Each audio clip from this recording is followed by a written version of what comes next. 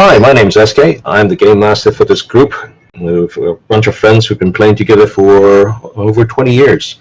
And today we're playing D&D. I'll let the players introduce themselves and their characters.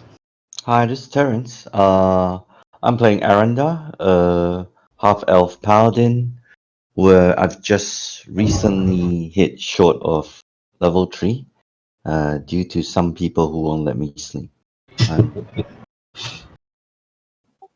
Hi, this is Casey here, and I am said person who will not let Terrence's character sleep. I have a long tradition of preventing my party mates from leveling up. I am playing Ian Markov, a half-drow hexblade paladin. No, sorry, a half-drow hexblade. Whoa. And I still have no regrets for my decision. Hi everybody, I'm Richard and I'm playing a half-orc fighter by the name of Rygar Blackhand. Okay, we are unfortunately missing Tome with his character Alidi today, but he will catch up with us, and we hope to do his cleric justice, leaving him lying in his bed, doubled over with diarrhea. Let's get started. When we last left off, you guys had, well, not you guys, but Richard, Rygar Blackhand had just won the Open Tournament Challenge in the beginners category, and he is the new champion of Assam in that class. It caught the eye of what appears to be the criminal underworld of Assam, and we're taken to be introduced to the leader of said syndicate, the Upright Man. My little homage to the Magician series by Raymond E. Feist. Okay, off you go. Take it. Right. So we're currently all have managed to get ourselves a room over at the docks, and we're resting before we go out to seek a unknown factor who of the first lord of Assam, who was supposed to be dead as reported by the wife, but was seen walking around the docks in the early hours of the mornings. We have been tasked to basically eliminate him, and as such, we're resting before this starts. Kill him. Actually, just to correct T, we are not resting before it starts because it's evening right now. We are about to head out to the docks, and we just kicked a bunch of people out of the inn to set up temporary base around this area. And we've heard rumors that he's been seen walking around at late night, early morning. So we have foregoing our long rest for tonight, just to see whether we can get a bit of a leg up at this time. Okie doke. You were going to get a little bit of rest, right? Because there was some time before you guys getting into the inn and when you were going to set out, because he'd been seen in the early morning hours. So you have maybe around 4 to 6 hours, depending on when you set out. If we're gonna forego our long rest until the morning, right? Can we go out in 4 to 6 hours and make inquiries about whether or not they've seen the factor of the first lord, just to get a rough idea of where he's been seen around? So you're going out very late and very early in the morning when most people are asleep, and you're going to ask people questions. So most people are asleep right now because 4 to 6 hours would be like late night. Wouldn't be late night, but it would be like early night. So if they're all asleep, then there's no point. If they are No. Hang on. You had already met the lady who was going to employ you, the lady Juliana, and that was in the evening. So in 4 to 6 hours, you're talking about anything from midnight till 4 in the morning, 5 in the morning. Yes. So that's what you mean by for the 4 to 6 hours, right? Is there anyone at the dock area in between the 8 to midnight hour? Is my question. The Uh, docks, okay. as in anyone working? No, 8 to midnight hour. We are already at the house. You were at the Lady Juliana. Yeah, Lady Juliana having the briefing. So we Oh, I left at see. midnight. I see. Oh, I see. I see. Hana. Okay. And we threw the people out of the inn. So logically speaking, we don't really have that much time. We have about 4 to 6 hours before Depending on when you want we to go head out. out, depending on what time we want to be at the docks.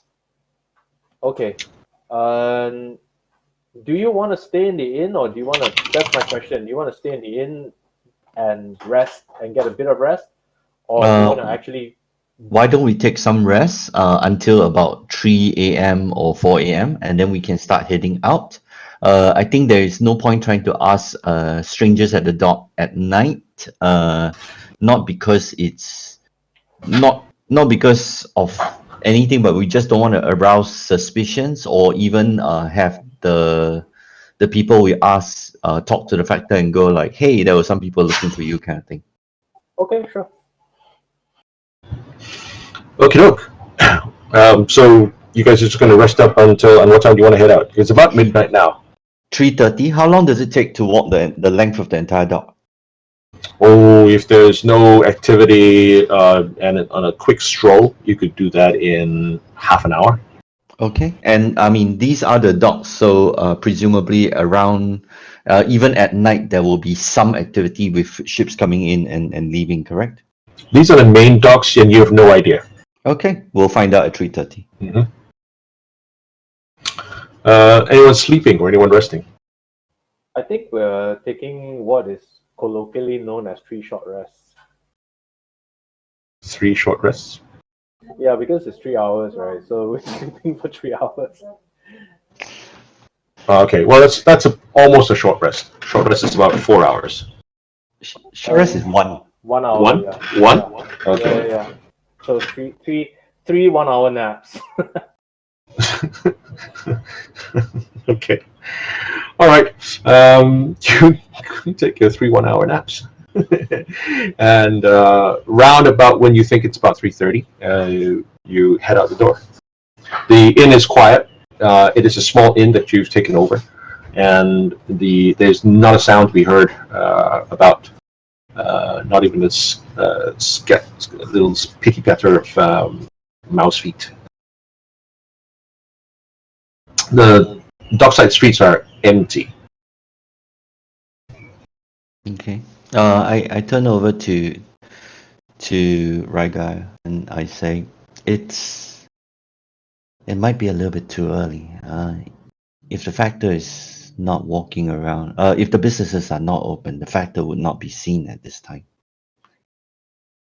Not too sure, but we need eyes on the ground first. Why don't we stay here for a bit on the outside of the inn, and watch to see if any patrols pass as well. Or we could walk around and try to get ourselves familiar with the lay of the land. As you wish, then. I am not staying at home a minute longer. Not staying at home.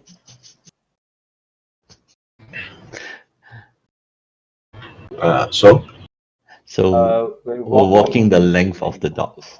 okay. You can hear the waters of the wide river gently lapping against the docks. The ships are, some of them are more boats than ships right now. They're bumping against each other. You can hear the gentle knocking against the dockside, against each other. You can hear the creak of the ropes and the masts, and sometimes a sail flapping when it's not been tied securely, as the wind blows through. Otherwise, it's peaceful. It's almost relaxing. There is no activity on the docks. You don't see any ships preparing to leave, or you don't see any ships just coming in. It's completely quiet. All There's this is done no watchman or anything else. And for the first time, you don't see any patrols. Okay. All this is done at a casual stroll, so I guess walking the length would take an hour or more even. Okay, 3 heavily armed men going out for a casual midnight stroll. We're just short of holding hands. You make your way from your inn to about halfway through the dock, and here is where. Let me just make a note. There. That seems to be the sort of almost like a customs house.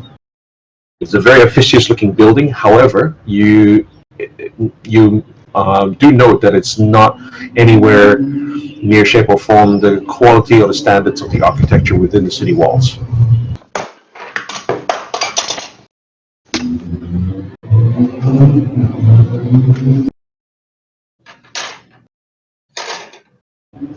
Okay. The buildings, although sturdy, do look rather dilapidated, and it is consistent with the stories you've heard of how the city came up around the docks itself. It started maybe perhaps as a small fishing village around these waters, around these docks, but it got built around it. And so the docks were for the longest time excluded before they built the walls around to enclose the docks. You do not see anybody else. There's nobody on the streets. You don't see anybody on the boats either. The boats look quiet. They're either people who are sleeping on board, or the crews are not on board and they are sleeping on shore. What is lighting like right now? Is there a moon? There's a moon in the cloudy skies, and so you are getting moonlight shining through every now and then. It is quite a clear night, and there are along the buildings to your right. There are a jumble of buildings, almost like the poor quarter, but they're not nowhere near as bad condition. On the docks themselves, the wide docks to where the arrow is pointing to where the customs house is, there is a lot of open space, and it looks, from judging by some of the wares that you can see left behind along the streets, along that open space, it looks like a place for people to bring cargo. This might be where wholesalers come to vet and see goods being brought in from the sea before it gets transported off to caravans or into the city. So this would be exactly where a factor would be, right? Yes, this and some of the other big open spaces further to the east. So if, logically speaking, if the person is seen at his, we don't have full information, but if he's seen at his old haunts, this very well might be the place that I would be looking. Mm-hmm. So Possibly.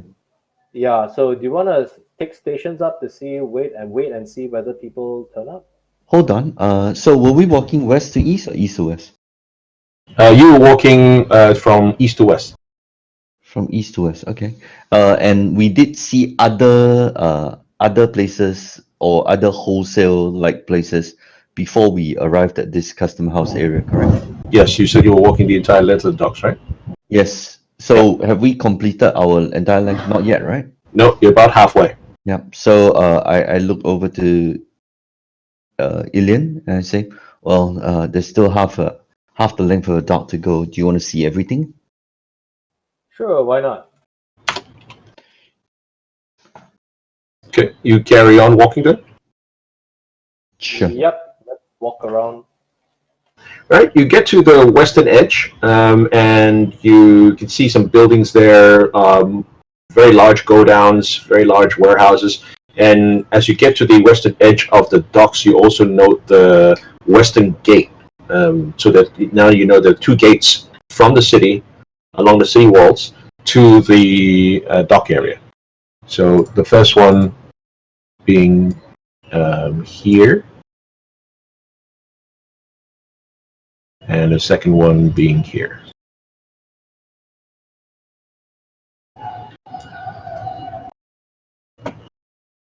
Got it. Okay, the gate, the western gate is seems to be as large as the Eastern Gate, if not larger. It only appears smaller because it seems crowded around by all the warehouses next to it. But this is the street that leads from the docks straight to the Southern Bazaar. I noticed there are two levels to the docks, as though there's a step up from above the custom house. Is that correct? No, so the open space is bordered by the second level. The street you see behind is the street behind the what are the original dock area, and behind that was paved, and then they built houses along that, and then there was nowhere else to go because it encroached upon the walls. I see. Okay. Okay, so we've identified that the factor could possibly be at any of these places, the warehouses, the custom office as well. Is that correct? Could be. Right. We've seen nothing so far. Okay, We I'm just about turn to around make a and we roll for hit you guys. back. Oh, wow. Ooh, thank you. That was for Arendar, for Ilian, and for Rygar. Okay.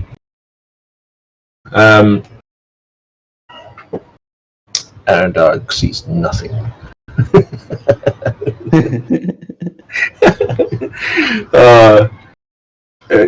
Arendar's about to turn around. He's about to speak when Ilian and Rygar, both of you, you spot what appears to be a rather ghostly apparition moving from west to east along the dock area. It just emerges from one of the boats, from one of the ships. Do you see A the ghostly apparition. Yep. Pontiana? Okay, I smack Arendar's shoulder, right? And I say, look over there. Pointed to. I smack both of them on the shoulders, actually. I see it. I see it. You can take it from my room. See what? See what? Rygar, you want to take the lead? Yeah, I'll take the lead. What are you talking about? when when they indicate the direction you should look, you actually see it. It's a very faint apparition. Okay, how far away is it roughly? Roughly about 50 paces. 50 paces. Okay. I would like to use an ability.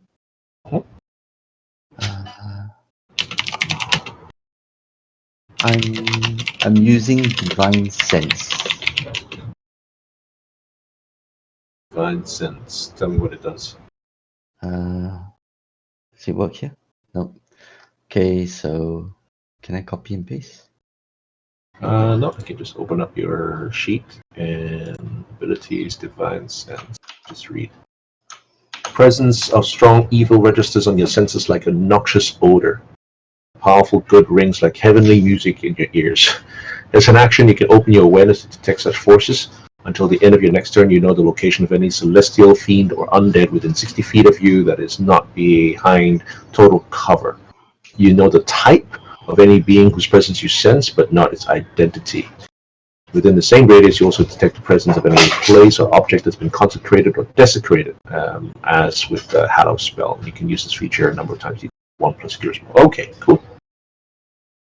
By all means, go ahead. I proceed. It's auto success. Okay.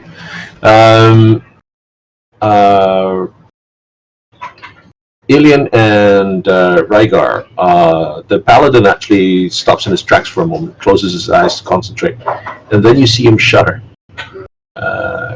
Almost, his shoulders almost come up, almost like a comical shrug, even as his facial features deepen into a frown, and then begins to relax.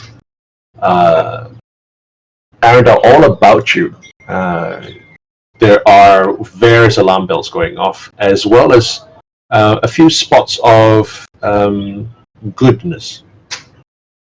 There are things that have been, as far as you can tell, things that have been cursed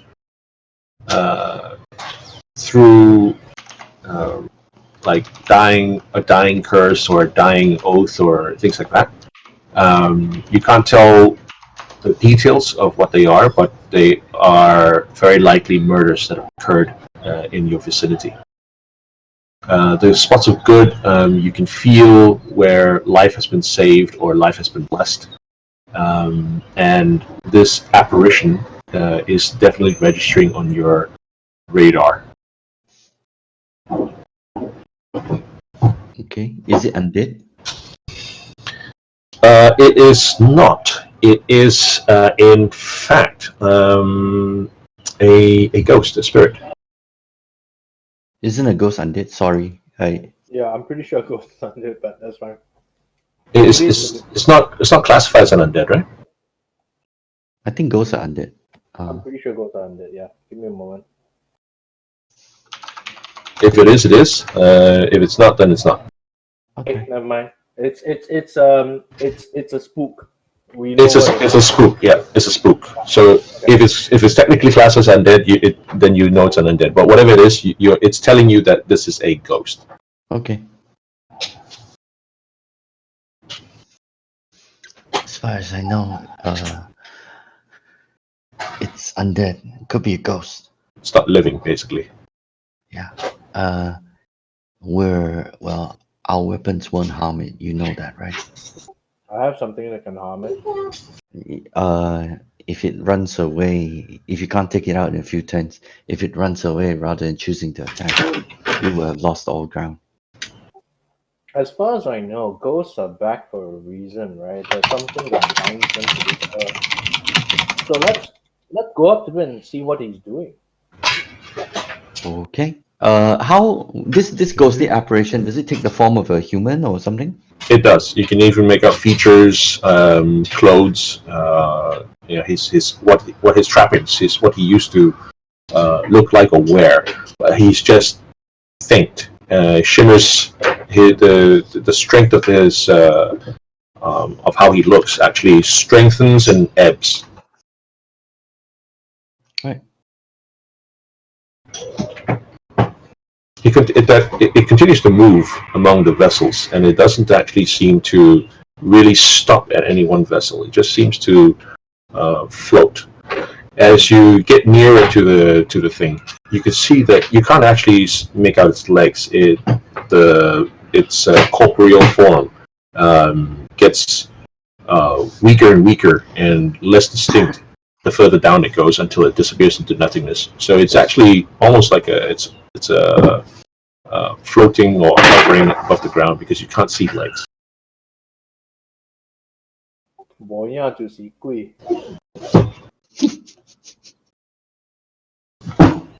Okay. Does it seem to be addressing anyone? Does it look like the? And by the way, does that ghost look like the first Vector? It appears to be, yes. It bears a pretty striking resemblance to the portrait, to the little locket that you were shown by Lady Juliana.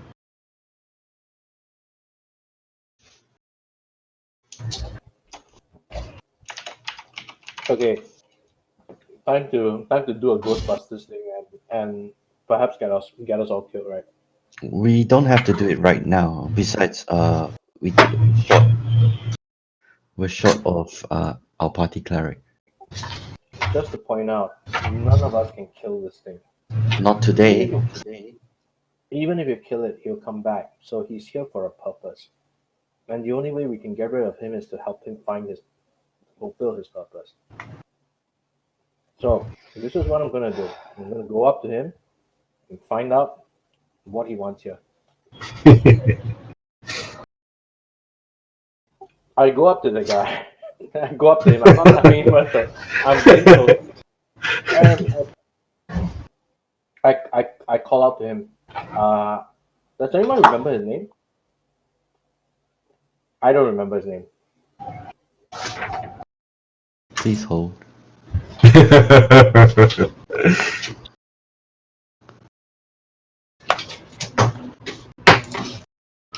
Yeah, we don't have his name. No. Arden? Where are our Arden? notes? Yeah. Something like that. Where are the notes? Let's see. Give me a moment. I know the lady is called Juliana. I think his name is Arden. That's what my notes. Stop that.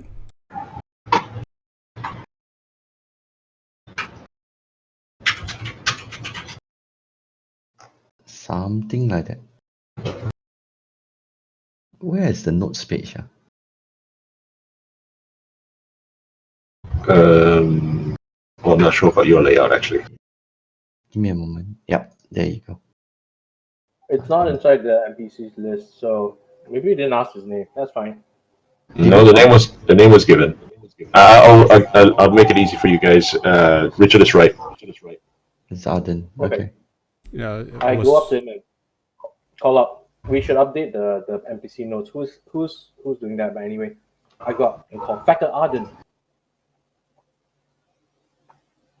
There's no response. He continues to just hover, float along the way. He is moving quite slowly. In which direction is he moving? At the moment, west to east. West to east. Okay, so he's left the dogs themselves and he's along the path now. Is that correct? No, he's moving along the docks. Along the docks. Yeah. Okay. So he's not at the pier area rather. The pier area. Okay. Never mind. Okay. Yeah, sure. So we have now approached a ghost.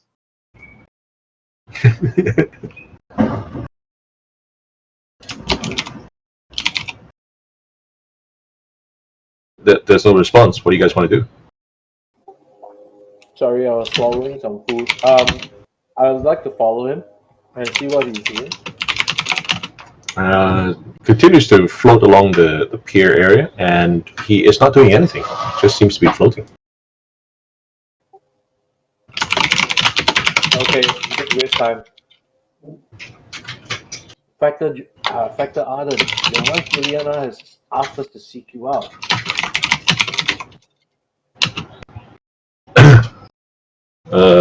There is no response. Doesn't turn, doesn't seem to react, doesn't seem to register your presence, and just keeps floating. Okay, I go up to him. I'm not gonna touch him, but can I go in front of him? You can, yeah. Just he's going really slow, so you can easily overtake him. Yeah, I'll overtake him and wave in front of him. Okay. He is still moving towards you, and will probably collide with you if you don't move out of the way. He doesn't seem to register you standing in front of him as you wave at him. Okay, colliding with the ghost is bad news, so I'm moving out of the way. Okay. He just keeps moving. Make a perception check. Your passive, I think, is 12, was it? Yeah. Yeah, 12 is my passive. Yeah. I can roll for you, actually. Yeah, you can. There you go. Shit. No. Your passive perception is equal or below. Okay.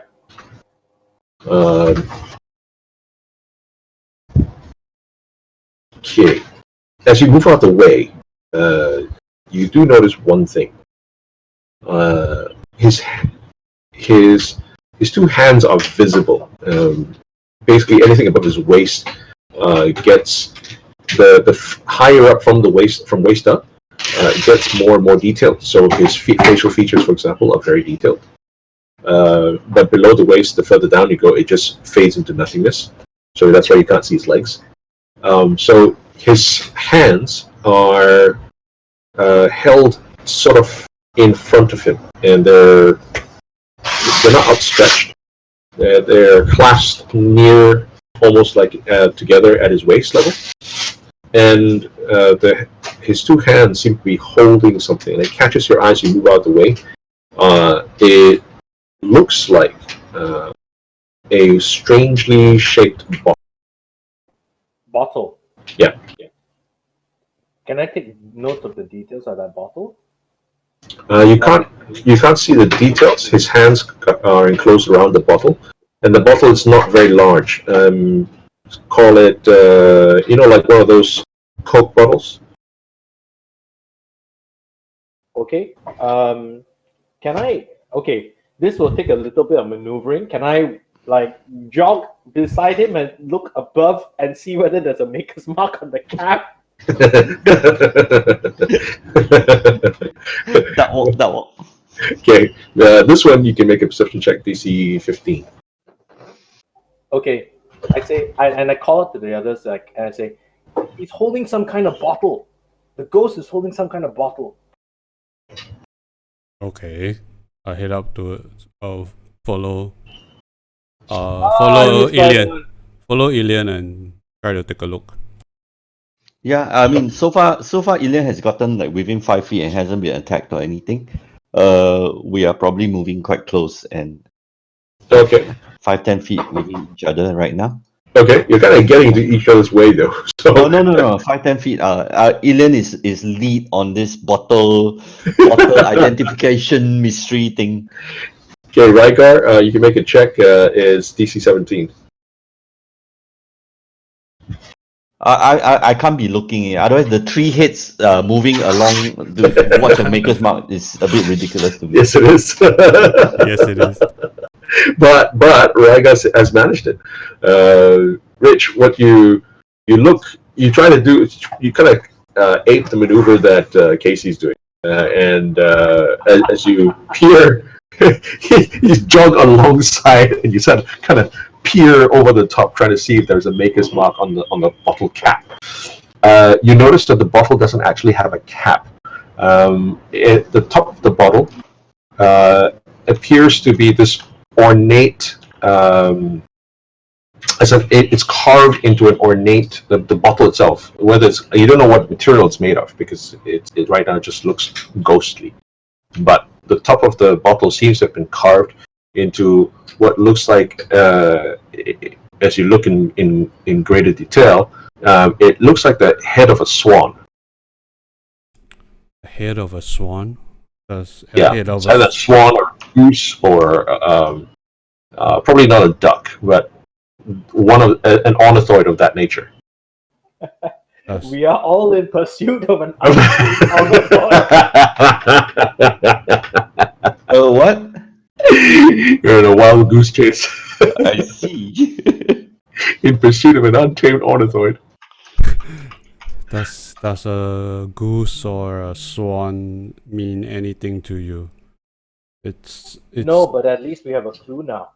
And I look at and now instead of looking at the maker's mark, because Rygar has that covered now, I'm trying to look and see whether my theory is correct. That his legs. He hasn't said anything to you. All he said to you was, "Does a swan or a goose make?" He hasn't said that's what's. No, that I don't know. What is that? What is I that don't know. about? The there's a mark on the top that's carved into the bottle.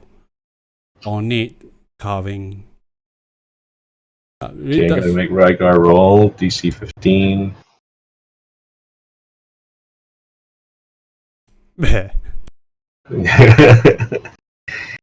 Alien. Oh, straight up check.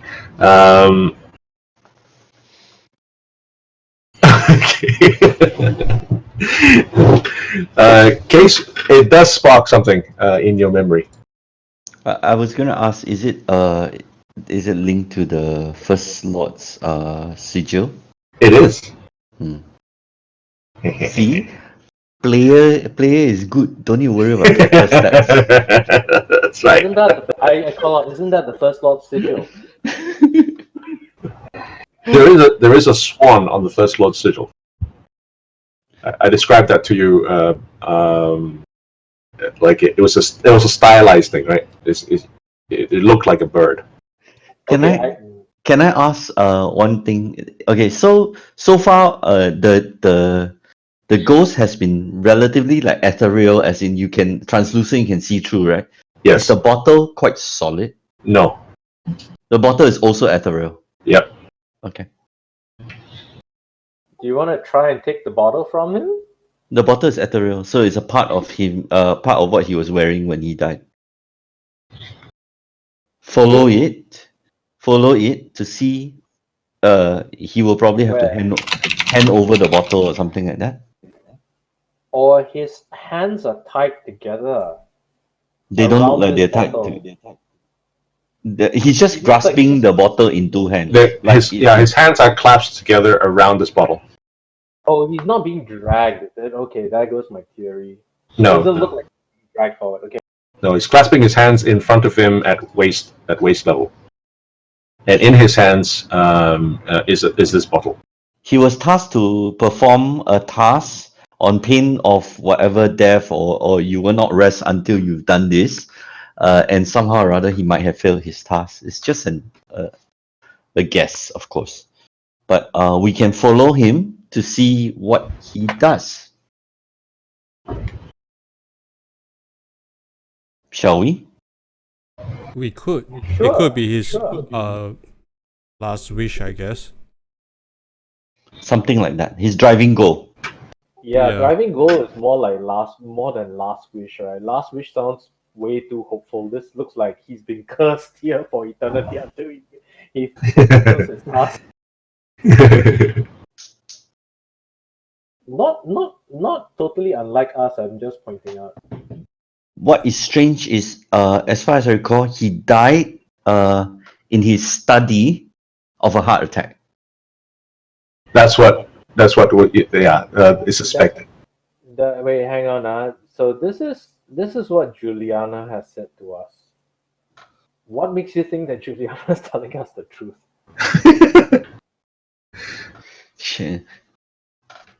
She basically sent him out to fill up the bottle with Coca-Cola, and don't come back until you get it done or something like that. So No. This has something to do with the First Lord. This definitely has something to do with the First Lord. So You think? we see where this guy is going. Yep, Where is he going? we're following. That's it. Okay. If you're following him, it takes you the better part of about 25-30 minutes to get to the eastern end of the dock area. And there, he simply vanishes. Eastern end of the dock area. Yep. And nothing happens. He just leaves. He just disappears. He continues floating, and Never stops or anything. when he gets to this point, he just disappears.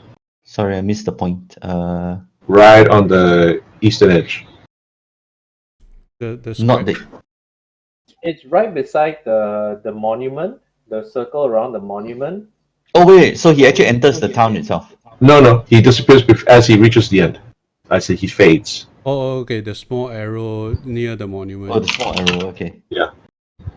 So he started near the western end, right? That's you only spotted him halfway, which is around near the western end? Near the western gate, yeah. Near the western gate. And he followed the path all the way to this corner or alcove or something like that. He And basically there walked are- along the water. And there are no doors. There are no gates along the wall here, right? None. I see. Okay. What Anyone was feel his like Simply was- disappears. Mm-hmm. What was his Alright. condition of his clothing and facial features? Was he like gory or he does look normal? The condition of his clothes they looked from the waist up, where you could actually tell detail. It looked fine. Dressed very well, just as the Lady Juliana was, and his facial features were as a little bit mournful, a little bit haggard, but no less fat than the pictures that Juliana actually showed you. So he didn't look like he was in like absolute distress or any sort of thing. Can we do No, a search around? more mournful than anything else. Okay, Mournful. can we do a search around this area and take a look Yes. and see Um, what is around here? Yep, you Okay. can. We will take our time to take multiple rolls because taking 20 is useless for us. You find nothing of nothing special. There are some very rusty spoons and forks, knives. There's garbage thrown in the corner that's not been taken away. Nothing out of the ordinary. What are the Okay, I don't businesses think around the anyone. area? In this Sorry, part, in this section, there are no businesses. It's sorry, I need just to take a bio break. Sorry, you guys just can go. it's just docks on this side. This appears to be probably the poorest built section of the docks, or probably the earliest section of the docks. Kind of, it's like abandoned because the more built up area was on the western end. Still used. You can still see boats in the slips, but the boats here don't look anywhere near as good or well built or expensive as the boats and ships that are in the larger piers closer to where the customs house is. Okay. Here, these slips are they're you can see that they're maintained, but they're not well maintained. They are in poorer condition than the berths that are further to the west. Did he walk through the wall or something? No, he faded as he reached the end of the pier. What time is it now, roughly? About 5:45, almost 6. Away from the sun. It's about sunrise already, right? Mm-hmm.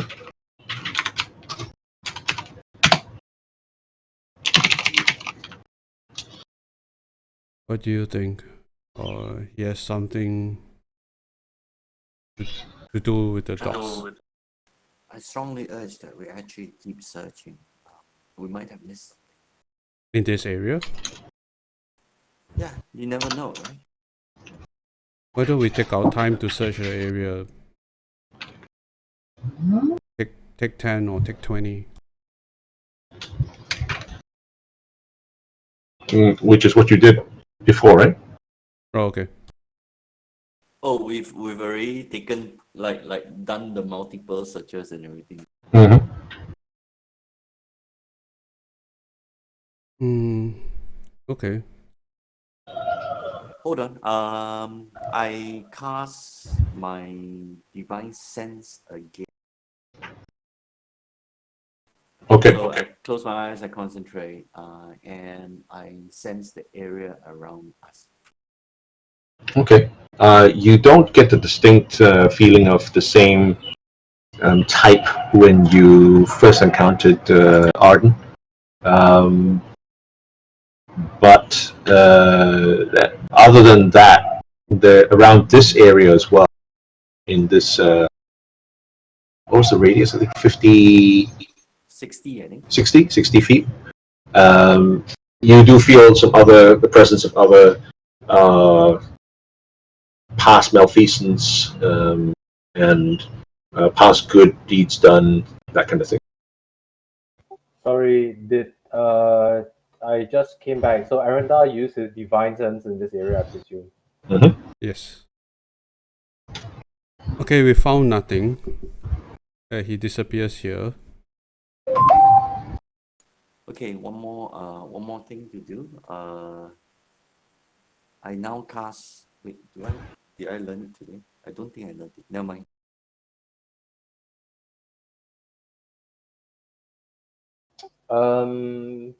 Okay, so I think that what we can do is we can come back in after we've had our long rest and leveled, right, and do a more better spell selections, what have you. But one thing that I want to know is where did he come from? Because we saw him walk in from the west gate, right? But we haven't been able to trace where. It looks like he came from the south bazaar for some reason. One moment. Actually, I did learn it. I have detect magic, so I cast detect magic here. Okay. Do we want to wait 10 minutes? You Okay, can we'll ritual wait 10 cast it? minutes. I'll cast can- detect magic as a ritual. You can ritual cast? Because I don't think the top feature. Ritual cast is it's not everybody gets to do it, is it? Wizards and clerics, I think. Okay, then I'll It's just just cast clerics and detect magic as sorcerers, I a think. Wizards, clerics, sorcerers. I think bards can do ritual magic too. I think only the full casters get it. I see. Okay, no problem. I'll just cast detect magic as a spell. Okay. And also, There seems to be no presence of magic within 30 feet. Start walking around. I have nothing. There's no aura. There's nothing, no objects, nothing that suggests the presence of magic.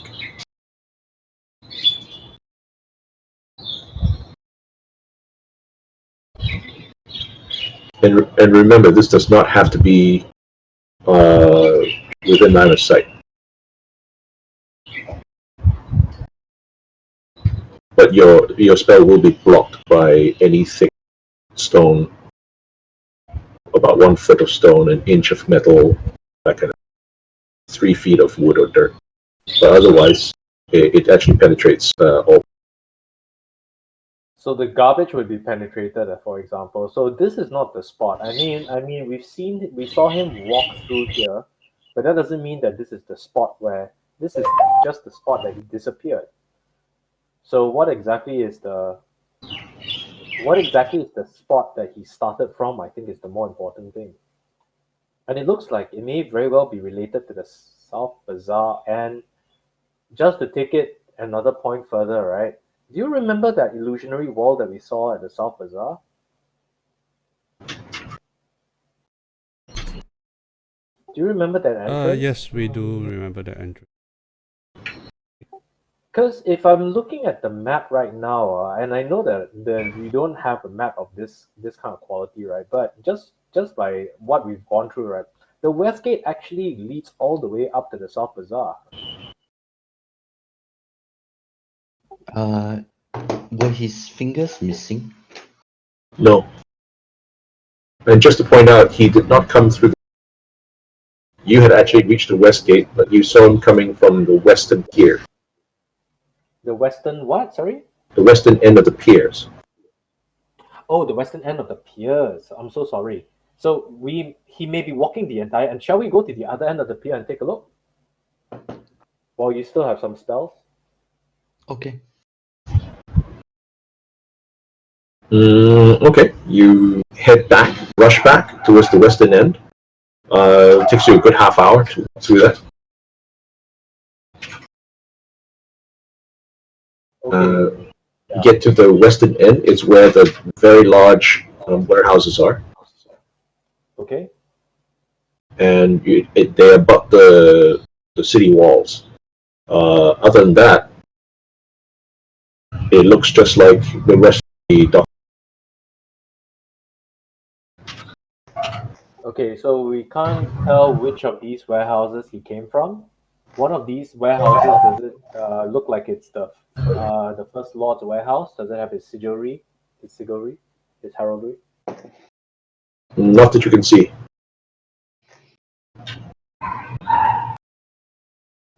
Okay, damn it. The So unless we the wanna first go lot has digging- its own. Sorry, go on. go on. The first lot has its own docks, so but I guess for commerce, you're right. It's a possibility that he has his own. So. Yeah, but this is a dead end as well. The only substantive clue we have is really that bit on the eastern end of the dock, and like unless we're gonna go through every nook and cranny in the eastern end of the dock, right? Like loose rocks, because if you detect magic, right, it doesn't penetrate rock, right? And if there's some magic item hidden, right, I would be hiding it under a brick or something along those lines. It penetrates rock, penetrates stone, but only up to a certain depth. If it's deeper, then it cannot penetrate more than 3 feet. 3 feet? Wow. A meter. 3 feet is not bad. A meter of rock, yeah. Or a sheet of metal, you know. Lead. Okay. Unless you want to go search the eastern side, I'm out of ideas. Any ideas from you guys? We have already searched the eastern side, and we've taken our time about it. We didn't dig, if that's what you're thinking. Although somebody going through the effort of digging through 3 feet worth of stone, of soil to bury a bottle, before he dies is quite, yeah. No, I was thinking that, there might be something, like a dead drop behind a brick and something like that. But 3 feet is a lot, It's like it'd be a huge brick, and there's a lot of wall to go through. The one thing I didn't check was to see that if the bottle itself might not have been magical. So if it wasn't magical, I wouldn't have been able to see it. That's true. Do you That want to is go true. there and like really dig through the trash and stuff like that? I mean, worst comes to worst, we go back smelling a little bit, and then we will take our long deserved long rest. Yeah, okay. We might as well. I'm trying to figure. I'm trying to see what other clues we've picked up along the way. He has to have come from somewhere and gone to somewhere. Don't forget that beyond these walls, right? We do not know that, we do not know if he's like appeared on the opposite end of the walls as well. Although I sincerely doubt. Well, the thing about it is that he's clearly mimicking something. He's clearly mimicking something during his life, because ghosts are generally. I mean, I don't know if it's true down here, but he seems to, just by what he's doing and what he's going through right now, right? It looks like he's mimicking something that he did while he was alive, and it was something important enough to make him a ghost. If I inverted comma kill a ghost, right? Does it disappear forever? No, it comes back, as far as I know. You disrupt it, you don't kill it. Okay. Yeah. So you could disrupt it, but he's gonna come back X number of days later until his purpose is fulfilled. The reason that made him a ghost is removed, basically.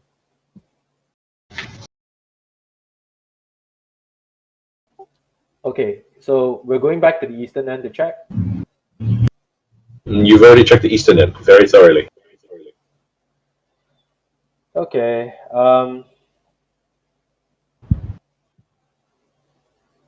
We might have to do a little bit more leg work then. However, I'm stumped as to who to speak to outside of Juliana as to his final purpose. Let's do the investigation around the bottle with the cigarette of and there's a person that we might be able to speak to. The perfume guy. Second time we've talked to him. I mean, this is a guy that would know something about ornately made bottles, I suppose. And he's been in the same spot for 2 days.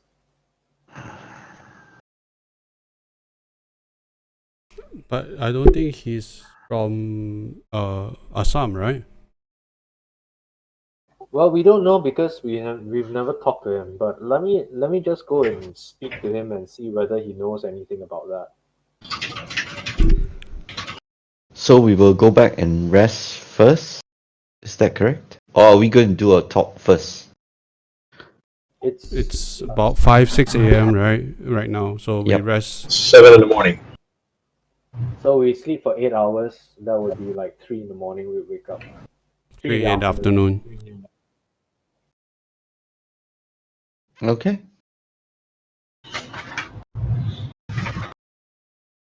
You're heading back to the Shaking Cucumber, you're heading back to Docks. Docks area, because it's closer to where we need to make our investigations. Okay. That's not too far.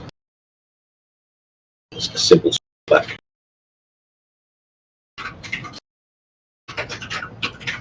You get there. So you finish up looking around Western End, back towards the inn, which is on the back street, the Stockside area, near the almost behind the house. And when you get there, the inn is already waiting. There's a bustle of activity in the kitchens. Inn itself, the small inn, is preparing food. You can smell it waft as you go through. So, something about Juliana's story does not gel with all of the things that we've gone through, we've seen. If you remember what Juliana said, she said her husband seems to have been walking through the streets, was seen walking through the dark, and that the First Lord is an unforgiving person, and that that there are rumors that he's been having an affair. There is no way so anyone looking at that thing would mistake him for being alive. There is no way. So what exactly is Juliana playing at?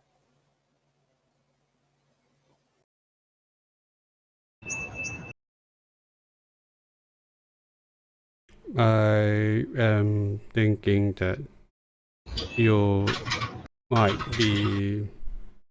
Let's not go into that yet.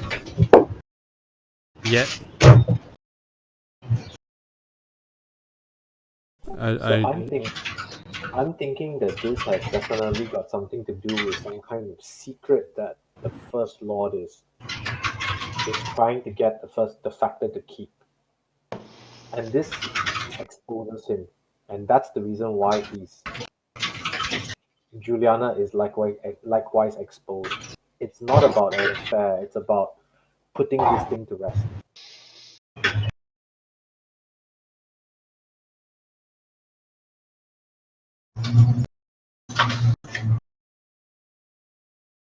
And also, just to point out, if we go too far into this, we may find out the secret as well, and then we become the liabilities.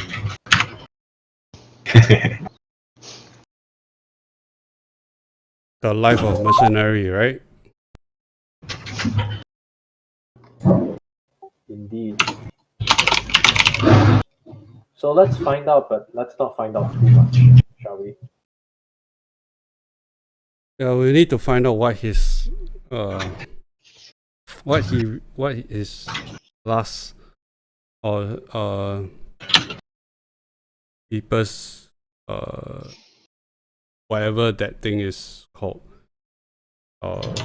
is solve it and be done with it.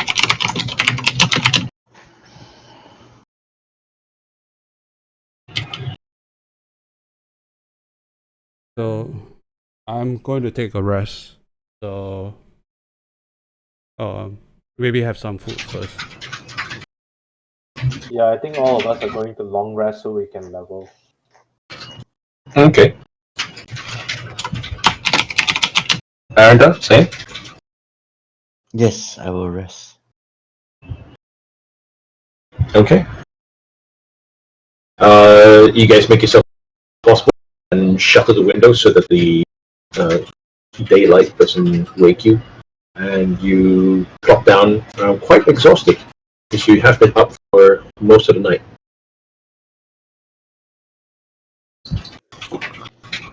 Okay, everybody make a con check. A con save, please.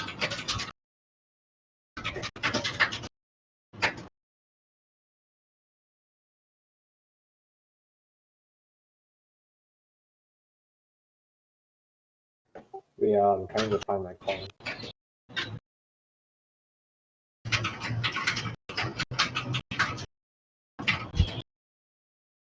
Oh no!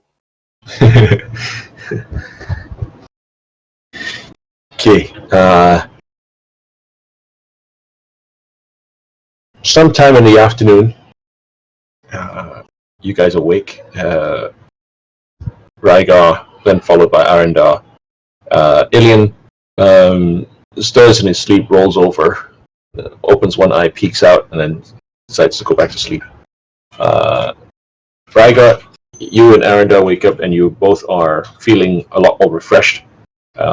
You feel like some water in your face, maybe a bucket over your body will really rinse off the sweat and grime and tiredness of the previous night, and you feel renewed. Ilian, you wake up with a headache. Do I get the benefit of the long rest too? Yes, you do. Awesome! I'm gonna level up before anyone tells me otherwise.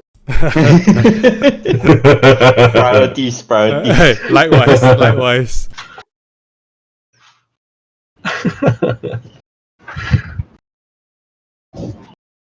Remember, just drag your another level of whatever you're putting in. Don't change the numbers on your sheet.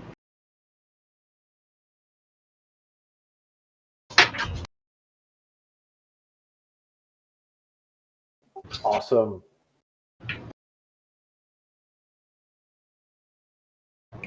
Warlock 3, Paladin 3. Do I assume Fighter 3 as well?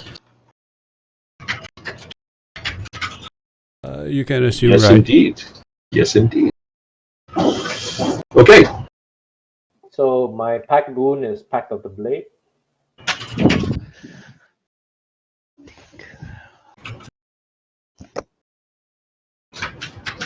Okay. And I'm making some changes to my invocations.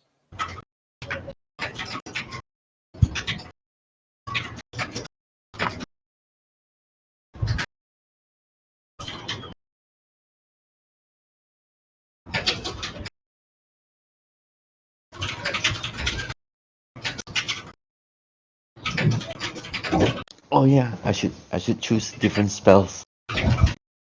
Yes.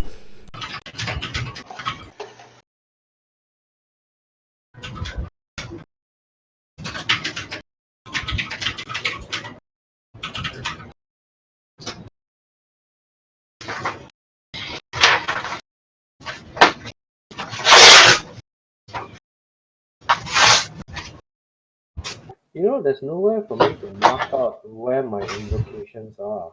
Wait, give me a moment. Try to figure out where my. Oh wait, hang on. I did a custom one.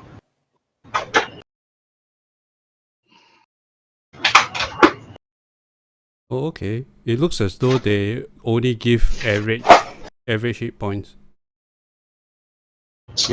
You don't roll. Correct.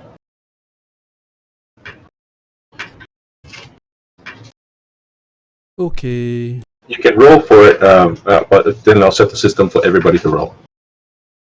Never mind, it's Fine, okay. fine. Yeah, we'll just take average. But technically, if we roll lower than average, we'll get average. Oh, is that how it works? Yes, that's how it works. Oh, really?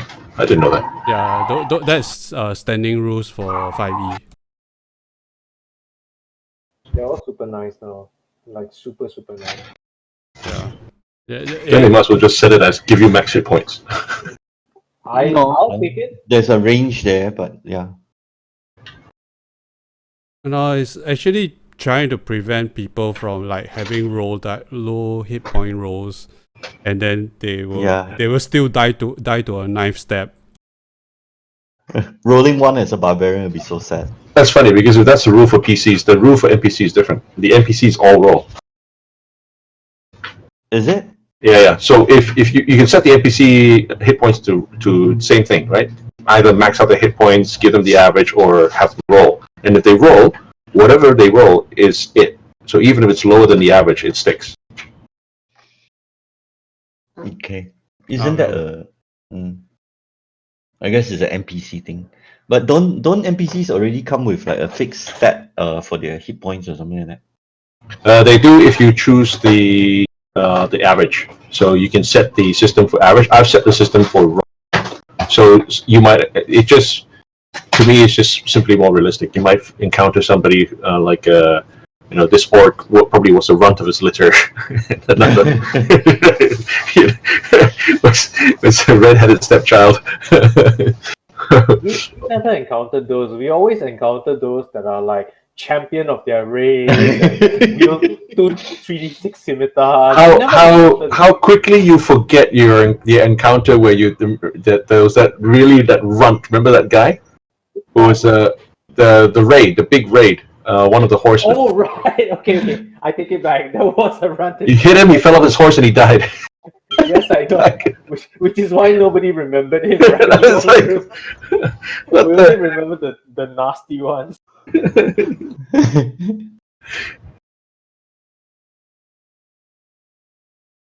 Okay, let me see. I crit on 19 and 20 now. Ooh. Nice. Oh, you're a champion, is it? Yes, I'm playing. Champion. Nice. So you can crit fish now. I have always been crit fishing. Before that, you were still waiting for the fish. That is true. That is true. Now you have the bait. And now I have prestidigitation. Yes. We are no Finally, longer- Yes. we can get clean. I will stand in a 1x1 square or something like that. Oh no! I don't get the new cantrip until next level. Darn it! Oh, okay. So we remain dirty then. I'm sorry. Yeah, you remain dirty. You dirty fellows. Just wash up. And head out.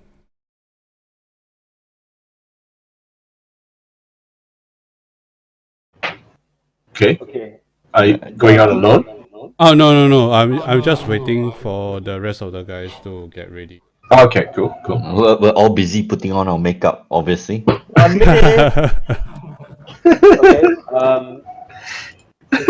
In the inn, right, I form my pack weapon, which is a longbow, and I sling it on my shoulder.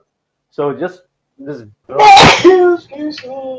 energy forms a shape of what looks like an ornate longbow, and it looks black ebony, and I sling it on my shoulder, and we Okay.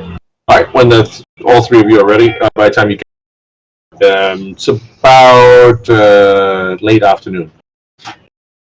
You can't quite tell the time. One of the things as you come out, the streets are bustling again. You can hear the activity even from inside the inn, and then you come out, it is busy. And as you walk out, where do you want to go? We only really have two leads. One is the South Bazaar and trying to find someone who would be able to tell us what a bottle with a swan neck means, and someone in the docks who may have seen the factor or who knows the factor, and see if they know anything. To find out where the factor's warehouse is. The first lot's warehouse, you mean? Yeah, the first lot's warehouse. The factor's warehouse, the first lot's warehouse. Thus far, there's something that I have to say about first lot. Thus far, the people have been very careful to not speak of the first lot. It seems that he's a little bit more forceful personality than even the prince regent himself.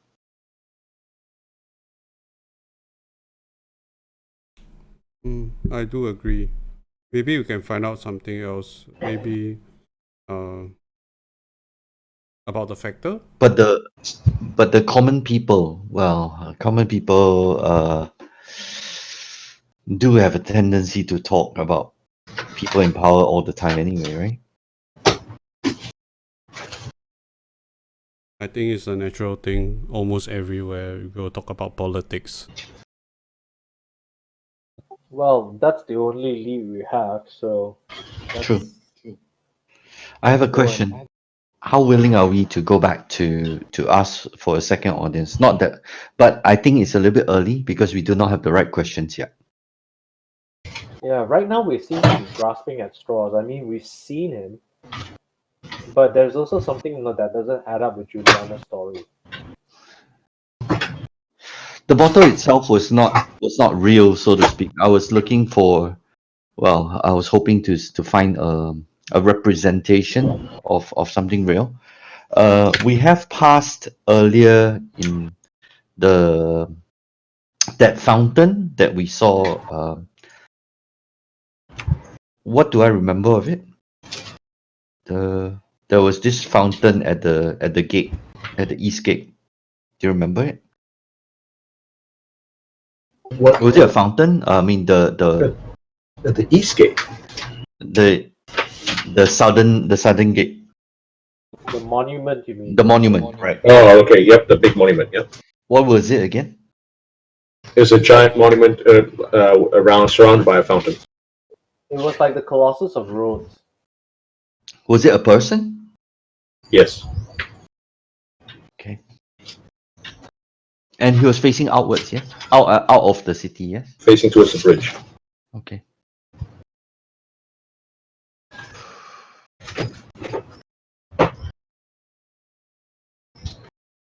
Let's move. So what was your idea about the monument, dude?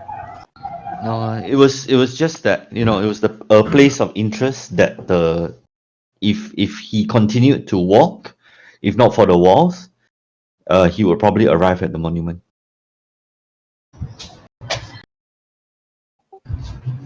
Okay, but he wouldn't have been able to do that if he was not a ghost. I don't know the laws of ghostliness. It's just a thought. Do you want to? One other thing that we can do is to go to one of the churches and find out more about them, because the churches would know more about undead than anybody else.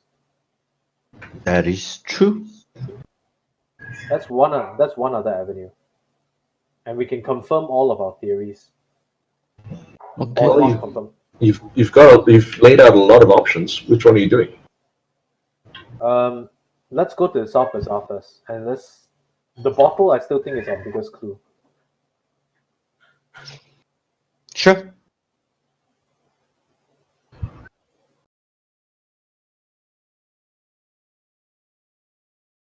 So we head to the South Bazaar first. Okay. I've got nothing better, so All right. Make your way to the western gate at the dockside and head towards the South Bazaar. It is teeming through all of this now that it is the fourth day, basically, of the Vegas feast. You're kind of smack in the middle of the feast period. And the crowds have built up to probably its maximum capacity. So the city itself is really full, and you can see many more foreigners than locals mixing in around about the streets. As you head up and you get up to near the South Bazaar, there's a big crowd cheering, jeering, cheering and jeering, causing quite a ruckus and a commotion.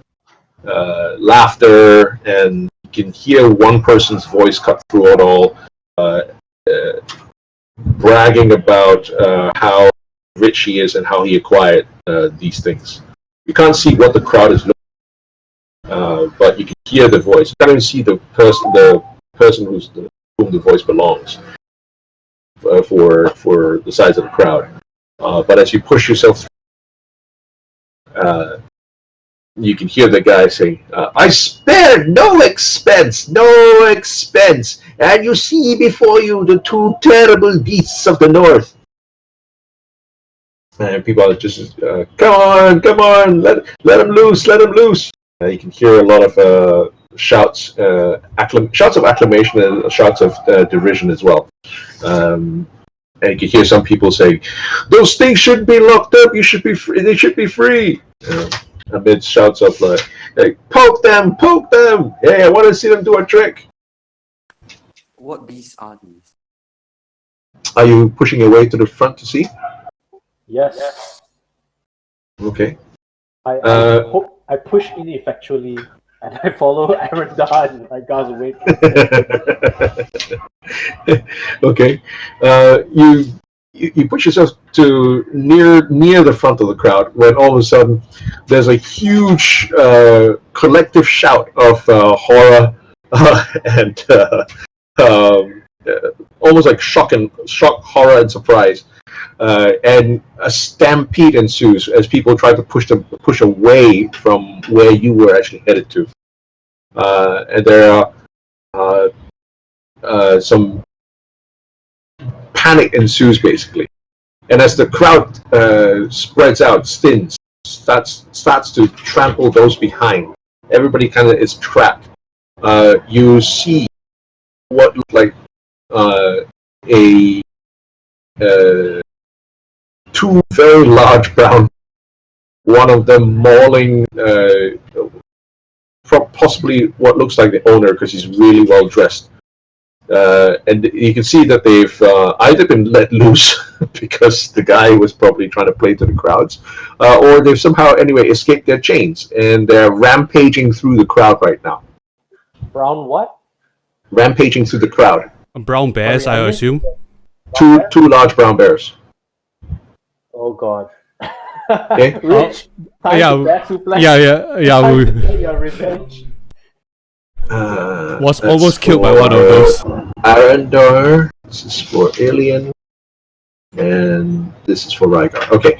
As the crowd panics and starts clearing out, the bears turn, and you can see in this small little square where it looks like a square near one of the forum features of the bazaar that I was describing to you before.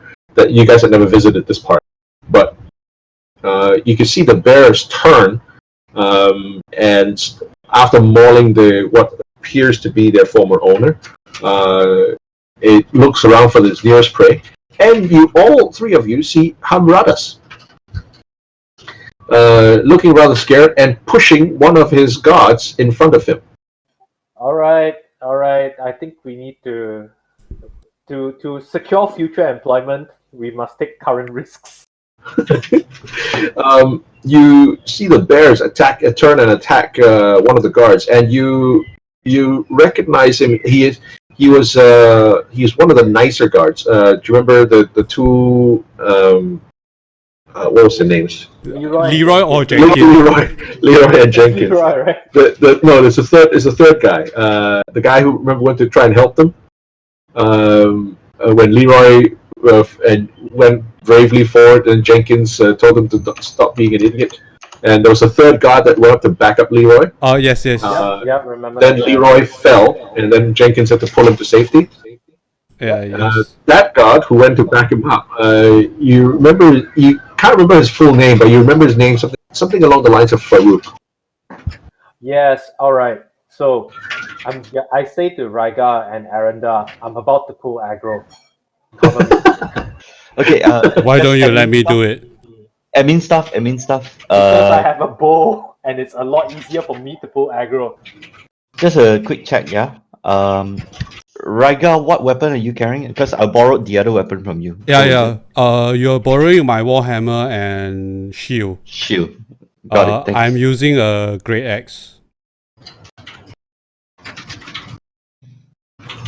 Okay.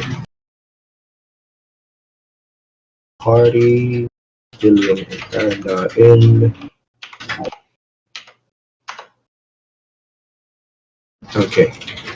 You can see one of the bears.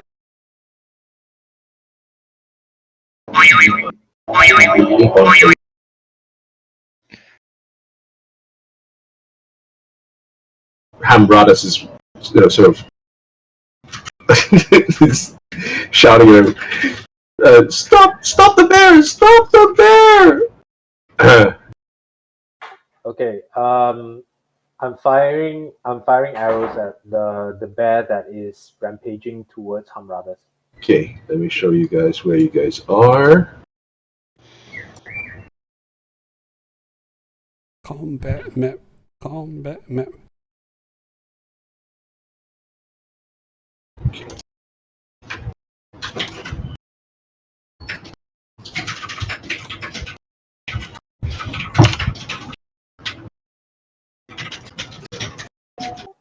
my god.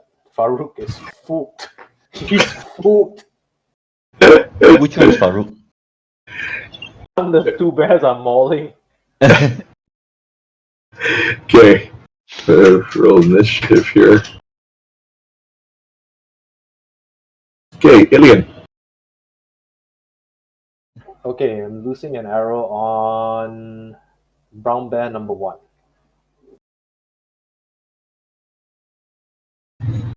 Go ahead and target the bear. I think I just did. Hold on. Okay, yep, you did. Let me.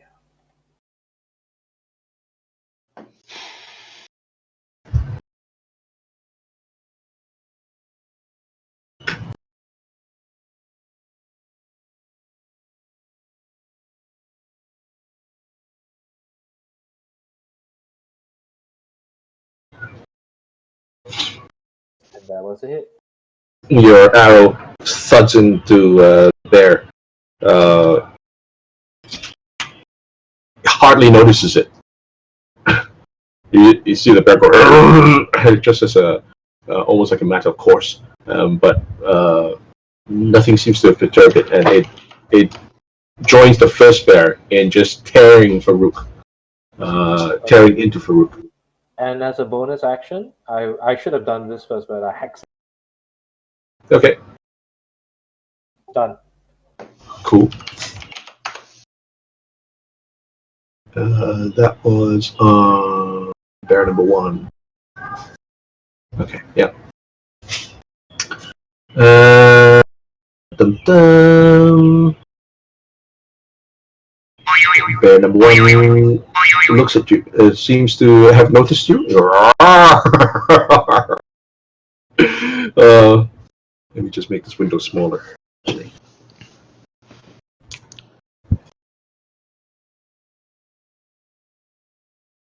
Okay. Yeah.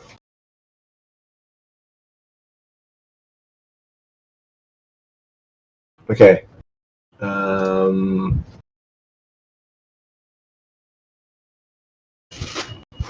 The bear does not know who actually attacked it, so he's just going to attack randomly. 1, 2, 3, 4 on a 1 Rygar, 2 Alien, 3 Arendar. Okay, Arendar. Yes. Where are you? Is it a bit far? He's going to try and attack you. Let's Charge. see if he charges. Yeah. So. Does he have the movement for it? Oh, he does. Ooh. Does. Bears are scary. Yes, 40 they feet are. movement. Yes, they are. Oh, look how big he is. Can you rotate him? Can you rotate him so it looks good? I put facing on, so I can't rotate it because it's just the arrow. See the arrow? Okay, got it. Okay, but yes, originally when I could actually rotate the actual bear itself, it actually looked better. But then it looked weird when I rotated like the icons which show faces portraits. They look like they look weird. Okay, bear attacks. It starts with a swipe. 2 swipes with its massive claws. Yeah. Oh! Oh! You have embarrassed yourself. You have embarrassed your family. But most importantly, you inconvenienced me slightly. Okay. It gets a -2 from now on until it hits. It's a second attack. Oh my goodness, that is so poor. Stop trying to hit me and hit me. I wish you understood because these are really good lines. Okay, the second bear continues to attack Farouk. Arr, munch, munch, arr.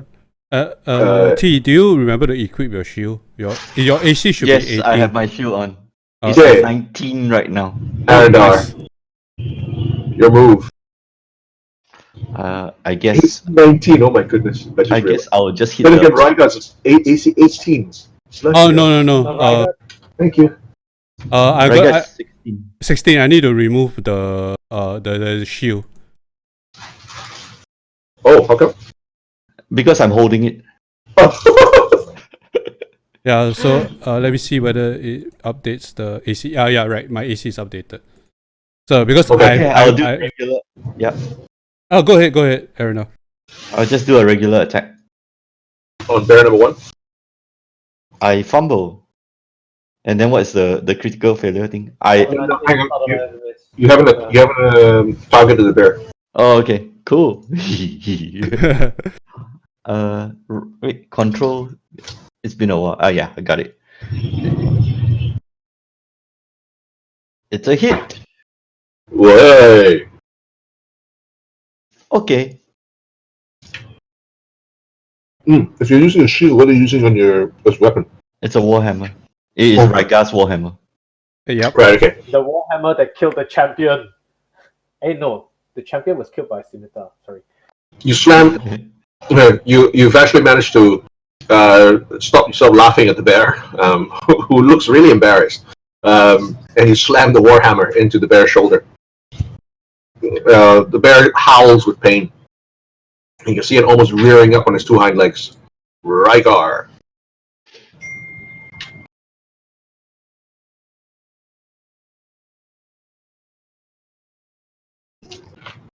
Hello. Rygar?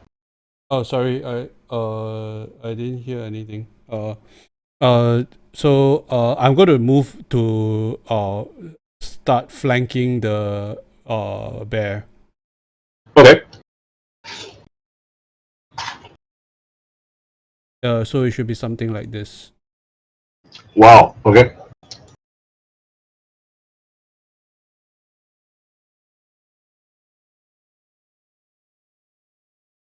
I can't face him.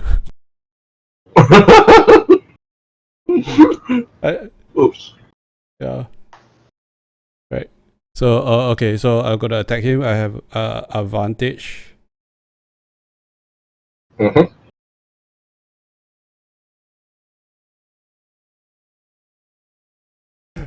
Double 4 miss. Oh man.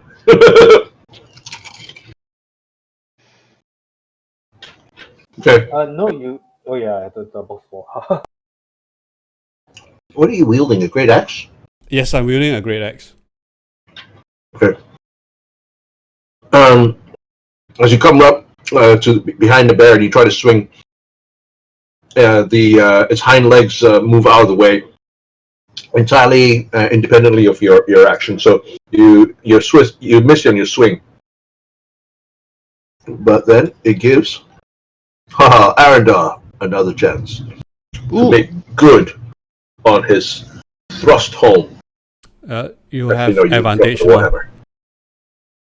I have advantage. Oh yeah. Okay.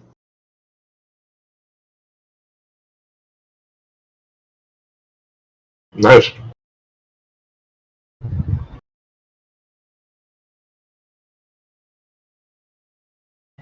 Oh wow, those things are tough, man. Yeah. I'm not sure how long Farouk can hold out. Though. I have a bad feeling. Okay. Arendar's Warhammer finds its home again. Cracks down almost near the same place. You can see the bear just now starting to scream in pain. Alien. Wow, decisions. I don't think I can piss off that brown bear enough that Farouk. Wait, Farouk is already dead. Farouk can't do anything right now. He's not taking an action. He's basically getting mauled by the brown bear, right? He's on the ground and he's getting tossed around. The bear has got him in his mouth and is throwing him about like a rag doll. Okay, and all of these gray things, are they walls? Are they? Though, yeah, they're not walls. They're low counters. Stands, like market stands. Correct. Yeah. So I can. You can go over them. You can vault. That's fine. The only sort of very hard structure is the one that Rygar and Arendar are on right now with the bear. Those are steps up to the central monument, one of those monuments that I described to you. So we are fighting on steps. Mm-hmm. This is like a fountain. The fountain area is to the. This is the font of the where the water comes out. Okay, I'm moving up to the this way. I am targeting this guy. Okay, make an acrobatics check. Acrobatics, really? Yep. Can you treat it as difficult terrain and just climb slowly? Yeah, actually, I will do that. Okay. Yeah. That's fine. That's fine. And then from there.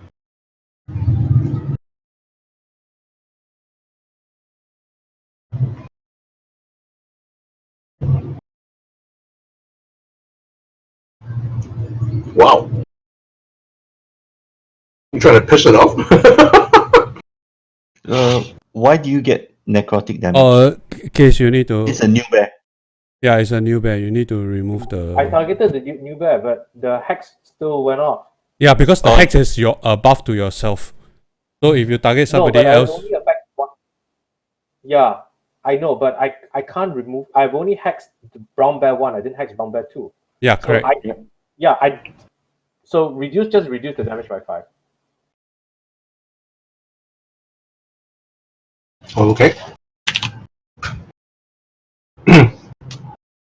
You certainly got his attention. That's not a good thing. It looks like it drops Farouk like a limp toy, like a limp chew toy from his mouth. Hamradas is still screaming. He seems to be paralyzed, screaming on the corner of the steps of the fountain. And it's going, get up, do something! Okay, I need to tend to my daughter for a while, so just give me. Cliffhanger. And next, well, the brown bear. We'll be right back after these messages. Feeling isolated during COVID-19? Ryga has not gotten the attention of the brown bear yet. It's going to keep attacking Arendar with a couple of claw swipes.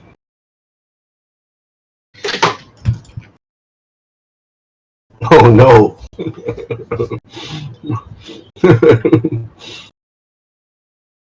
Oh! Wow. Okay. Oof. Ouch. So His claws, that's the first swipe, glances off your shield. The second one rips the shield aside and then actually slams straight into you. Almost fells you. okay. I'm sorry, alright? The second bear looks up, again, does not know who has actually attacked it. One is going to be Hamradas, 2 Ilian, 3 Rygar, 4.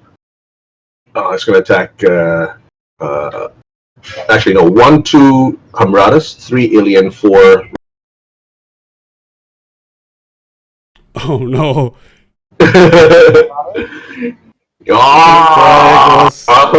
Who is it attacking? Brothers. No. Our benefactor, no. Our Mr. Moneybags. Oh, dude. Okay, that wasn't so bad. That was his. Oh, that. No, I missed. I should roll damage. Okay. Amrada's Screaming.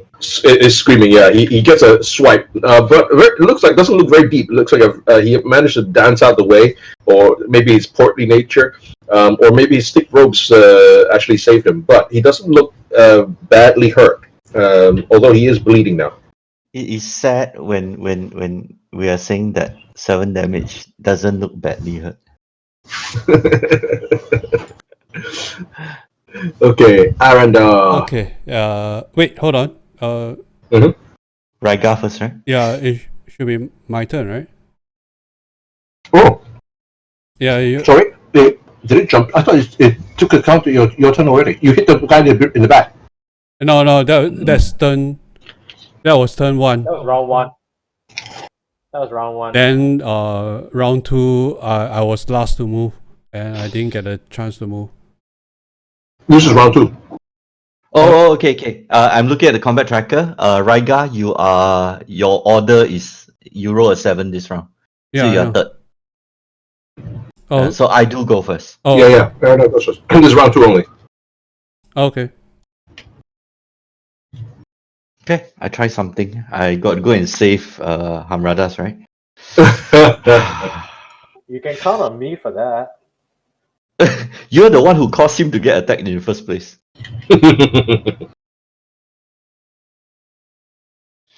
Raiga, you solo this, yeah? Okay.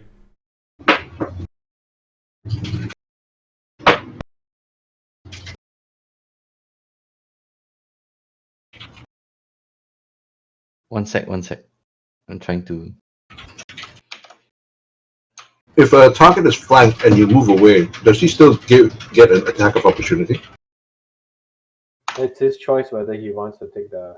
No. If he teleports, no. Oh, he teleports. Ooh. Oh, Misty Step. Misty. Yeah. Nice. 1, 2, 3, 4, 5, 6. 6 squares. I also have a question. Does Hamradas provoke flanking? I would say yes, because it's the presence, not the threat, that actually gives them flanking.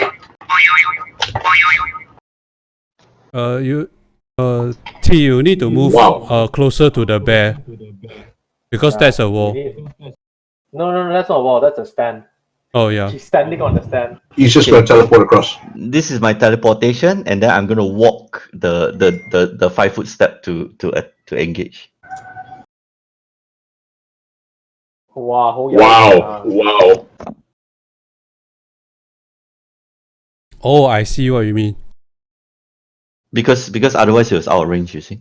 Oh, Remember yeah. to target the right bear. Thank you for that. I actually didn't. Untarget the bear one. Yep, got it. Thanks. Shit.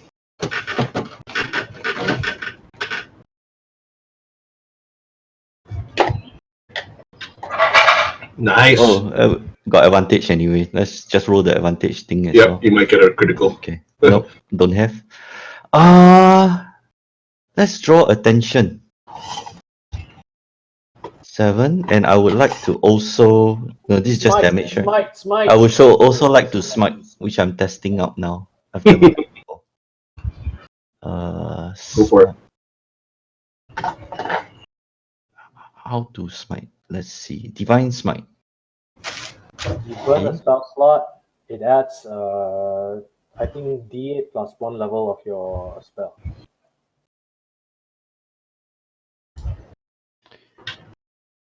If starting at second level, extra damage is 2d8 for first level spell slot. 2d8. Correct. Yeah. Okay. Just roll 2d8. Yep. Is it not? It's not. Can you not put that into your? No, he rolled damage too fast. Oh, I see. Okay. Yeah, just roll it and then I'll add it to the damage. Oh! I got his attention. 25 damage. 25 damage. Okay, it's up to 47 now. I think it's dead. It's dead. Oh no, it's the red smear on the... It's dead. Okay, is that all what you can do? Yeah, that's all I can do. Alien, you're no longer needed on the second bear. The pansy elf paladin seems to have taken care of it. In one shot, the bear has turned into a smear. I am not upset, not the slightest bit upset. I am heading towards brown bear number 1. As part of my move action, I draw my longsword. Mm-hmm. Wait, 1, 2, 3, 4, 5. Yeah, flank. There you go. Nice, nicely done.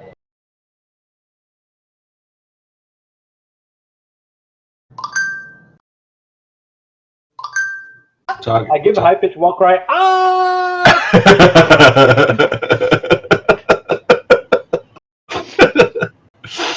I get advantage on this, right? You get advantage on this, yes.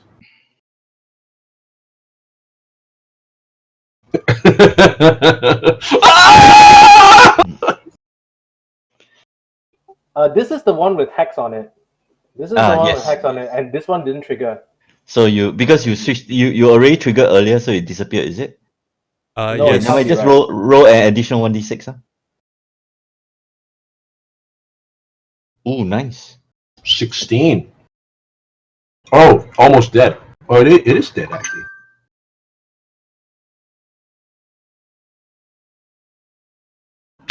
No, it's just sorry, it's 28 plus 6.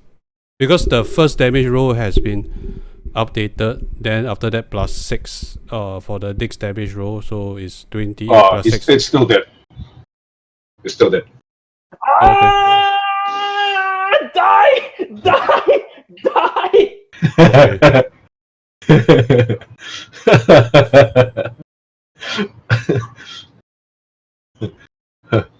Okay, the crowds are starting to calm down now that they see the threat is gone. Hamradis is moving, so that's good news. Farouk! Get to Farouk! Back Farouk. Actually, I checked on. Yeah, I checked on Hamradas as well, right? Hamradas got bitten. He's still alive. Is it? Okay, I checked on Farouk. Mm-hmm. Is he beyond saving? Can you make a medicine check? Don't bother. Can I just lay on hands? 5 points. Sure. That will save his life. Okay. That will literally save his life. Yeah, lay on hands. 5 points. Okay.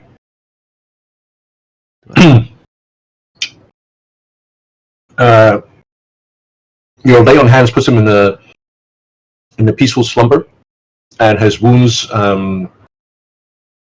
heal to a certain point, to a certain extent, but they are very severe. They're very bad. Okay. It will probably take him a few days to even recover. But with the magical healing that you've just given him, it will actually be a good start. Yeah. Okay. It can act as a. The idea was to act as a stabilize anyway. Mm-hmm. Okay, I'm still hacking at the corpse of the bed. Following to which I move over to Hamradas and I heal him for another 5, I guess. By the way, you healed the bear. I'm just going to point out. No.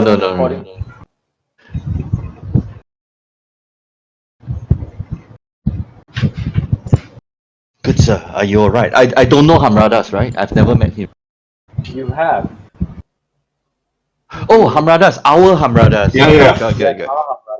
Yeah, just roll for Hamradas, and he doesn't seem to recognize you.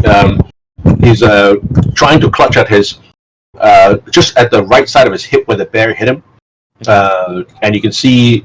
By the way, you did heal the bear. no, I'm trying to heal him. So yeah. Oh yeah, I can see that. And I was trying to go for 5 and 5. I don't know. This thing doesn't allow me to do that. To change the amounts as well. Yeah. Oh. Okay. Hamradas is cursing Farouk out. Stupid idiot! Look what he let the bear do to me. Come, good sir. Yeah. Master Hamradas. One of my best clothes. One of my best robes. I'm moving up to Hamradas. How is the fool? Is he dead? Tell me he's dead. Easy. I walk up. Hamradas, well met.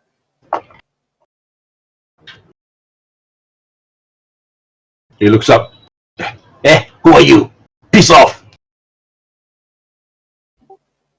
We were the guards of your caravan on the way here.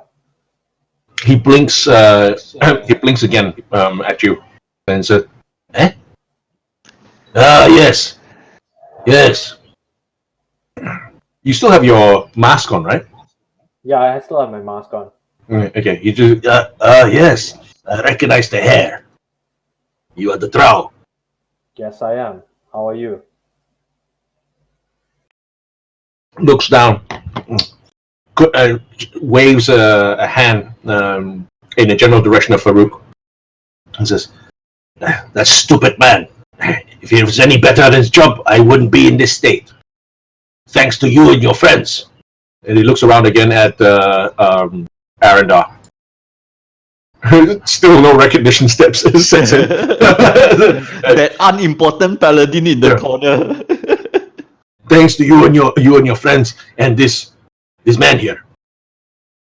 That's Arendar. He was one of your guards too. I don't know him. I hire many guards. So unimportant. But he has my thanks anyway. Get me out of here. Where exactly are you bunked up? North of here. Take me to the healers, to the healing station. Shall we bring Farouk as well? Do as you wish with him. He doesn't deserve it. The way I see it, he stood in front of the two black bears for you. Yeah, and if he had done a better job, he would have put down the bear before it attacked me. Failed. Bring him along. Wordlessly, Rhaegar walks up to Farouk and carries him together with can't remember the the merchant's name. Yeah, carry him along to the healing Hamradas along and to the healing station. Okay. He doesn't even give you a second glance when you bring Hamradas with you. Hamradas is surprisingly light for quite a large man. He is completely limp. He is Farouk, you mean? Farouk, sorry. Farouk is very limp. He's breathing after the paladin laid hands on him, but he is like non-reactive, entirely non-reactive. So as you sling him over your shoulder or however you want to carry him, he's like a sack of potatoes. All right. Come along with us. Let me first award you a short encounter. Ta-da-da. I'm assuming everybody agrees. Yeah, Al-Hidi can take the XP. Okay, cool. I don't want him to fall way that far behind. No. I mean, it seems that the group seems to have already acknowledged that it's just going to be shared XP from now on. Yeah, it's a lot easier for everybody as well. Yeah. Because the thing that came up was, of course, obviously Rhaegar winning the open tournament, right? Yeah, and more importantly, right? There are people, we do stuff in the background, even if, so anyway, it's fine. He's shitting his pants, but he gets XP. Okay. All right. As you follow Hamradas's directions, he seems to be leading you to the rich quarter. Okay, let's head to the rich quarter then. You come to where he is a very, very well-appointed inn. It looks very exclusive. So think it from where you've come, and that is basically your Hotel 81, and this is the Ritz-Carlton. All right, so we bring him over. Say, as you approach, the doorman immediately see you guys. The doorman actually calls for help, and several men rush out. They obviously recognize Hamradas, and he starts giving orders to them as if they were just minions. Bring me a healer at once! And you can see them sort of jumping to do his bidding. Yes, of course, sir. Yes, of course. Hamradas is acting a little bit different from what I remember him to be. He is wounded, badly wounded. It's true. So he's just grumpy. Okay, that's fine. Hamradas? He's just had a life or death. Yeah, life and death.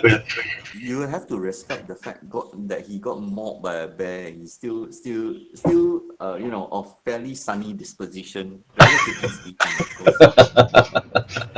We're adventurous and we don't have nearly the amount Here's of a muscle. lesson for you guys: eat more because the fats actually help you more. Actually, that's not wrong. That's actually not wrong. Anyway, I go up to Hamradas and say, "You're safely back at your inn. I'll see you in 3 days' time." He nods curtly, waves you off. All right. I head to one of the while I'm at the inn, right? And is there a head servant of some sort? At his inn? Yeah, as in there were servants that were bustling around, right? Yeah, Can I head to one of them sure. and say, "Who is your major domo? Who is your supervisor?" One of the workers that you head up to says, "My supervisor? Your boss, the person in charge of the lot of you, Oh, you mean the overseer? the overseer." Yes. Yes, he is in the back. Could Do you wish to see him? Yes, but it's just a short query. If you wish to see him, I can conduct you to his place of work." That would be helpful. Thank you. Do you sorry? Does your this being an inn? Do you know who here would know the best merchants or the best sites to see? Do you have somebody like that in your inn? Perhaps not your overseer, but somebody else. Perhaps you should direct those questions to the overseer. Oh, sure, no problems. He leads you through from the main hall to a small corridor. It leads back to this area of sorts, and there you find people busy scurrying around. There's some scribes sitting in a semicircle around a guy who is basically going through a whole sheaf of papers and seemingly giving different orders, and then scribes are handing off papers that they're to different. And when he looks up at your ends, he gives you a very quick once over. And he says, "Yes, sir. Is there something I can help you?" Yes, in fact, you can. One of Hamradis's guards has been badly wounded. He is a friend of ours, and I would be grateful to you if you could see to him that he gets a healer. Um, I am, of course, willing to assist in the payment of it, and I slip him. I put my hand on the table with 5 silver coins. I put it over and a little something for your trouble. You see him wrinkle his nose as you put money on his table. "I think you've come to the wrong place, sir." I have. I apologize. I've presumed too many things. "So you have. Perhaps it's time for you to leave." I apologize. Thank you. He doesn't look up again. He just looks back down his papers and continues talking to his scribes. Okay, cool. I botched that up. Let's go. The underling that conducted you there shows you out again. Okay, cool.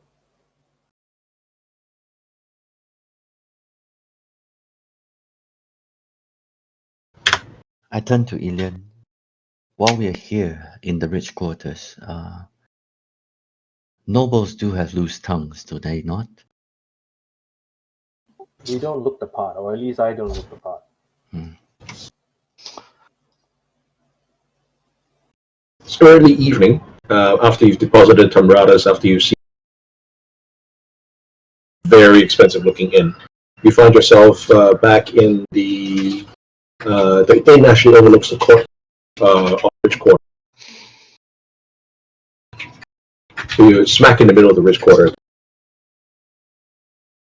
Actually, if there is a bottelier around here, he would probably know something. But we are not dressed for it. That's the problem. Well, We if look like you servants. We look like armed servants. well, if we paid in coin, we would be better than armed servants. Larger Okay. coin. We could get clothing, I guess, but it will be expensive. It will take time. What do you?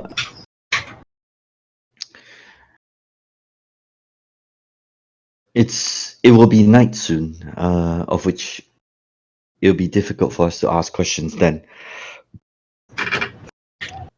For now, perhaps we can look for somebody, well, who knows his way around here. Can we what's a portelier, by the way? Person who makes bottles. Oh, a bottelier. Okay.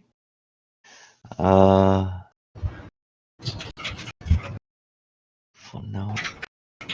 Okay. I actually look at the staff. I'm looking for a well-dressed individual among the staff that basically looks like he is middle management, so to speak. Not, like below the overseer's level, but still senior to the rest. Okay, the staff are all decked out in what appears to be the same attire, which passes for this place. The uniforms are very well. Even like the underlings who greeted Ilian and showed him to the overseer, they are dressed very. The doorman is. Okay. You want to take a crack at the overseer? I know where he is. I can't be there. No, I mean, like you said, we don't look the part, and you might have already burnt that bridge. Perhaps we can try with somebody else here. The door. Okay, describe the doorman to me, please. He wears a soft felt hat with a single feather. He's clean shaven, hair cut very neatly and coiffed. He's got a high-necked tunic jacket that looks stiff and very well embroidered. It looks like it's velvet. And embroidered on it seems to be a pattern that looks like a fancy coat of arms, but doesn't actually show up. It's a neutral, one tone, one color tunic, and his breeches are the same. Leggings, tight fitting form of leggings, breeches with knee-high boot. Around his waist is girded almost like a golden chain belt, to which is fastened a small dagger. Wow. Okay. So he's what, in his mid-20s, maybe? He looks like in his 20s. Okay. With a gold coin in my hand. I just point if he's taking out the gold coin. I point out.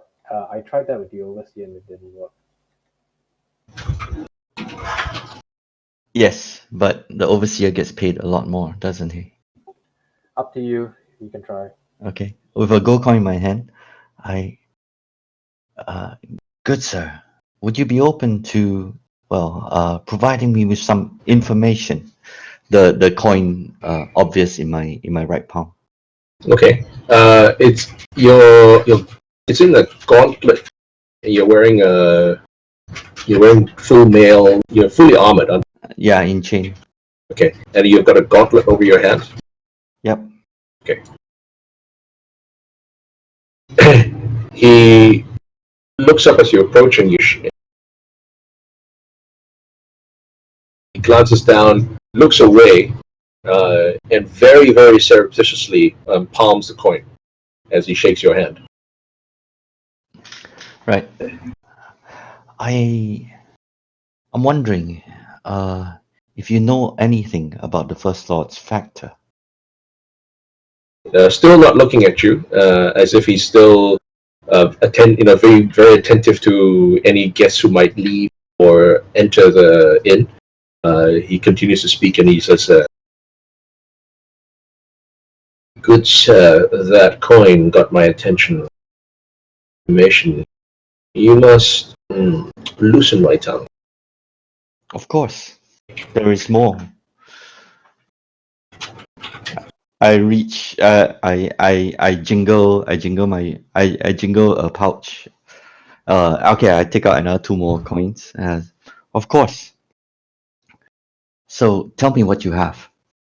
He palms the two coins. Says, "The first Lord's factor died 2 weeks ago. What is it that you want to know about him? He's dead and buried in the ground." I see. And could you tell me the nature of a bottle with the First Lord's sigil on it? Do you know anything about these things? He absentmindedly scratches his head, then fixes his hat properly again, then says, "A bottle? First Lord's sigil? Mm-hmm. I don't suppose there are many of those, but I've never seen one." Are they used to carry messages in this town, or perhaps does the First Lord bottle herbs or something? He raises his eyebrows quizzically. "Why would anybody send me?"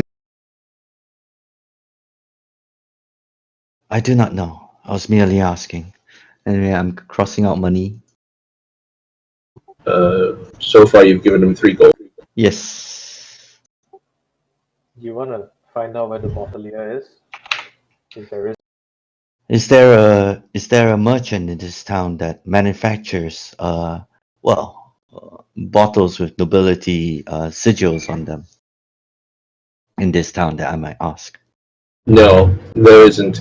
But I do know that many of guests and many of people live in this part of town, and indeed the Prince Regent himself. He sniffs the air as almost self-importantly as he says this.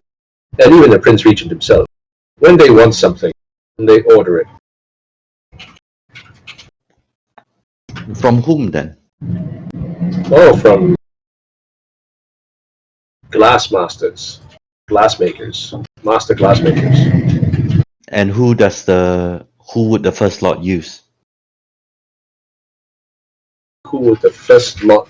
Which glassmaker does the First Lord use? Oh, then you might have to ask the first lot.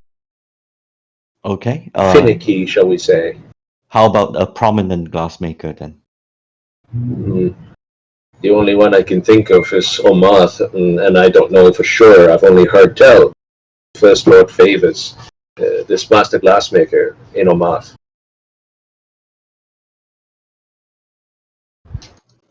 In Omath. Aren't we headed to Omar? On your onward journey, yes? I see. I see. Thank you then. Nods. Still hasn't looked at you in the eye. Not once. There's no glassmaker in this city at all.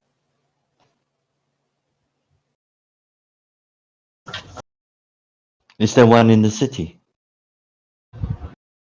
Sorry, are you asking him? Are you going back to ask him? As I turn to walk away, is there a glassmaker in the city? There are some, but common. Nothing that would meet the standards of our clientele here. I understand. I turn over to Ilan. It's unlikely. Shall we? Okay. I am wounded. I will need to rest. Yes. We're also running out of daylight, so let's go to the South Bazaar and see whether we can find Omar glassmakers in there. Call it. As you walk away from the inn, you can see the homes and the buildings around. He's starting to prepare for the windmill. Wait, hang on. We are in the area where the high class bazaar is, right? Yes. The inn front, as in is front of the inn, basically. We have never investigated this bazaar, No, we haven't. and we basically got brought in here, so we actually have the run of this place. Sure. While we have the chance, let's do it. Look, do we? Well, run of the place. I don't know what you mean by that. Seem to infer by that. He means that it's free to roam the rich bazaar. There was never no one ever Nobody's ever stopped you. stopped us. Yeah, it's open. You could have walked in here anytime you want to, even as much as you are now. But just because you are here now doesn't mean that you're going to be welcome any more than.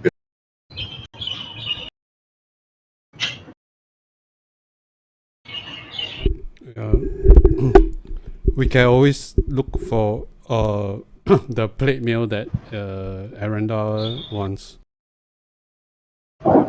Sure. Let's have a look at the bazaar itself. Okay, the bazaar Shopping, here. part 3. The bazaar permanent. It has none of the caravans, the tradespeople who actually are actually right now set up in the suburbs. The shops here are permanently located.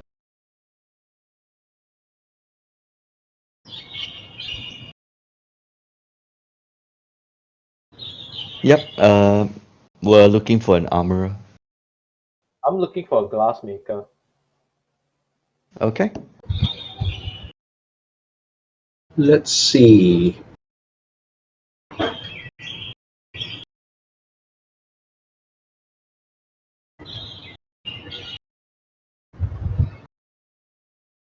Okay.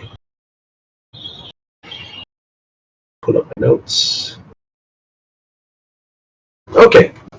You see roughly about 20 stalls, 20 shops, hard structured shops in a circle around the square.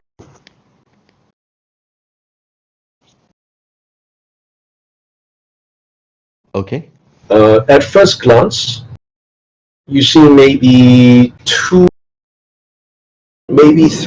out of the 20 shops that look like they have weapons, armor of some sort, just judging by looking through the windows. And about 2 stores that may or may not offer glassware. Okay. Do you want to go into the armory shops first, or do you want me to look around? Because I really think that Arendar should front this. He comes across as being more noble. So Okay. it's up to you. Yeah. I take off my helmet when I walk into the armorers, and I make a show of examining the. Well, do they have plate mail here? Choose one of these: 12, 13, 12? 16 and 17. 12? Okay. You open the door. There's a tinkle as the door hits the bell above the entrance. It goes clink, clink, clink. Oh, it actually has a door. Okay. It has a door. These are shops. These are permanent shops. Okay. It goes clink, clink, clink. And as you enter, the difference between this and the other bazaars you've come across is night and day. Here, everything is ordered. You have proper shelves. The shelves are very well spaced. Imagine going into a Gucci or Hermes or one of those, like Salvatore Ferragamo kind of shops where this is very well spaced. There are very few products. They're not trying to crowd the shelves with every single damn thing that they have, but they are highlighting items of various items. And it's well lit. You can see lanterns hung in strategic spots to give it a very inviting atmosphere. It's a very clean, almost sterile, but very clean and very professional look to it compared to the bazaar's chaotic mess in each of the stalls. As you enter, you can see 3 attendants. Whether or not they saw you coming through the window as you approached, you don't know, but while facing you enter, all execute a precisely 45-degree angle bow, and as they come up, they're all beaming, grinning, smiling, and just giving you a quick nod as you come in. I look upon them as though they were, well, slightly beneath me, and I tolerate their presence. Well, I ask officiously, do you sell plate here? The first attendant, a human woman, comes to you, smiles, precisely, says, "Why, of course, sir. You've come to the very established city. May I ask?" One sec. Sorry, you're cutting in and out. Yeah. Okay. Are you using a push to talk, or is it? No, not. Right. Maybe just increase your sensitivity a little bit. There's another setting that you could do, which is under voice and video. You might want to consider, see whether noise suppression helps you as well. Noise and video. Suppression. Noise reduction is on. Echo cancellation is on. Noise suppression. Switch it on. How's this? Is that better? No, it's actually worse. Can you turn that off? Yeah, sorry. Yep. Okay, is that better? Yep. Okay. Sensitivity is maxed out, so let's see. Okay. Mic test. Better? Sounds good. Okay, maybe I'll just speak a bit louder. Right. Okay, as the woman comes up to you, says, "Of course, sweet. You've come to the very best in arms and armor in the entire city of Assam. May I ask, sir, are you buying for yourself or your employer?" Myself. She glances over at her colleagues. Now, one of them nods at her, and she turns back to you. "What kind of plate are you looking for, sir?" Full plate. Ceremonial or for practical use? Practical use. I see. I could plain or perhaps fluted. Fluted catches just as an aside. You know, it's Like, not. Yeah. What? Fluted catches edges, as far as I know. Which isn't good, right? Yeah. Plain. I intend this for rough wear. Very good, sir. Would you follow me? As she gestures to go further into the store, you can see her judging your size, sort of with an expert eye, as she looks you up and down. I actually gesture Raiga along. I follow in step and slightly behind. Okay.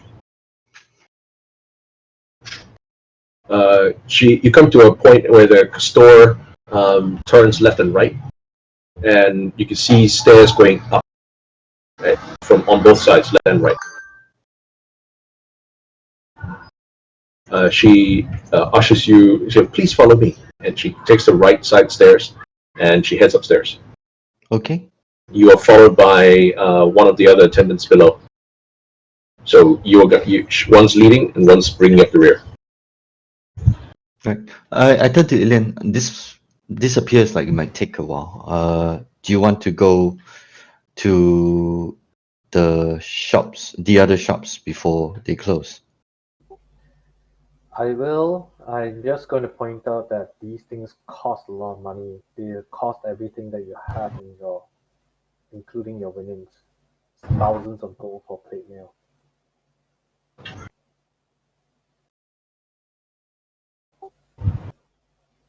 So if you're already committed to buying plate mail, go ahead. But you know that I thought that money was to try to save Kanji. We are not going to save Kaiji. Kanji. We are not going to save Kaiji with 2,000 gold.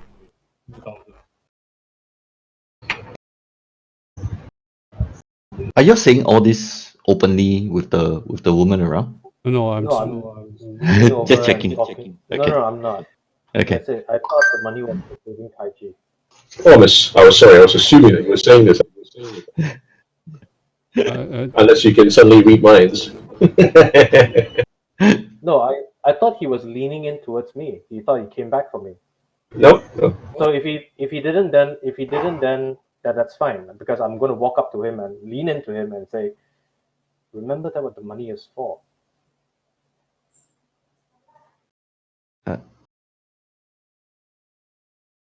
I don't think that was the plan, but okay, I will remember.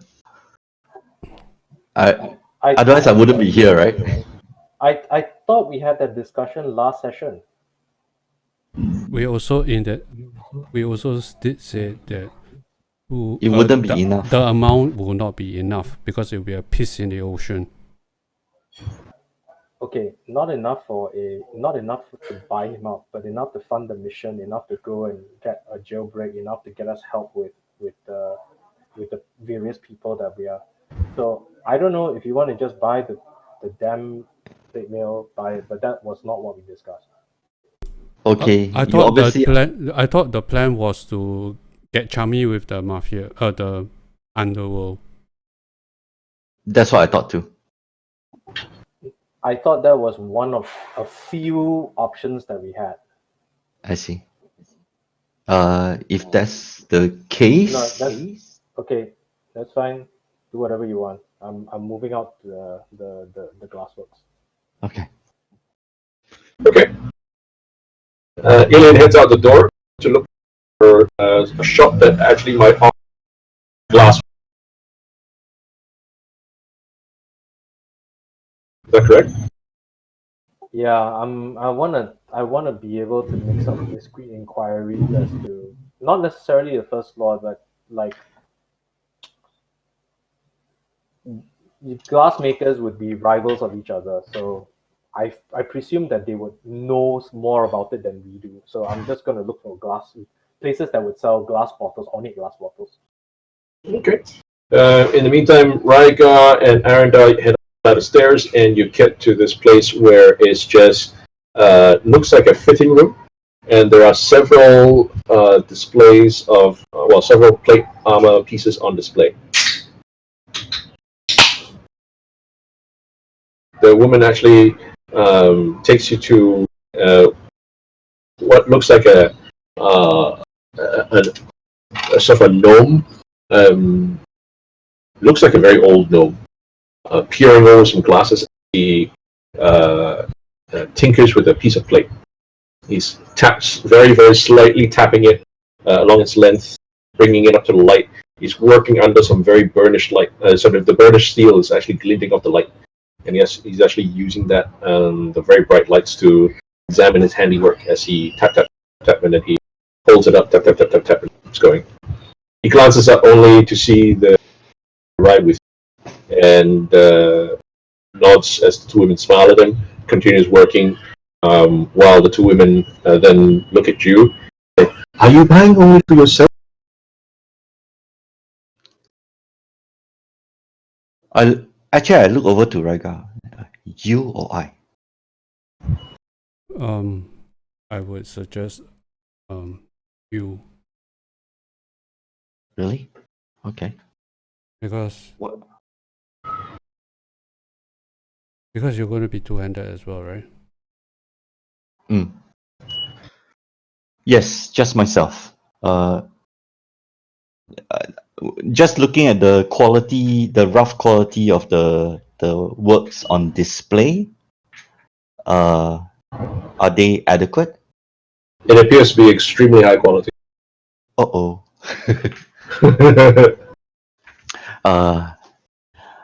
I looked at the lady and smile kindly at her and asked, before I embarrass myself, can I ask, what is the price of a piece here? Of a suit of armor here? You can see her blink just once, as then she seems to recover herself. A full suit of armor, sir? A full suit of plate. Well, yes, it depends on the quality, wish, and the design. I wish for something simple and functional. I do not travel with that much coin. She indicates one of the suits on display and says, well, this one here, for example, has not been fitted to you. She looks at you up and down, but it would be an adequate fit. Looks over at the gnome very, and she turns back to you and says, we could fit it for you, of course, without charge. And this would set you back roughly 3,000 gold. I see. And how long would it take to do the fitting? It depends on whether you have the time, sir. We could do it now. I see. In that case, when I return with the gold, we shall talk. I might not be back today, probably in the next 2 days or so. Her lips form into a tight line, but she never stops smiling, and she just nods and says, of course, sir, as you wish. Thank you. They see you out. Okay. That sort of settled that. Yes, it did. If we totally pull, we still wouldn't have enough actually. Yes, we didn't have enough. Yeah. And its hyperinflated prices is double the price, not even like 50%. Pretty Not much double the price. It's 50% markup over. 100%. It's 100%. Plate is 1.5. Give me 1 second, guys. Sure thing. Some can. Some can. This wouldn't be the right place to do it. This place is not the place that you want to get good functional gear. You want this place for ostentatiousness. Yes, I agree. However, we've been to the rest of the bazaar, right? And the equipment there was barely adequate most of the time. And I didn't see any plate, did you? No, it was mentioned in one of the sessions that none of the merchants are selling anything above chainmail. Yeah. Yeah, it but was that's because they're offering mass market goods, right? And you also need to. I think it's also the culture of the place, right? You don't have plate wearing knights here. You want plate, go up north to Comia. I see. Okay. So that solved that. Let's see what happens with your glass discussion. Casey, choose from number.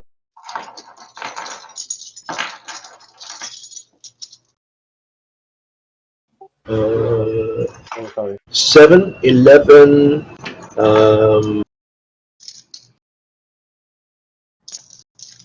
and 18. 18 it is. Okay, these are the three windows you can see from the displays. They have a lot of glass and pottery in their displays. Okay, You don't know whether it means that they sell glass or it's just because the stuff that they sell is contained in glass and pots.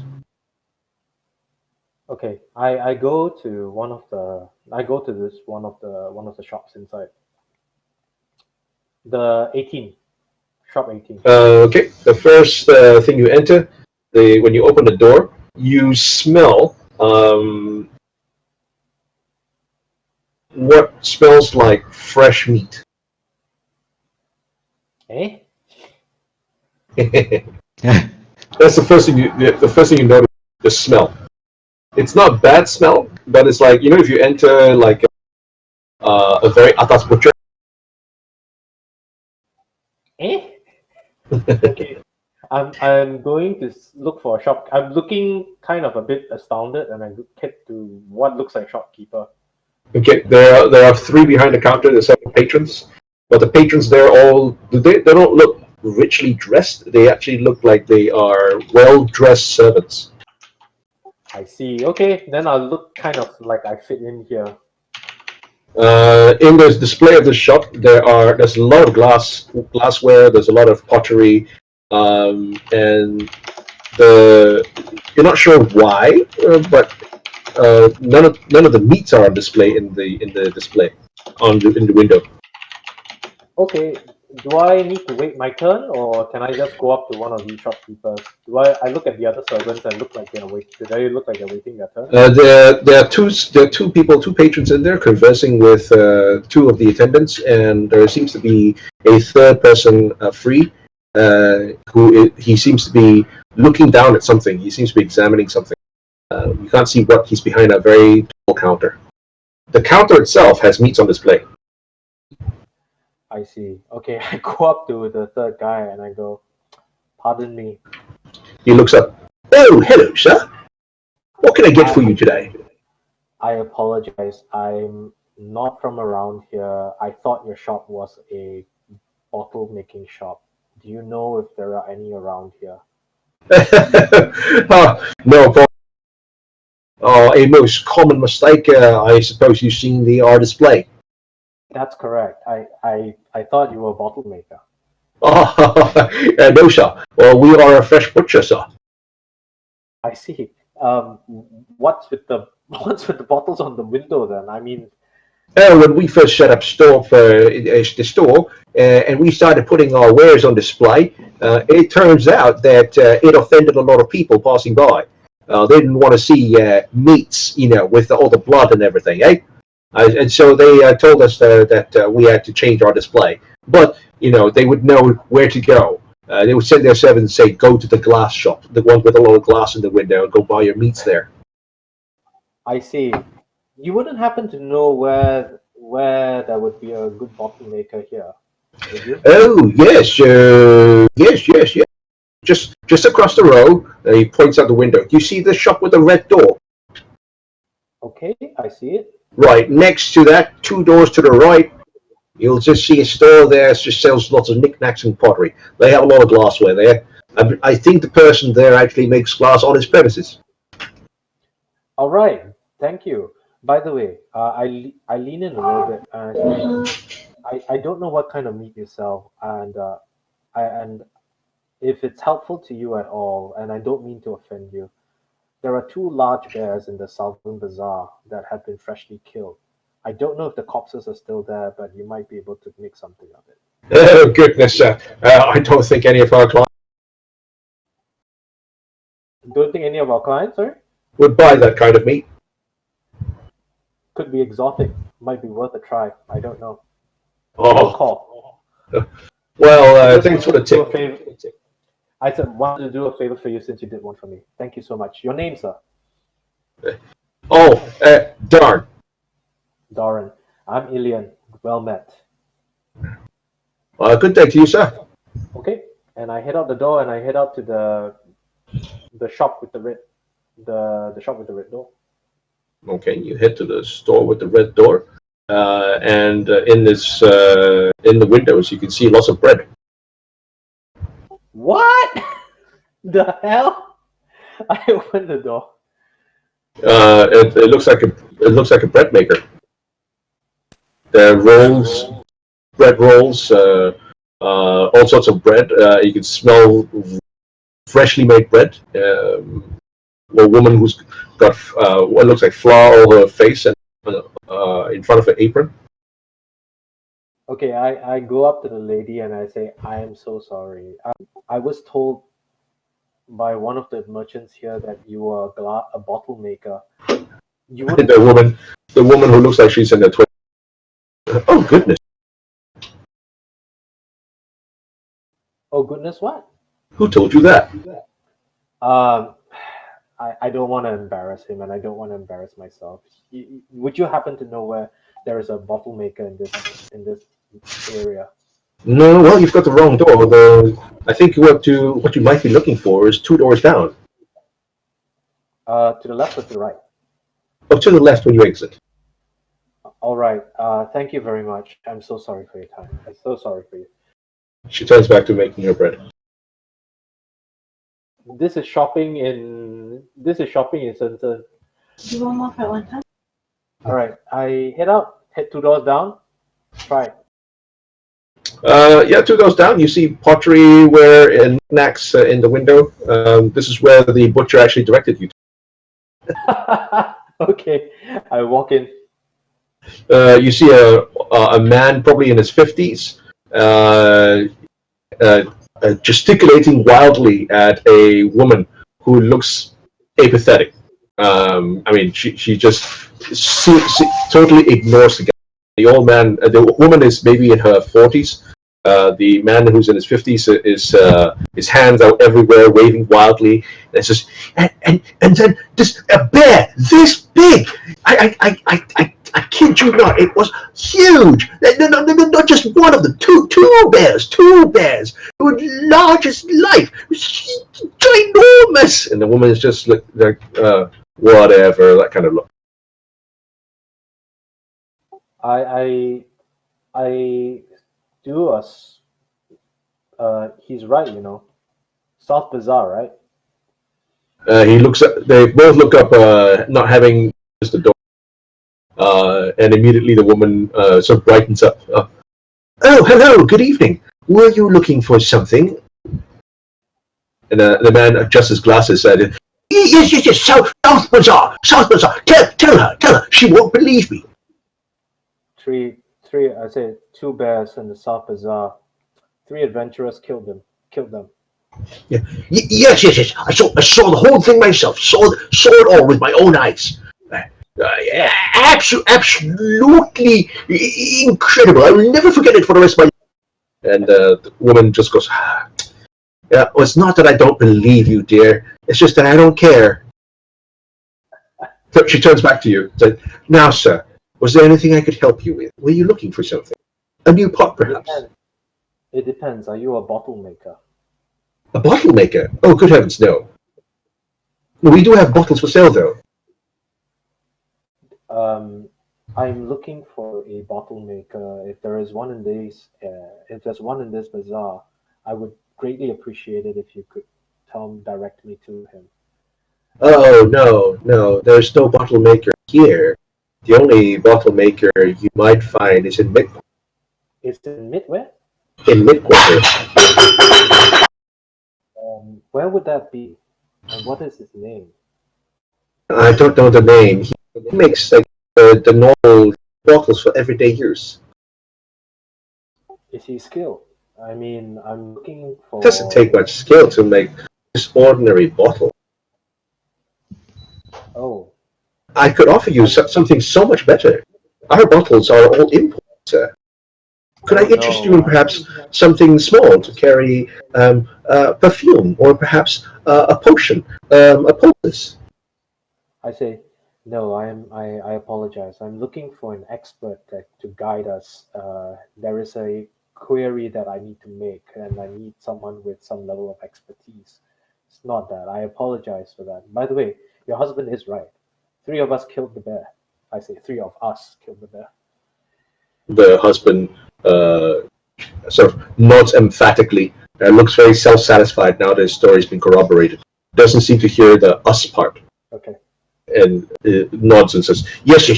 Yeah, three of them. No, 2. I saw one single-handedly kill the bear. Yeah, that would be Arendar. And the husband stops and says, who?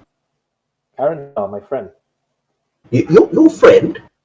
Yeah, he killed one of the bears. Your friend was the one who killed the bear? Well, 3 of us killed the bears. The woman starts to get looking annoyed, and she says, "Well, sir, if you are not going to buy anything, I suggest perhaps you take business elsewhere." Very well. I mean, The husband looks at it.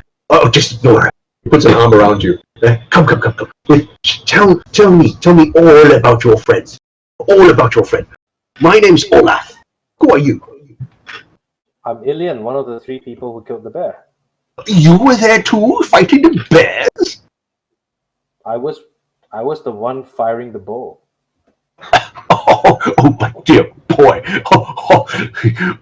I never thought I'd meet one of these heroes. The most incredible thing I've ever seen. Incredible, I say. He starts ushering you out the door, with arms still fully around your shoulders. I must buy you a drink. Come. Well, let me find my. If you don't mind, I need to find my 2 friends. Is Arendar one of them? Yes. I will help you. Where was your friend going? I look at the armor shop. Look for the armor shop. You don't see. You still have. They haven't come out yet. Oh, they're inside there. I'll sit with you for a while. They're inside making inquiries. I say. You seem most peculiar, young man. There's this sort of je ne sais quoi, this feeling of mystery about you. Perhaps it's the mask. I must compliment you on your whole demeanor. Most exciting. Well, I'm glad you enjoyed. I'm glad you enjoyed the show down in the South Bazaar. He pulls out a pipe and starts stuffing it. He looks up. You don't mind, do you? No, absolutely not. I mean, feel free. Thank you. My wife absolutely detests it, I say. Say, well, Stuffs the pipe, lights it. it's different between us men, right? Of course, yes. Us men. Yes. Also, He starts puffing on his pipe and then pulls out a sheaf of crumpled papers. And he says, where did I put it? Oh, yes. Turns out another pocket. Brings out what looks like a small little, looks like an inkwell. And fishes a half-crushed, half-broken quill from an inside pocket. I admit to fancying myself somewhat of a writer. I'd like to take some notes and perhaps tell your tale. I see. Well, there's not that much to tell, right? Where three of us are sellswords. Arendar, he's a paladin, and I am a bowman. I wield some magic, and Rygar is you know Rygar, right? The champion of the champion Armor. of the champion of the Open tournament. league of the open tournament. That's yeah. What? No, it's one of your friends. Yes, he was. He is. You can see him later if you wish. I would be so honored. Oh, well, if you want, I'm sure I mean, between us, I'm sure I could swing an autograph of some sort. If you're Oh, that would be spectacular. spectacular. Most kind of you, very gracious. Omna, let me ask you a few questions if you don't mind. Of course, fire away. Um, we're sellswords, and we have come across this thing. I just want to find out from you. Do you know anything about the first lord's factor? The first lord's factor? No, I'm afraid not. Why? Why? Is he a friend of yours too? No, he's not. No, he's not. Forget I mentioned that. Let's go find your friends. I would dearly love to meet this Arendar and Riker. They're in this shop. I haven't. They may take some time. I don't know if they're getting fitted out for something or not. But Perfect. I mean, fitting can be such a bore to them while they're being fitted. You should be stepping out soon. Yes, you are indeed. But you're about to step out the door when the door to the pottery shop opens, and the wife comes out and says, "All right."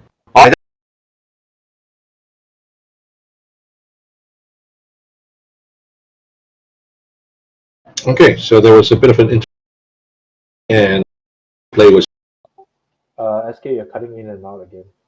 Can you hear me now? Yep. I think it's picking up background noise. Okay, so some play was interrupted between Ilian and Olaf, the the old codger. But as Olaf is now being called in back to the store by his wife, and his wife is dragging him by his ears back into the store. I say, I'll come for that drink maybe tonight.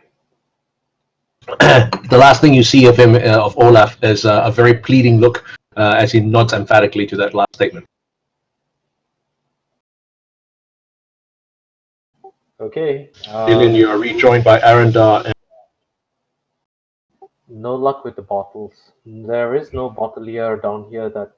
There are common makers of bottles, so we're pretty much at a dead end.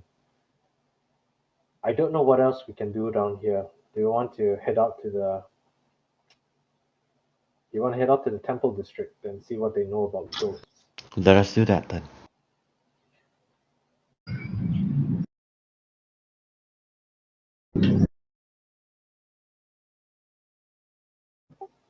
There are a couple of people. If the deities are this who I think they are, and this is the Forgotten Realms, let's see if we can find a temple of Kalimba. And what does Kalimdar do? He's the Lord of the Undead, but he's has a profile that's pretty similar to Osiris. I see. He ushers the dead, and the undead are special anathema to him, in the sense that he tries to guide the dead to their deserving rewards or punishments. Fantastic. Kalimva would, if there is a temple of Kalimva, he would be our best bet.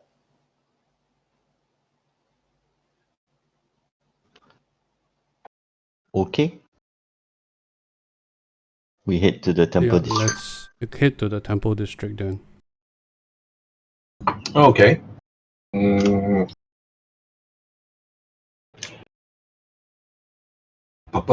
suck at investigation subplots. We should never take up investigation subplots ever again. Not that bad. I sort of enjoy it. No, I enjoy it too. I'm just saying that we're not really good at it. It's just that we're pressed for time. That's all. Yeah. By the time you get there, even meal swing. You get to the temple district. There are people who are. The streets are somewhat more deserted from the bustling activity of tradespeople, tourists, and patrons of the various bazaars.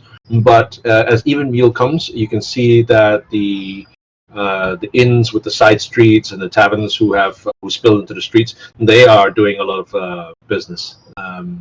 No COVID-19 here, so everybody is gathered, packed around little clusters of these taverns as you move from one place to another.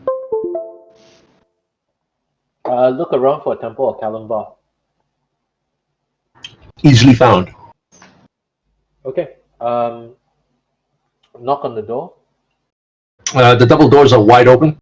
There's a small short flight of about 4 steps up to the double doors, which are flanked by the statue of the god himself and his what is in different cultures and different tribes he's worshipped differently, and in this one it shows what is purported to be one of his mistresses. Okay. That would be never mind. Heading down to the temple and see if I can find an acolyte. An acolyte is found right inside the double. It looks like his task is there to greet people. As you approach the double doors, he half bows, smiles welcome, but says nothing. I walk up to him and say, "Greetings, acolyte." Blessings to you, stranger. We have need of learning that the temple of Kalimba might be able to provide. Is there someone that we can speak to about this? He nods. Please wait here. He goes off to further down. Where you are standing is the large open, roughly about the size of a basketball court, with arching roofs heading high above you, about 100 feet above you. I whisper to Ilian. Remember, we this task that we're set to do. We're supposed to keep it confidential. The task, yes, but the ghost has been. Oh no, witnessed by I get it. Just a reminder that no names. Yes.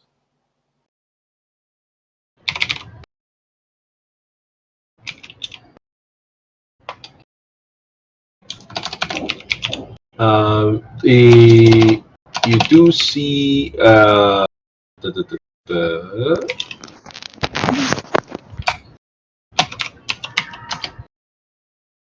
acolyte come back after about 10 minutes, and with him is somebody who is dressed in the same simple robes of their faith, but this one it looks like he has some kind of amulet or a necklace around him that seems to signify slightly higher rank. He comes up to you and says, "Greetings, my children. I am told that you are seeking information. That is correct. What advice? What advice would you be seeking?"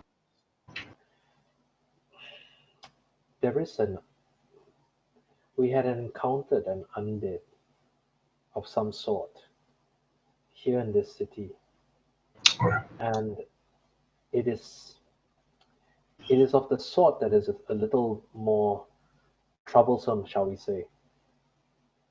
Oh, There is I look very distasteful. I know that my facial expressions are masked by my mask, but there is a ghost down in the docks. the acolyte seems to look skeptical, and there's a slight smile about his lips as he regards you with what might be described as some amusement. We merely ask, how does one put a ghost to rest? Oh, well, my children, you probably mistook something that might have appeared a ghost, but I assure you, it's very, very rare, and do not simply appear for a reason, not for anything random anyway. If you wish to engage with a ghost, I caution against it. It's very, very dangerous. Oh, I totally agree. We are merely looking for a way to guide the ghost into its passing. Guide the ghost. Hmm. Hypothetically, of course. Your aims and intentions might be altruistic. However, again, let me caution you that these things should be best left to professionals, to people who know what they're doing, like myself. And I am very doubtful that you actually encountered a ghost. Probably a phenomenon of some sort, a spirit perhaps, no doubt, but certainly not a ghost. A spirit, then.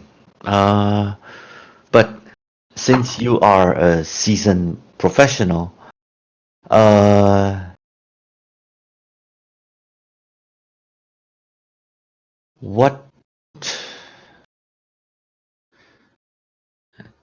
perhaps you could teach us, or a means through which we can achieve such ends. For a suitable donation, of course. I mean, this is not a task that we ask of you trivially, and this is not a task that we undertake trivially as well, but we do wish to see this ghost put to rest. Is there some way you could help us? Well, yes, of course, donations are most welcome.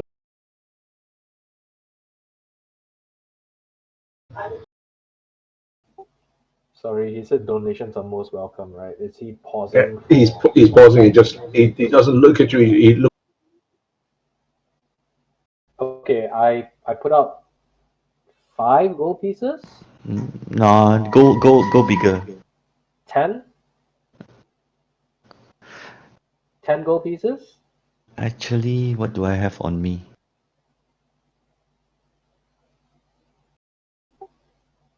I have I have coinage, but I don't have nearly as much as I think I have. Yeah, the rest were inside. Actually, you're holding 100. Why were you What? holding 100? Why am I holding 100? I have it listed as you are holding 100. Since when? Hang on. 100 crowns. I am not holding 100 crowns. I'm holding 11 GP and 39 silver pieces. No, because I have 1,900 on me. I mean, not, the chest, right? You have 100 on you. Since when? It's listed here. I passed you maybe last session. Oh, okay. I didn't put it into my inventory, but that's fine. Let me just update it. So what, 20? Go for it. Just go for broke. This is vital, right? Okay, I To put give you an idea, if you were to Resurrection is 1,000. the base price of even a potion of healing is 50 gold.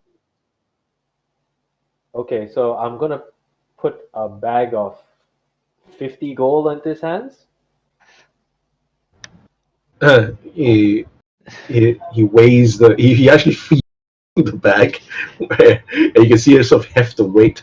He weighs it and he says, "Your donations are most appreciated. We're very grateful."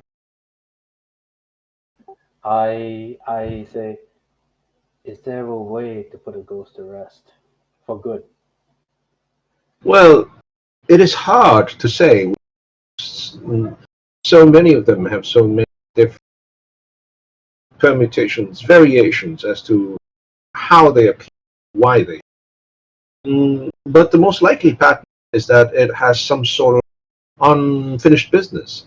And the easiest way, of in my experience, is to help the ghost complete this unresolved task, this unfinished business from his previous life. Ghosts tend to have a weakness tied to this aspect, therefore. And you might be able to kill, banish it, rather than just disrupt it, if this ghost were to be exposed to this aspect of its former life. Did you say an aspect of his former life or something that ties it down? Whatever it is tying it to finished task. I see. To give you an example, if a master artist had been painting a beautiful commission to finish painting art piece for one of the temples and died tragically. This might be an unfinished business. And to have the work complete and to have the completed work would to expose this ghost to the completed then we what? That may weaken it. Is there any significance to the appearance of the ghost? For example, if the ghost has the lower half of its body missing, is that significant in any way? Oh no, that's quite common. It's not every ghost appears in full body. Some ghosts don't even appear in their former form. And if the ghost is carrying something and we can see that thing, would that be the item that the ghost is probably looking for? It's hard to say. That's not one could not infer from that unless one has context, and one can't have context unless one actually knew what circumstances. However, if the ghost were carrying something, this would be significant. It would tie to whatever its unfinished business is. I see. And one last question. If the ghost takes a certain route at a certain time every day, would that be significant as well? Yes, of course. And that significance would be that that particular route is somehow tied to something that is, Part of its unfinished business. I see. Hmm.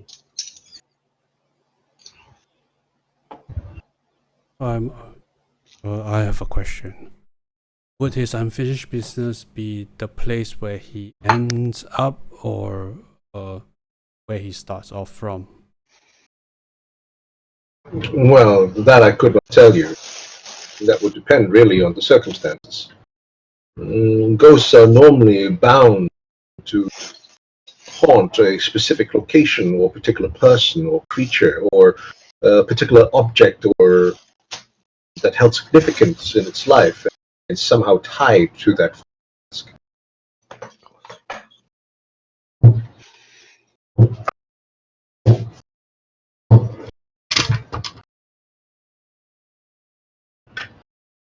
Do you have any more questions, my children?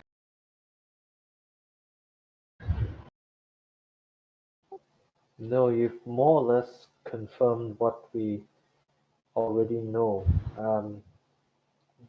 If we find this thing that the ghost is looking for, will we still have to fight the ghost if presented it, or will it just go away?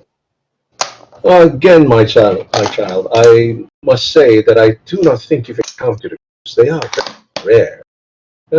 Probably some sort of spiritual energy that may have manifested itself.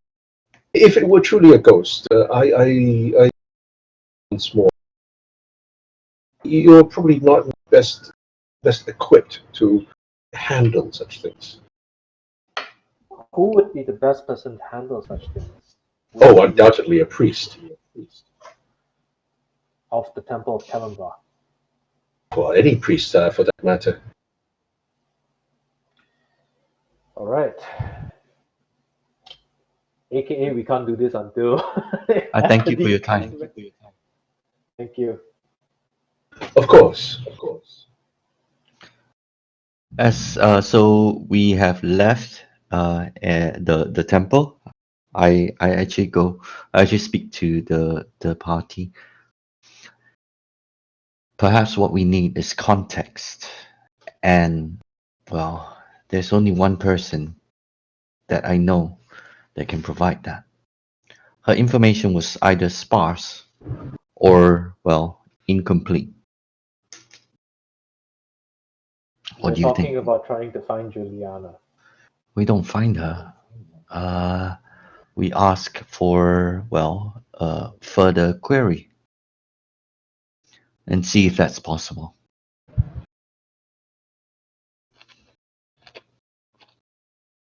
What do you think?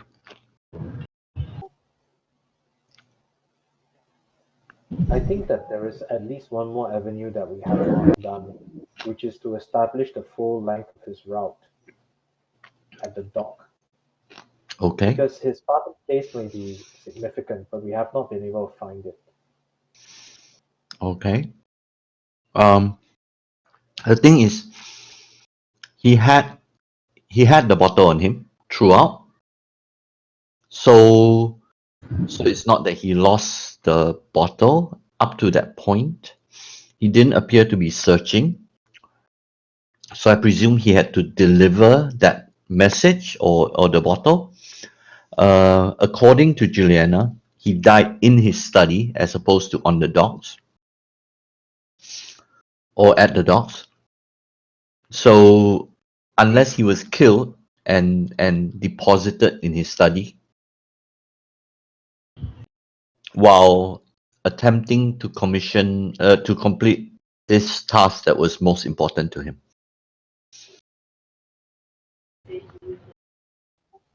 Juliana may have it, assuming or that bottle could have been stolen. Exactly. So he's unable to complete that task. So who has that bottle now? Again, we're tying this to the bottle itself because that was what he was carrying.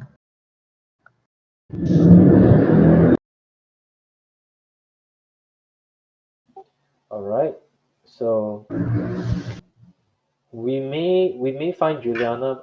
I'm really a little bit afraid of contacting Juliana right now because we may kill our only chance of getting the information. Um, but yeah, I mean it's as good a time as any. I just wanted to find out where the ghost actually starts out from, and whether or not he's going to appear tonight. What's the time now? About 7:30. So if maybe we can get Juliana at dinner time, and see whether we can get more queries from her. What time did we see the ghost appear? 3, 4 o'clock actually. Closer to 5, yeah. 5. Okay. Are the gates shut at night? The dockside gates, you mean? Yes. Yes, they are. So we have to be on the other side of the gate when the we have to be on the other side of the gate when at night by. You don't know that. We don't know. Well, look at it this way. We left Juliana's place, we came across almost midnight, and we still managed to get across to the docks Okay. the previous night. Oh, when I So say nightfall, I meant by a certain time, because they were shut at that time, right? mm, They were shut in the wee hours of the morning, so to speak. yeah, that's true. But we also came across after 8 because we talked from 8 to midnight at the factor's house, and started to started out from there to the docks almost immediately after that. So we had to have had crossed the gates at some point in time. You get where I'm coming from? Yes. You've kept up your inn, right? Yeah, Yes. I did it for 3 days, remember? Yep. I dumped 5 gold for 3 days. Yep. So you want to try and get Juliana? If we pass the message to the lady tonight, assuming that Juliana is open to meeting with us, and the lady will see us in the first place. We will only probably get to see her tomorrow. So we might as well pass a message tonight. Okay, let's see. So we have to return to the Sentry Watcher place. Correct. Century. Oh yeah. South The- south of the smaller arena. Southwest of the smaller arena. South Yeah, of stone's throw from the forum, basically. yeah, where Hamradis is staying. Yes, he's staying at the Forum Galleria Hotel. Ha ha ha. Okay, you head back to what you recognize to be the home of the young lady who um, Grigor had taken you to see last night. Okay, About 8 in the evening. knock on the door.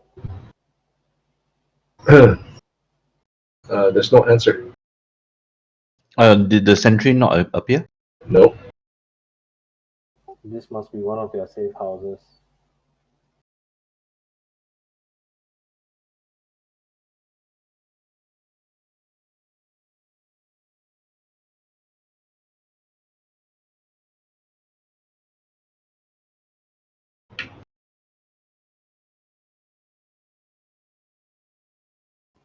Okay.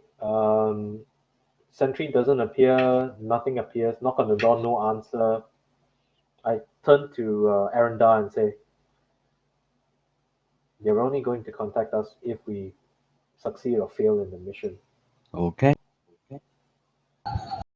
Well, you might have already succeeded. And you're coming back to report the success. No. I think they have people looking to see whether the ghost is still up and active. I mean, if that thing is known to her, it's probably known to the people who give a shit. So, what do we want to do? Do you want to stake out the western pier this time around to see where the ghost appears from, and follow it through its entire route? Didn't we practically follow it through its entire route? Yeah, for the most part you did. It appeared right in front of us, right? It appeared from around a corner because you couldn't see. You were actually at the end where you were. So Okay. You didn't see. So we didn't. You were hidden from the western end of the pier was hidden from you. So we didn't see the first part of the montage. We kind of caught some of it, but we didn't catch all of it. You basically caught sight of Arden's ghost as it came into. Yeah. So what I want to know is the. I think we're missing one very vital piece of information, which is what did he do at the start? Because that may be different. Yep. We will have to go to its spawn point. Yeah, we have to go to find his spawn point, his campsite. Okay. Then that's what we will do. Okay. 8 now. Are you heading back towards the docks? Yeah, might as well. I mean, I've done I've done the thing. I don't think I can find a bottlier here. The information is that all of the skilled bottliers are all up in Omnath, which is Omnath, right? Omar. It's Omath, which is down south, and I think it's a dead end unless we can somehow contact Juliana.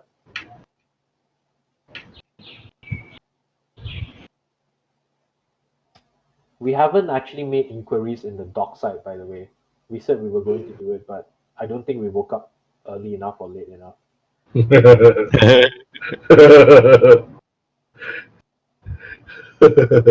I hate undead. They don't know how to keep regular working hours. We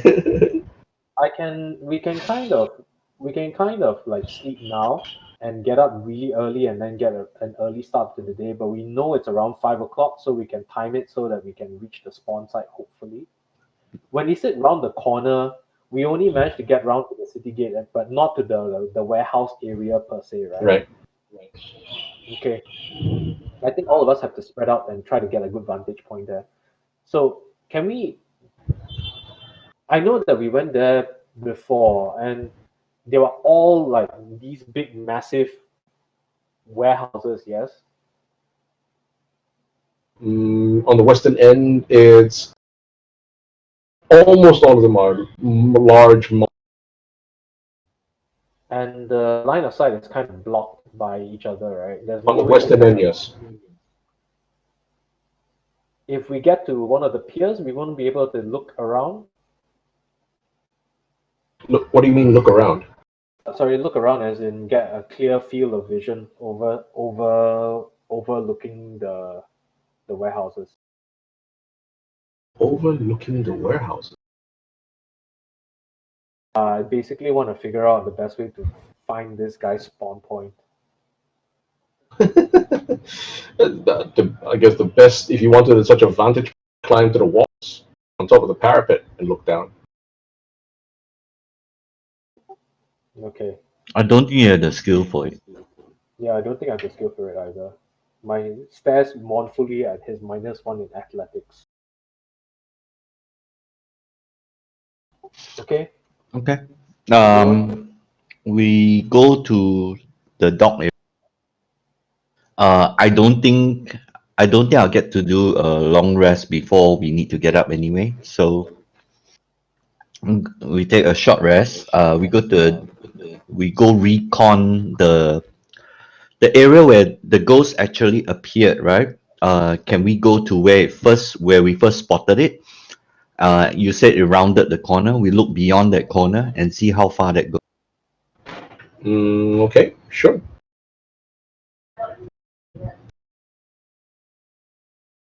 Are you going now? Or later?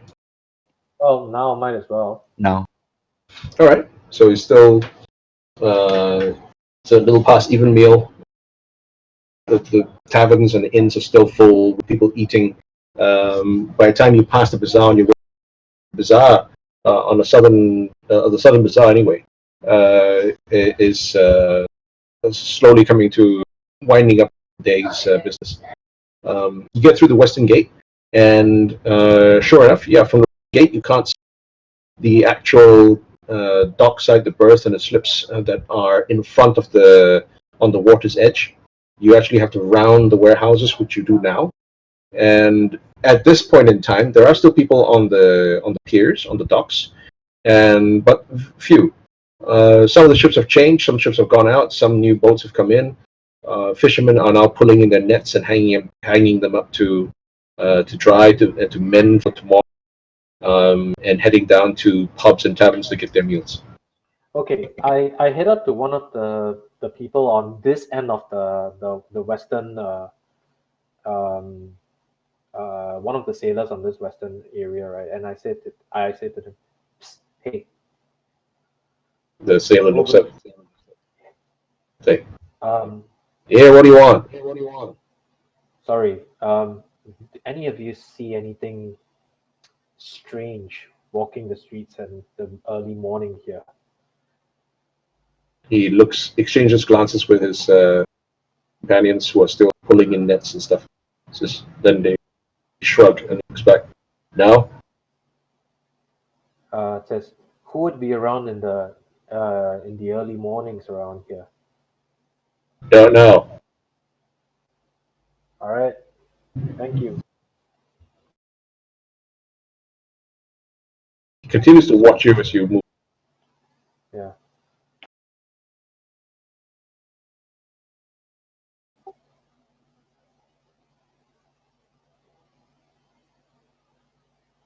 Okay. Anything else? so where are we exactly on the western side? Like, are we beyond all the houses and all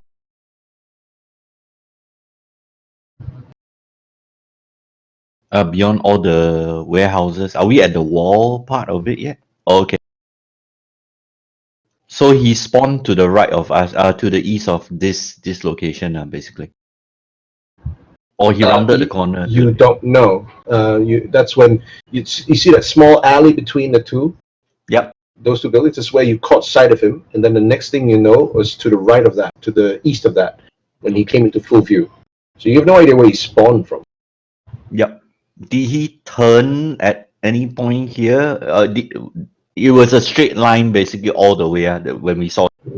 As far as you know, when you were walking next to him, jogging next to him, he followed the shoreline. Right. He didn't go out onto any of the slips or piers. He just followed the shoreline, the main shoreline.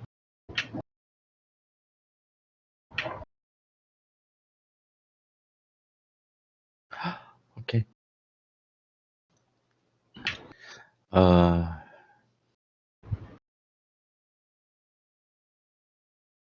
Sorry, SK, sorry, I just realized that my mic was not on. So the reason why we saw him was because there was that alleyway and we saw him like at the shoreline all the way across, right? So we caught a glimpse of him here, we ran around the corner, and then we saw him continuing down the shoreline, right? Yep. So how far does the shoreline extend on the west? I see like even past the go downs, there's a long stretch of shoreline. There's a wall that separates the main harbor, which is where you guys are, and then the rest is just smaller berths, smaller harbor. There's one more further down that you know of, but that is not open to view, simply because the walls are the intervening walls are too high to look. Okay, so presumably he appears somewhere here, somewhere. And so then- so my question is the square, right? Was that roughly where we were standing when we saw him? Further north, nearer to the nearer to the gate, right? yeah. The square is where you first saw him full-bodied. Actually, that's where he was. As in, when all of you saw him. Right.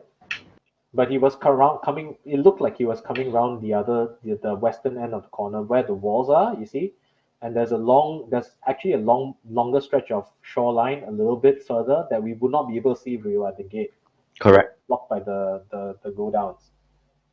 So, presumably, if we are correct, we should be stationing ourselves around this area to the most extreme west of the shoreline. At the very least, we can see it.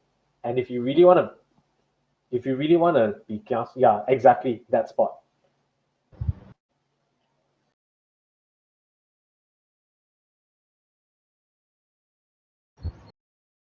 If we extrapolate correctly, and can we actually go and figure out?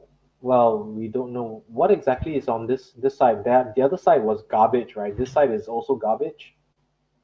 Nope. This side is that side was abandoned. All the buildings were in disarray. And here, although, like I said, the buildings throughout the whole dockside are somewhat more dilapidated than the rest of the city, they are still on this part of the section of the dockside.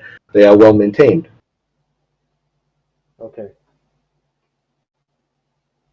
Cool. Should we split up a short distance so we can see like multiple points down the different alleys? Yeah, that's actually a great idea.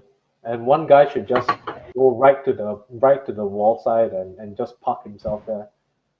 The alleys are hardly alleys. The warehouses are so tightly packed together that there's a small space in between each one of them that can be called an alley. Okay, but I'm not talking about the warehouses. I don't think it's the warehouses. I think it's just the slips, the shoreline.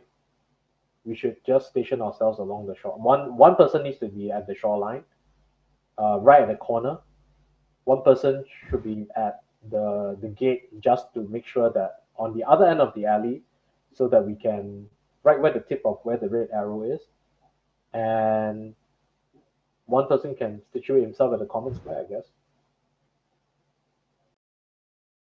Does that make sense? I know I'm microing a lot, but yeah, something like that lah. A bit further maybe. I don't know. I'm waiting for you guys to tell me what your actions are. You just a lot of speculation. Oh, we're Okay, so- planning. We're planning. Planning, right? Yeah, so the square, I agree, one person should be there, right at the shoreline, right at the corner where the shoreline is. Assuming he comes out from there. If he doesn't come out from there, then yeah, it would be from one of the warehouses, and if by process of elimination, it will be somewhere here, right? And then you can put someone Okay. ish lah. That would be about right.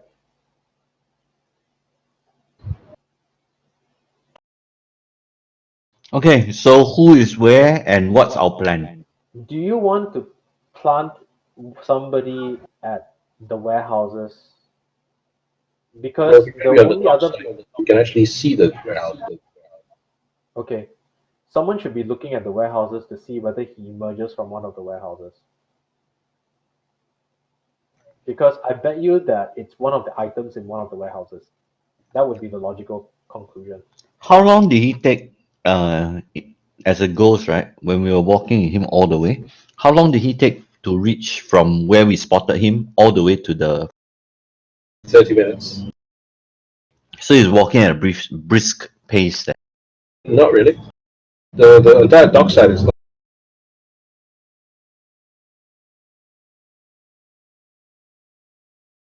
Okay.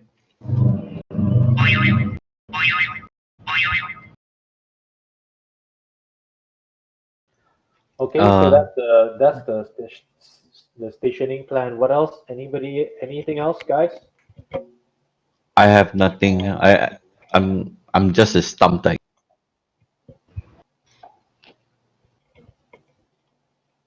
Okay. Uh, Oh wait. Um, are there any sailors? Any more sailors around? While we are scouting this area out. probably. what kind? Wait, don't fishermen leave around the time that he starts walking? Yeah, about 5 in the morning. Juliana was the first to mention that the people who saw him were the fishermen on the dock. We are not the sailors, and we missed that because we all went off to go and sleep because we were too anxious to level up. Um, yeah, so the only other people, the people would have seen him would be the fishermen, not the sailors. The fishermen would be away from here right now, and unless you can find where the fishermen hang out at the end of the day to ask them, that would be something else. What I do want to know is whether any of these, the first slots factor, whether he has a warehouse from here, whether he has his own personal warehouse here, which was one of the things that we missed out just now.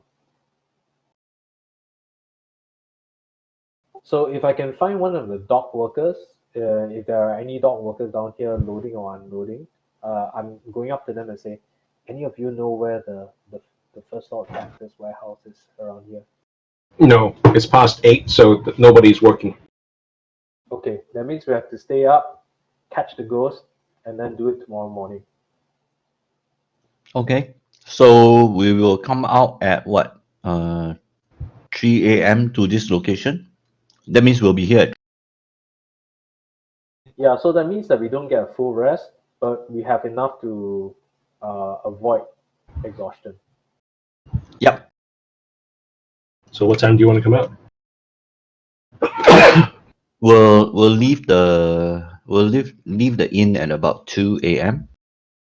Wow. Okay. No, if you go to sleep at 8, you can do 4 and get the full rest. Yeah, but 4 is cutting it close, right? We saw him at what? Was it 5? We saw it at 5. Close We to saw- 5 o'clock. Say again? Before 5 or after 5? Close to 5.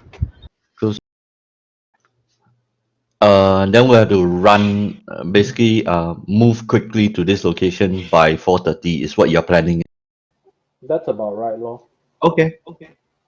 If you want to de-risk it, then we de-risk No, it. in fact, end to end was 30 minutes if we move at high speed, right? So moving here at high speed will be 15 minutes, so we'll be here by 4:15. Give end to end, 30 minutes was actually at quite a leisurely pace, quite a stroll, So if we jog here, it'll be 15 minutes. easily. Okay. Okay, we'll be here by, yeah, okay. Cannot. We So go you want to be there. at the western end for around 4:30. Yeah, thereabouts. Okay. Okay, give me a moment. I will prepare spells. So I quickly go to sleep. uh, oh no, you have insomnia. The excitement of this bear attack, the adrenaline is still surging through you. You find that you cannot sleep. Okay. You all go to sleep, and perhaps leave instructions with the innkeeper to rouse you at around 4. Yep. He comes 10 minutes early. You do not get a full rest. You've tossed and turned, and 10 minutes more. 10 more minutes. Okay, we get to the spot at 4:30. Hopefully. No, 4:15 or something barely or something like that, right? Yeah. The innkeeper's name is Snooze. You hit Snooze when he comes to wake you up. No, we hit one of the buttons on his shirt. Raiga's going to have his evening meal before he goes. Okay. All right. You sleep well, well fed and rested. Okay, let's head to the dockside. Okay. You're roused early in the morning by the innkeeper, by Snooze, and he's prepared a small breakfast, some cold cut meats, some tomatoes, and some fruits, so that you can have a quick breakfast. If you want, you can actually pack the breakfast and eat it on the way. Yeah, eat on the run. Gobble gobble. I heal myself before I went to rest. I also get a long rest heal, which you will roll for me, yes?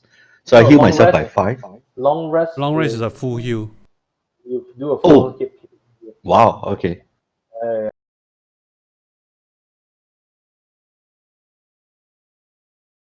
Taking long rest. Ha ha ha ha. Paladins are damn needy, you know. Always need long rest one. These spellcasters. Like no long rest cannot. No? They need their beauty sleep, so they can maintain Guys, is it my fault that I'm playing an asthmatic class? An asthmatic what? A class with asthma. Okay. You get to the western end of the docks without much ado. There are, again, nobody's stirring at this hour. Even the birds are quiet.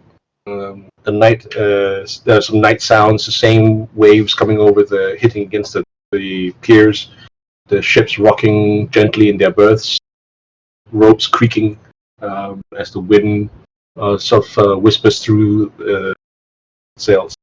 You get to the western end of the docks, and this part of the docks, because of the warehouses and abutting the tall walls, even though it's a clear night, this place is darker than usual. There are longer shadows here. There's no one when you get here. You see a couple of rats scurry about. A bedraggled stray cat gives chase, and you hear. Okay, wait here. The guy who is on the far end, I'll be sitting at in the darkness because I think my vision is the best in the dark. Arendar should be in the furthest to the east, almost near the alley and the open square. So he's the short stop in case he happens to take a different path and goes around the corner or something. And I'm really blind anyway, mostly, right? Out of the 3. Yeah. Ryga can help support me because his perception is the best, so he can look in either direction in the center. Does he break his neck? I hope not. Yeah, he's the champion of Assam now. Okay, Arendar.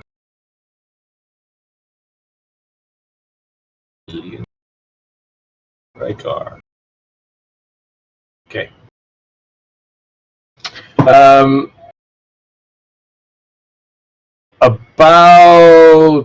After about what you feel is like half an hour of waiting uh, in the distance, the far distance across the shore, you hear a cock crow, and just as the rooster crows, all three of you, are suddenly surprised by this apparition emerging from one of the warehouses. Which warehouse is it? Okay, you make a note. It's a warehouse. It's one of the many. We make a note that it's the warehouse of one of the men. Is the area empty of? Yep. I It is ardent, and you can see it's the same apparition. It's dressed in the same clothes, same features.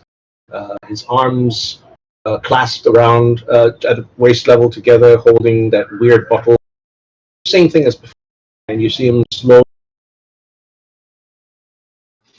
I head towards the warehouse. I gesture to The warehouse. Are you going to look in the warehouse? yes, let's. I mean, we can watch the apparition, but once he passes the corner, he's likely to just do everything that we've seen him do.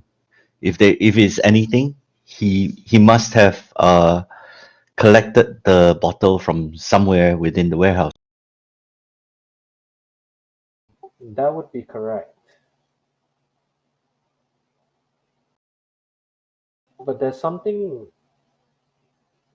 Did he collect it or did he not collect it? That's the question. Correct me if I'm wrong. I'm assuming that together in whispers at the entrance to this. I've seen it. Yeah. Okay. Yeah. Okay. So are we? I think we should follow him just to see whether we can find out any more details on him. Of him. We can see him from here, right? Yeah, he's still floating, taking this almost the exact same path that you remember him taking the night before. Okay. Does he? Hang on. Look around his. Did you look call at- his name when you spoke to him previously? Last time? I did.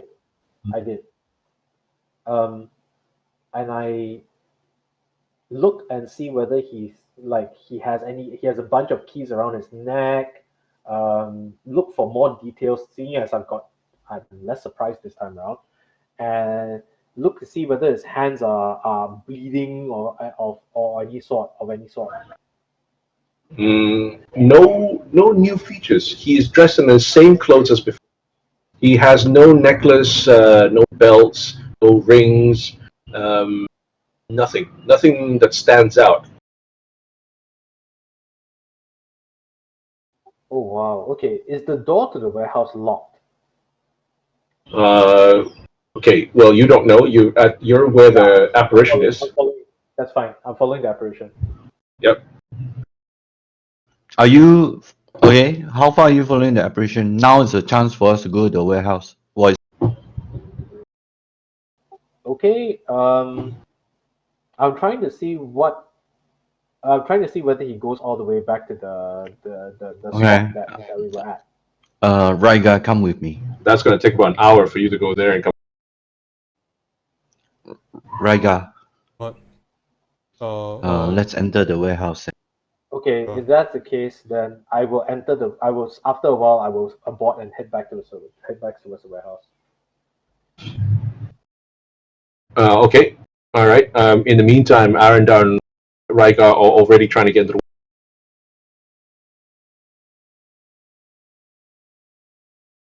At the warehouse, um, or I cannot sense through stone and everything, right? Yeah. At the warehouse, I You attempt to. you can you can. You're it's not that It it's not that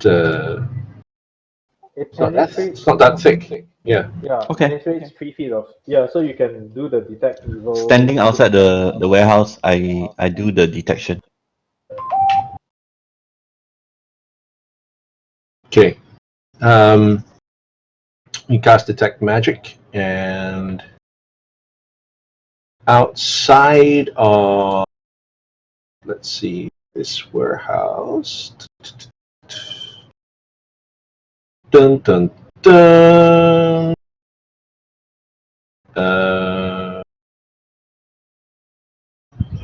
Okay. Yep. You detect magic. You detect it. Good.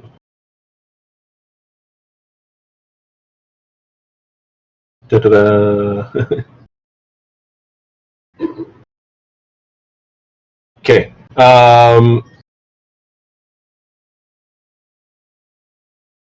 There does not, let's see, 30 feet, right? So there does not seem to be any magical aura or presences within 30 feet of you. Okay. We need to get into the warehouse first. Yep. Now I cast Divine Sense.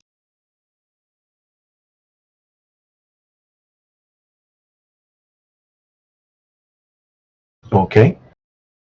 Which is again the 60 feet. You do 60 feet. Arden is just leaving the radius. okay. So you pick him up. The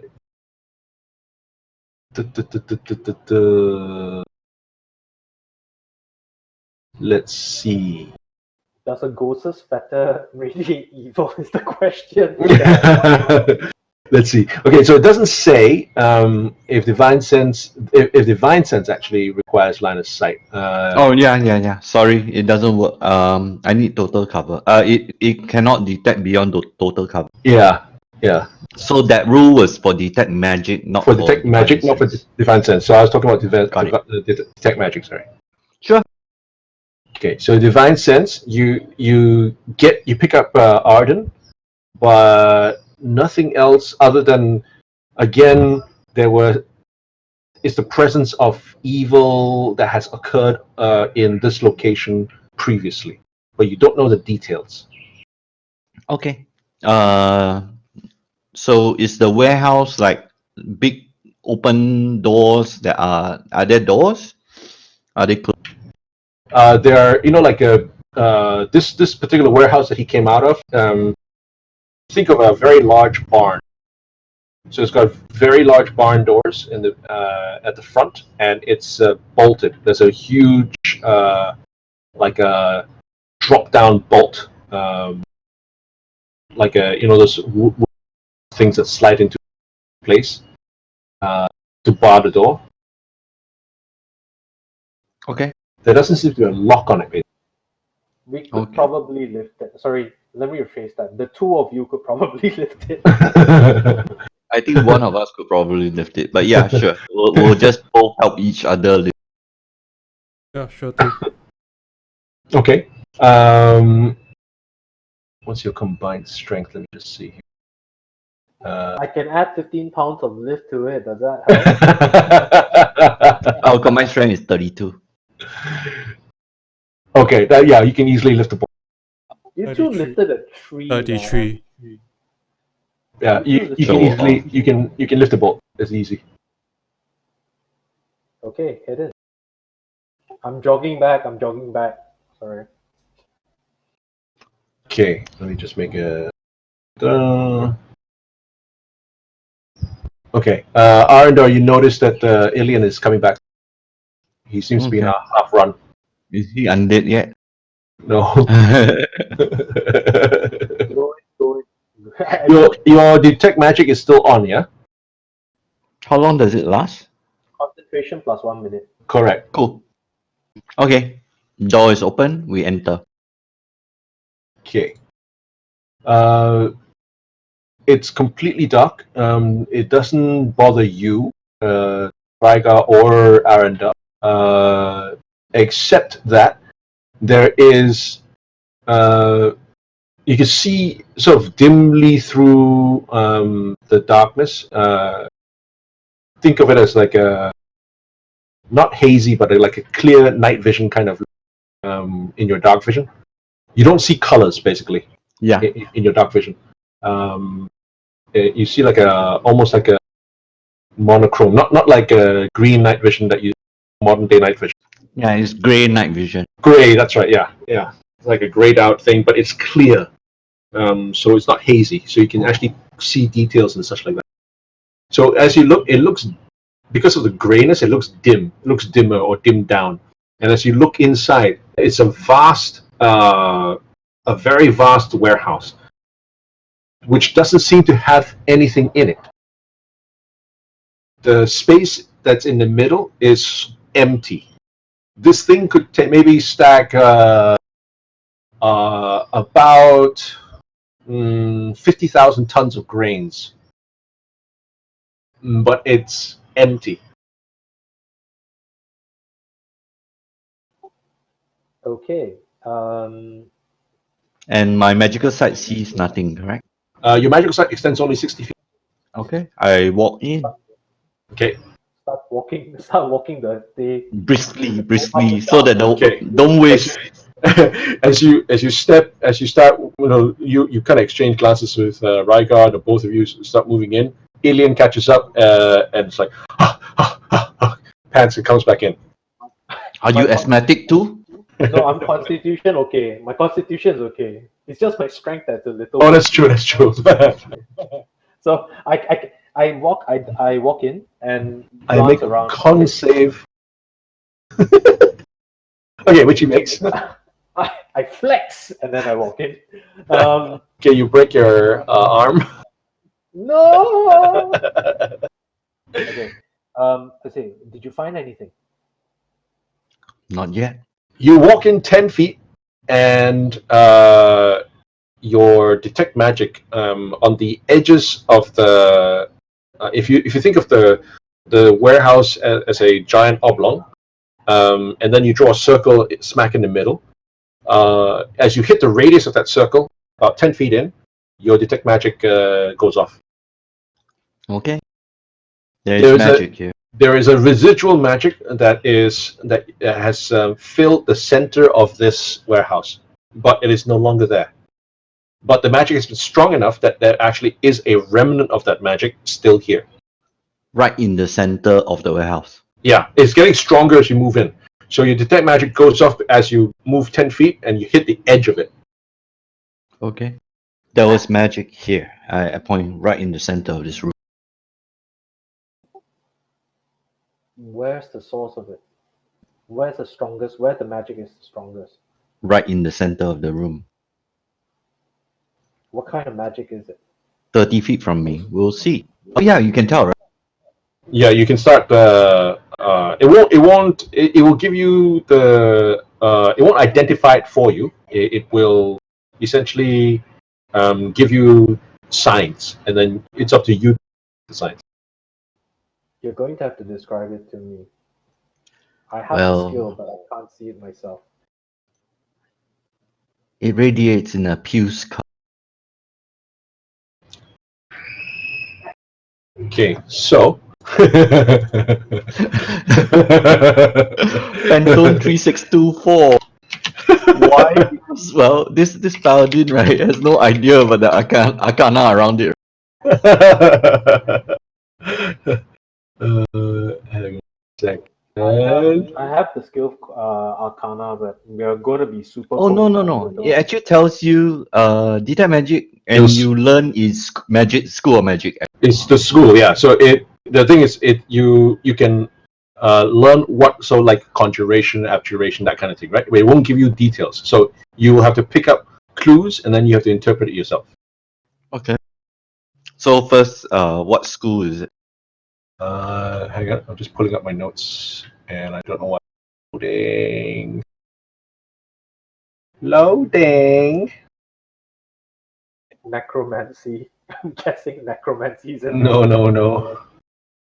No, it was not that. Do you know what this means? Can you move closer? It says something about delayed blast fireball.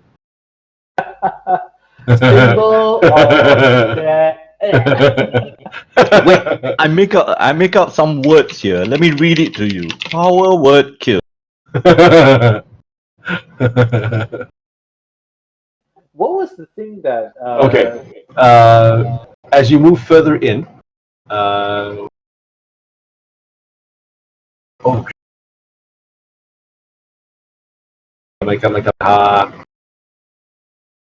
What happened? come.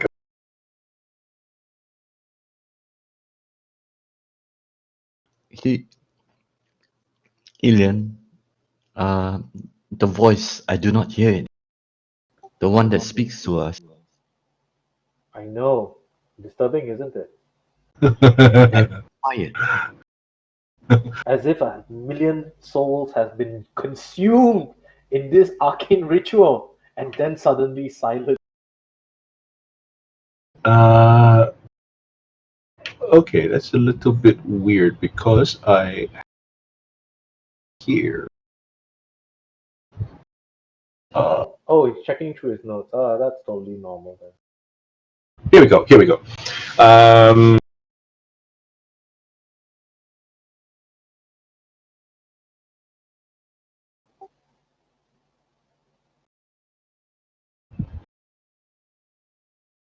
You can see the remnants of conjuration magic.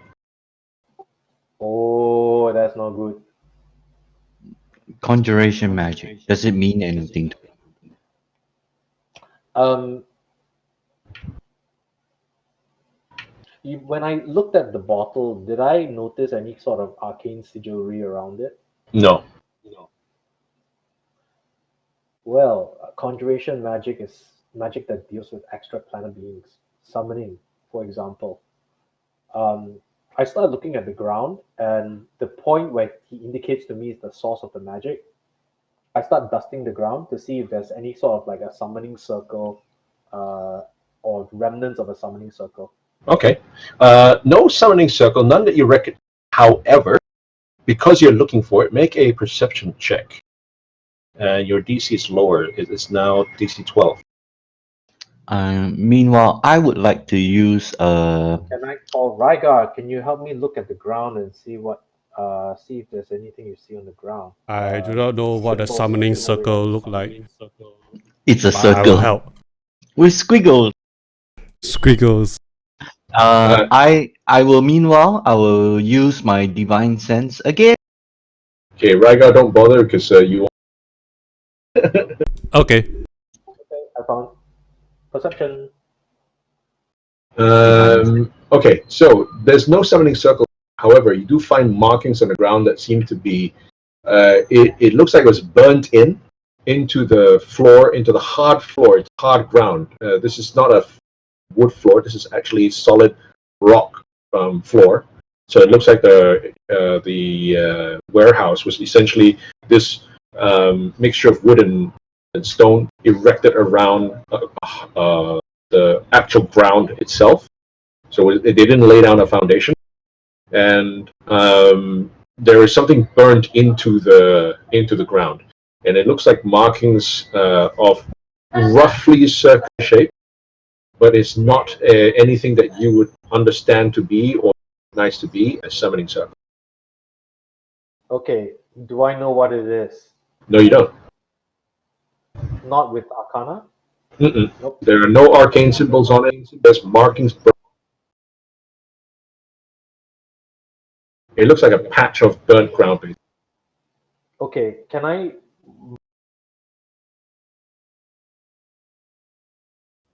Yeah, so I'm using divine sense to see whether, well, what type of creature was potentially here, or like whether this was the source of that um foul foul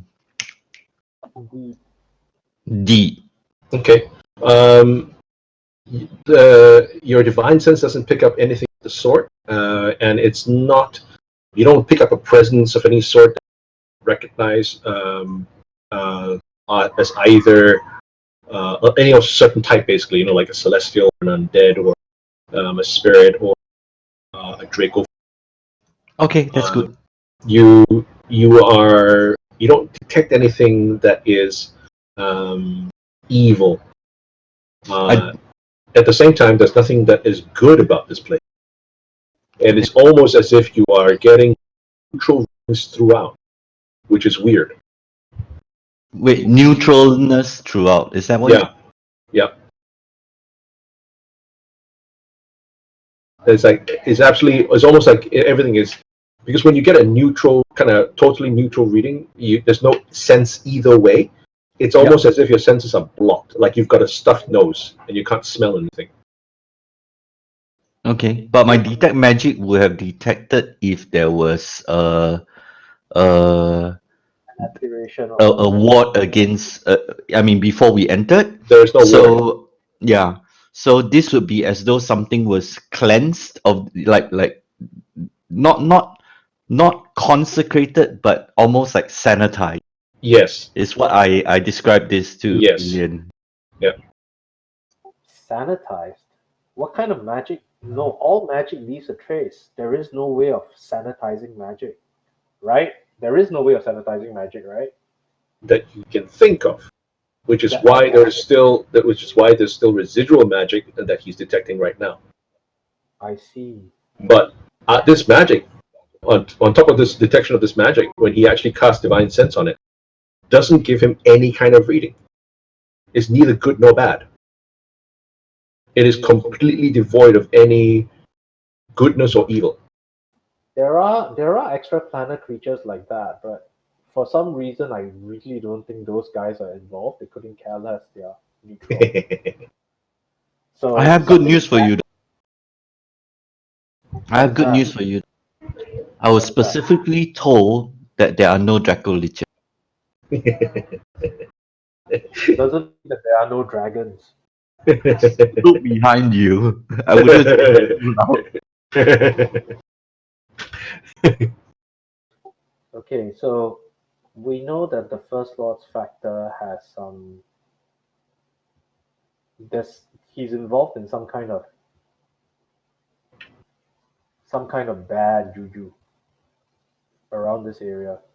I can't recognize the symbols here. They don't look like arcane symbols. Even incomplete, they don't look like arcane symbols. Is there okay? So have I unearthed the entire scorch pattern around the area? Sort of. In fact, actually, you've made it. It worse actually as you start scraping away stuff, as you start like shifting away, kicking stuff away with your feet. You're actually kicking some of the stuff that has been scorched and burnt. Okay, so I can make out how big is the circle roughly? About a 10 feet around, right? 10 feet. Okay, that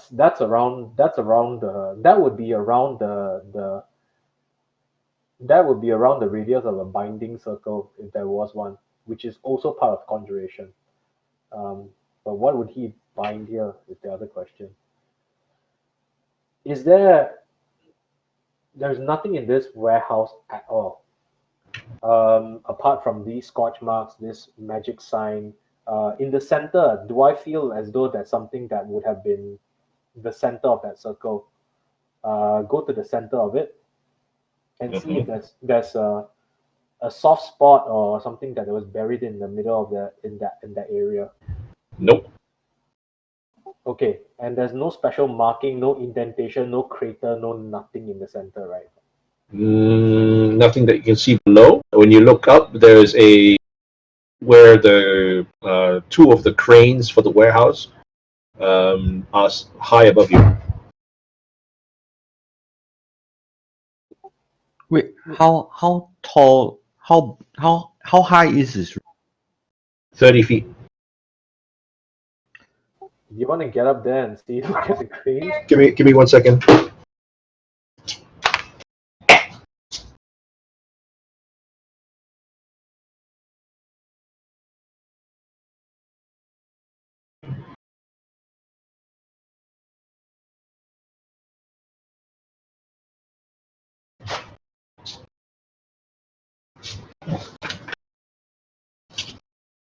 Sorry, there's a courier at the door.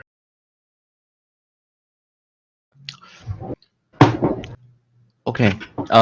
This room is a large warehouse with cranes. Presumably to the. Actually, what do cranes look like in medieval times? It's just pull. It's a pulley. Yeah. It has rails. Very very. It's a very easy primitive system of rails that can extend like an arm from the center of the. Let me see if I can find you a picture. Okay, I'll Google. Extend from the. Let's see.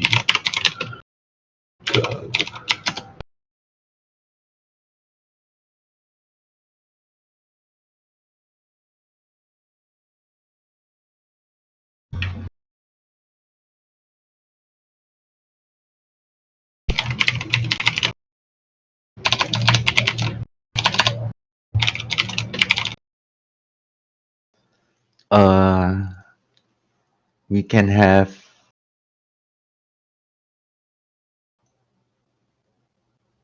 I'm thinking of tying Ilian to the crane and lifting him up. Is because you don't climb up on the old school cranes, if I recall. If I'm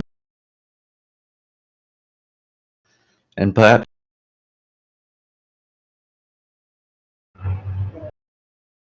Oh, okay.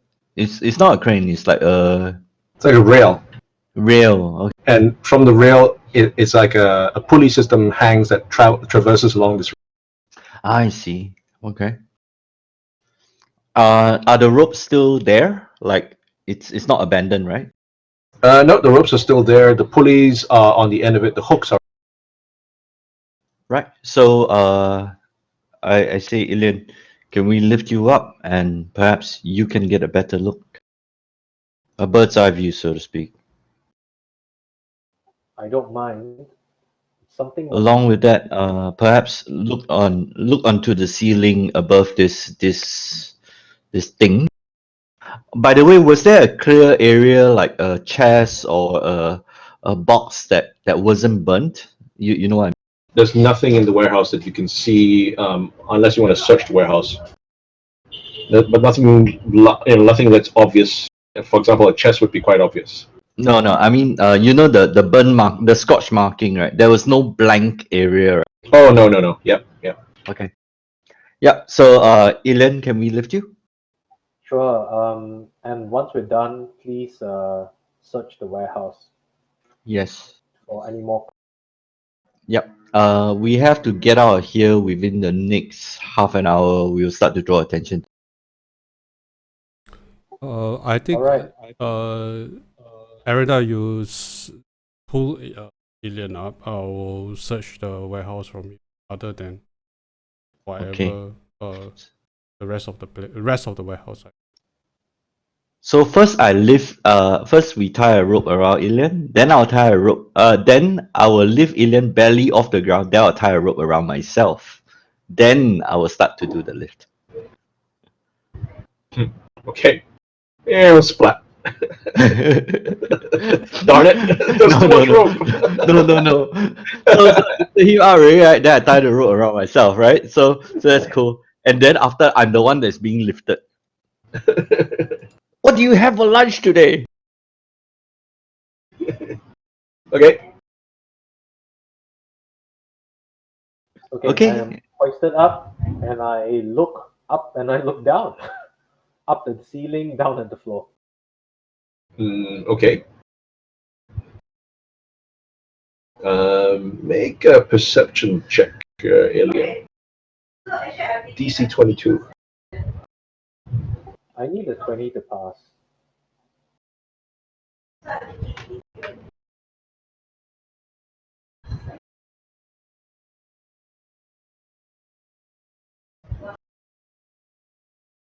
Oh, 17. Close. Don't quite get it, but from up here, what you do see is that the rails and the beams up here, they all bear scorch marks also. something burnt up here. Get your, I say, Aranda, use your magical sensors up here. It says 30 feet, right? There might be something up here. Aranda, did you get that? Yep. So it's 30 feet high. Yep. I'm looking at the scorch marks and I'm seeing if there are patterns all the way up here as well. You can't tell from there. Get me closer. Okay. I move you closer. They just look scorched. Okay, if I can't tell, I can't tell. You might wanna be up here and see whether your detect magic finds anything. I'm in chain. I don't think you can lift me. No, I can't, but Rygar can. Hmm. Okay. I can try. Actually, that's the advantage of a pulley system. Raga, were you were doing a search of the warehouse in general? Yeah, in general. Yeah. If I don't find lorries. anything, I go and help you. Sure, but I'll just be able to go up there and detect magic, which is, well, useless. Sure. By the way, there is no chance of me to make that perception roll that you needed. Yeah, but you've got magical sensors and I don't. Sure. Mm, So you wanted what? Divine sense. Your you DM you is wouldn't not. need you wouldn't need to go up to use divine sense. That has a range of 60 feet. Yeah. Yeah. It's the detect magic though. Yeah, detect magic is 30 feet. So your roof is on the ceiling is on the edge of this envelope. So unless you wanna tilt your head up and walk around, Stand on your shoulders and you'll be fine. Your detect magic finds nothing unusual up here. No, I'm not using it. I wanted to use divine sense to see if there's anything above. I actually look around. divine sense wouldn't have found it, and I wouldn't have. I think it's anyway, it's okay. Is there anything on top of the rails themselves? Can you like get up above that? Are you able to climb that? I'll leave you all the way there. You just have to do a chin up. Okay, sure. You're Make, being uh, delayed and you. make an athletics roll. Do I have advantage because I'm tied? Someone's actually pulling me No, up. because the pulley only gives you up to that height. What he's asking for is to be above the pulley system. Good grief.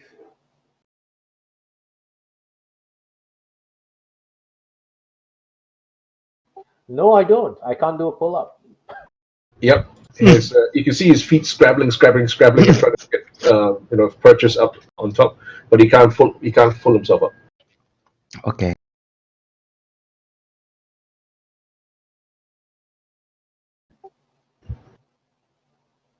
Rygar, make a search check, please.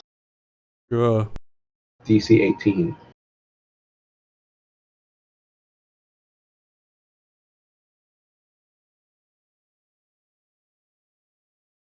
Nope. Is that search is investigation, yeah? Yep. Such is investigation. Yeah, we really needed the guidances, man, today.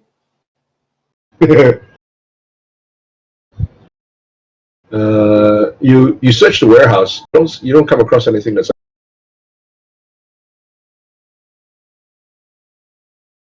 Okay. There's nothing here. Okay, I'll take your word for it.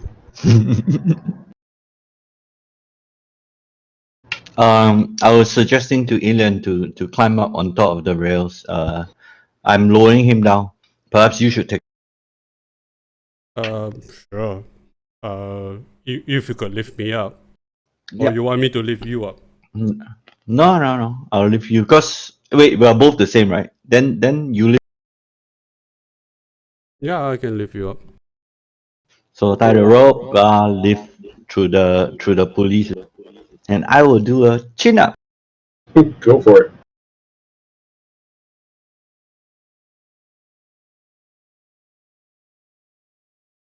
You draw yourself up to the beams and the rafters are right up next to the ceiling. Other than a couple of old nests that you find, no birds. There's nothing up here. Aside from the suit and everything, so do I get to see? I look towards the ceiling while seated on like while perched on top of these rails, right?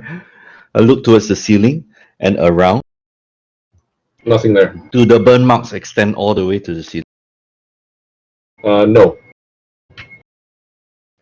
They merely ended along the rails itself. Is that, Yep, the rails and the lower beams. were the ropes themselves burnt or charred? Yes, they were.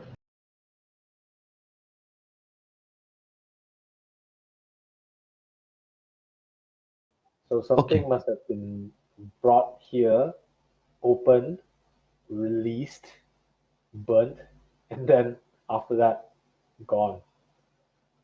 Oh wait, hang on. Burn marks on the floor. They aren't symbols.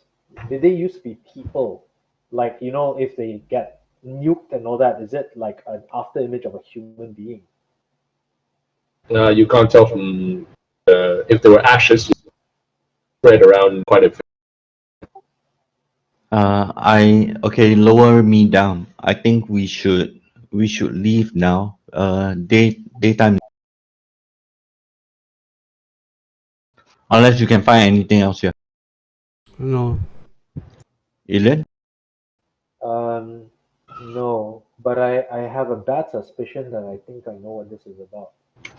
We can talk more about it when we unless you think that unless what you think has direct impact to right now, let us leave.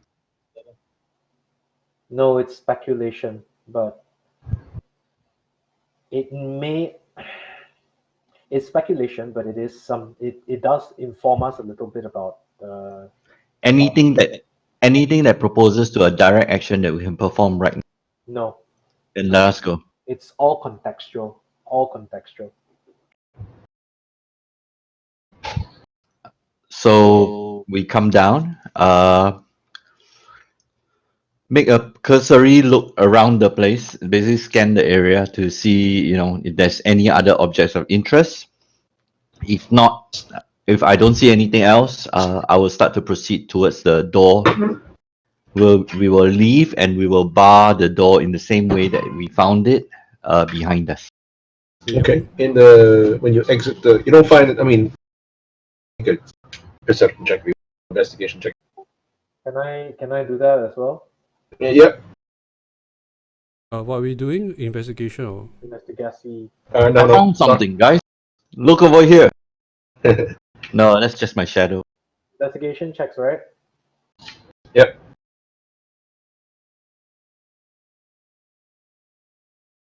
Rygar, no need for you. You've already. Oh, okay. Oh, it's only a 10. It's okay. No We big are deal. so blind. No, you take a last cursory look around, and the stands out. So heading out the door, closing up the door. As you're trying to put the bar back in place, you can see off to the east in the distance, some of the birds are starting to get active. See fishermen starting to go out in their boat. The slips near you are all. What is so significant about the cock crowing? In some old magics, right? The cock crow signifies the beginning of. Dawn, right? It signifies the beginning of dawn, which is the time a lot of magics either begin or end.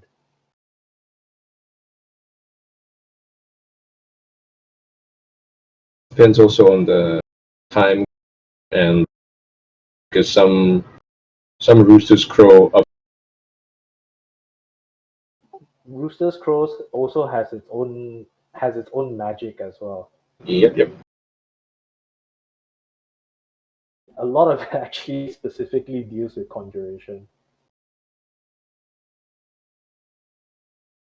Okay, Oh yeah, the end of the day is the falling of dawn. Falling of the sun. correct. So, if there is a time and a place where we can talk privately, um, I would let the people know what I think might have happened here. You can make your way back to the table.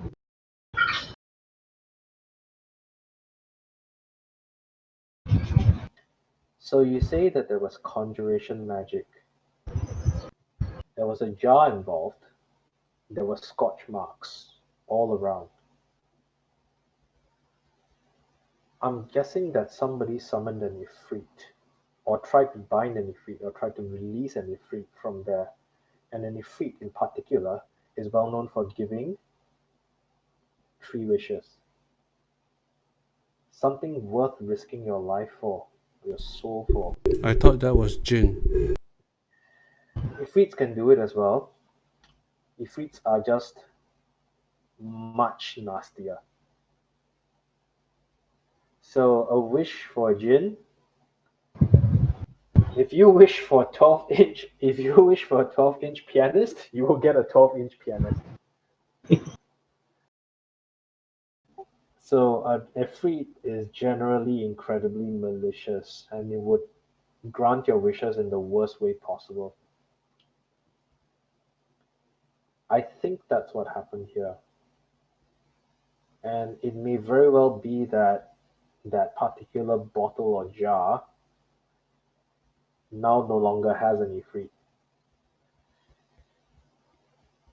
And somebody, namely the factor, is in big trouble because of that. I think the First Lord knows about this jar, and it's the reason why he's pressuring Juliana about this jar.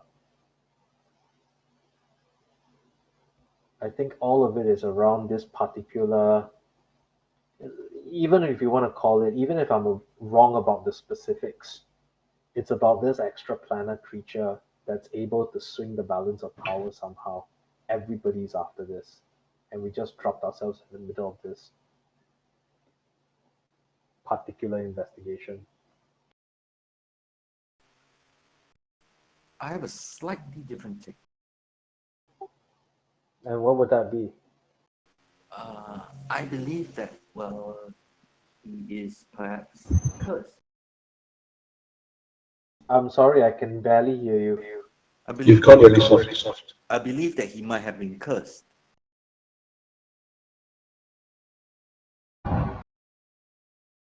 You're saying that he's cursed by what? Um, the jar itself, perhaps like a blood sacrifice of some sort. But he died in a heart attack on his desk 2 weeks ago.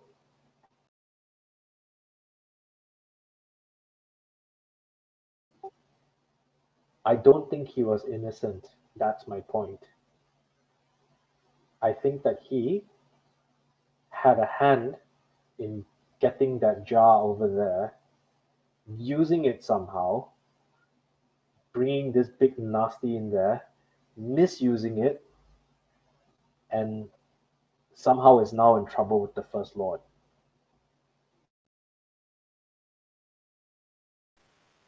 He cannot be in trouble. He's already dead, right? Well, that's the reason why he's dead, right? Died of a heart attack. Suggests that he's stressed out about it, doesn't know how to report, worried that he'll find out. And something that Juliana said now sparks him. He says that the First Lord would be after Juliana. Why would the First Lord be after Juliana? It's not about shame, it's about something worse. He couldn't care less if he the First Lord doesn't sound like the kind of person that would bust his employees' balls just because he has an affair. An extra planet creature that can give wishes, on the other hand, is something that I would bust his balls over.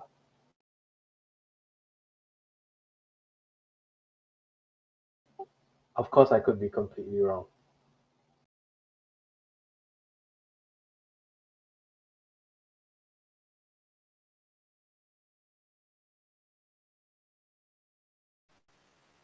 There's one thing left. We could see the events unfold. In the warehouse itself, yes. That's what I'm thinking. That's what I'm thinking too. One last thing, one last night.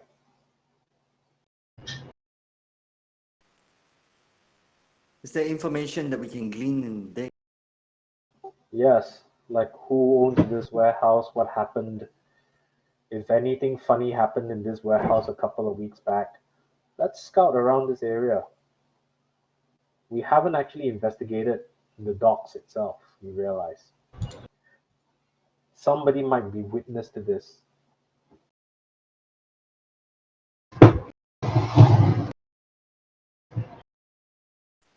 The darkness. It prevents us from. It prevented us from searching adequate. Perhaps the markings had colors. Perhaps.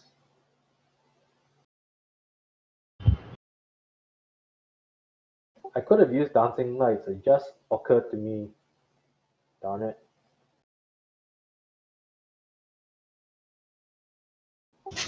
Okay, so let's go and find out in the daytime when the dock workers come up. Let's see if we can find anyone who saw and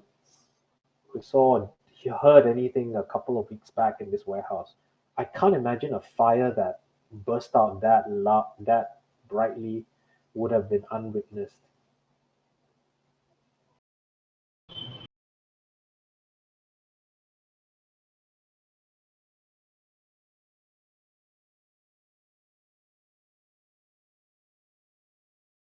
Anyone has any other ideas?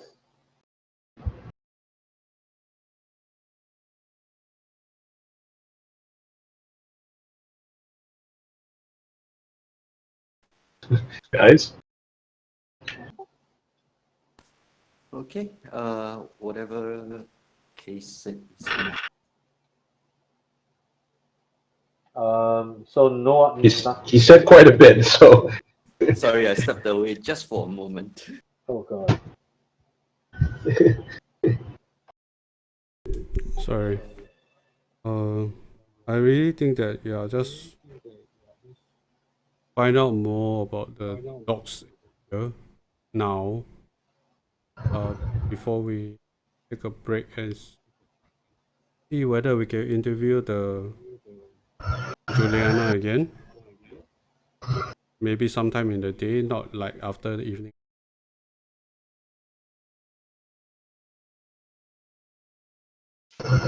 We can speak to the fishermen as they return from their. It's only maybe 2 hours. Actually, this would be the best time to start talking to the fishermen because they're just about to set off. Just about to return. They were setting off when we first saw the. no, they are setting out now. It's about 5:30, almost 6 in the morning. So they're leaving. They're only going to come back in the evening.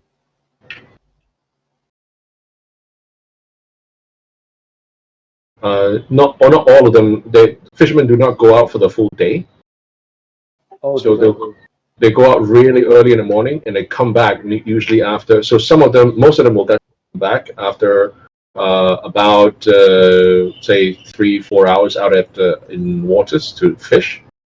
The ones that come back later are they do big hauls and then they come in to get ready for the market the next day. But the ones that go out for a few hours morning are the ones that actually sell the most fresh fish, like whatever I catch, I sell, that kind of thing. Okay. So we can head out to the area and just do a bit of legwork, right? Just observe and see who basically has an eye out in this area. What are the shops around this area? Maybe one of the residents or one of the shop owners would have been able to see it. Like if the warehouse is where we think it is, right? There are any number of shops or shop owners that may have witnessed what happened in that warehouse a couple of weeks back. The fire to blow up that far, somebody must have heard something.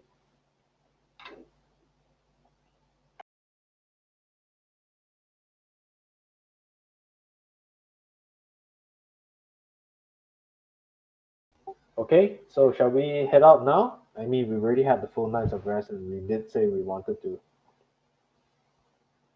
Yeah, go ahead. guys.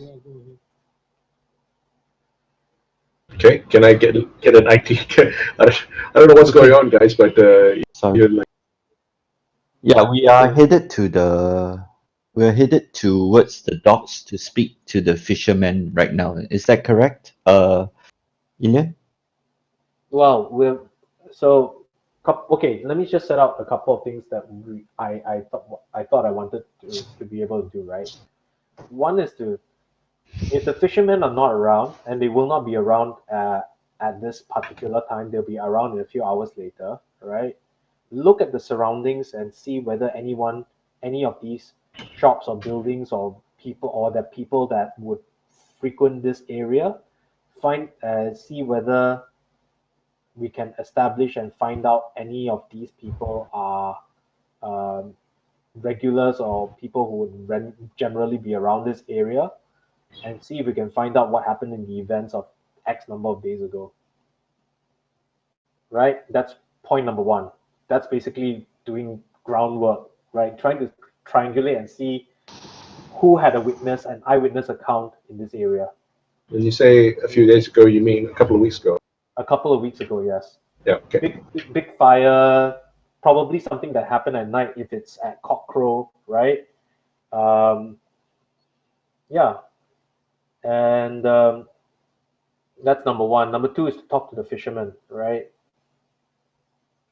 When, Okay. if and when they come back. So those are the two things. The first fisherman will be coming back in about an hour, Okay. and then the shops will be opening usually just after dawn. Okay. So let's head there and wait for the fishermen, I suppose.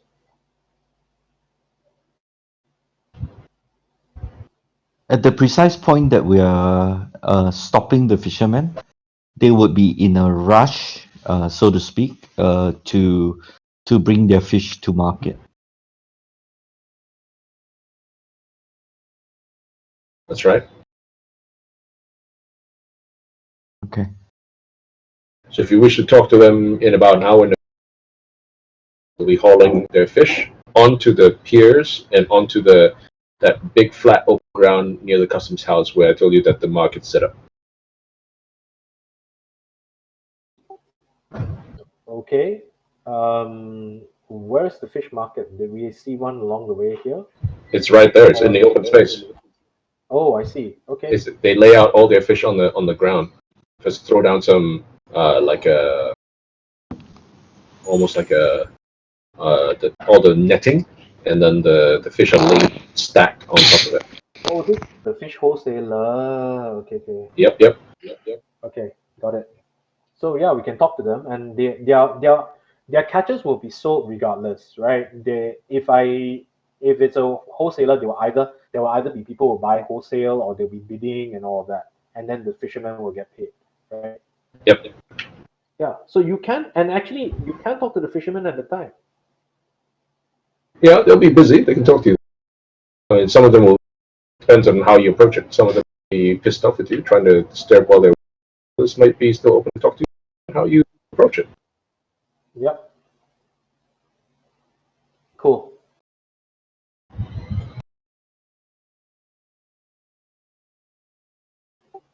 Okay. Is that what we're doing?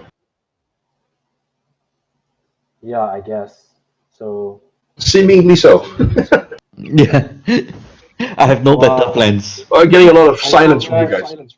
I know. I'm feeling fatigued just trying to work against it. I really am. I'm so sorry. I'm thinking as well, but yeah, I got no better plans. Likewise. Yeah, we shall talk to the fishermen in an hour from now. Is that correct? I think Okay. we should head out there now, actually. Sure. Yeah, just as the fishermen are hauling their fish down, and once they set it up, because once they set it up, right, they have to wait for the merchants to come down. They may be able to speak with us at that time.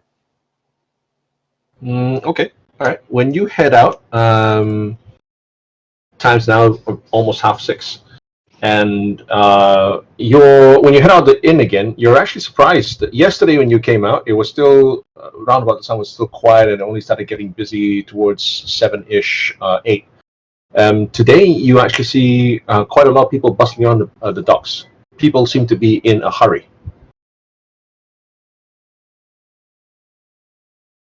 Today's the fifth day of the Beggar's Feast, right? Fifth day, right?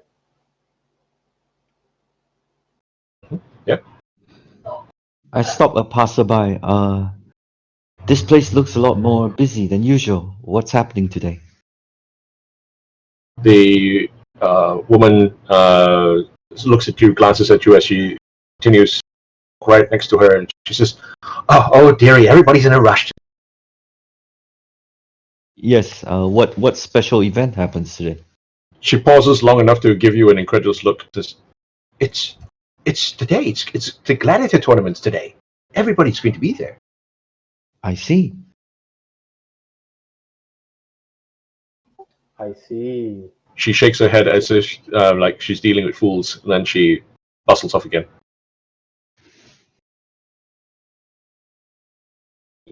Okay, so the fishermen, we might wanna. Do you wanna hang out with the fishermen? They may want to go and see the gladiators as well.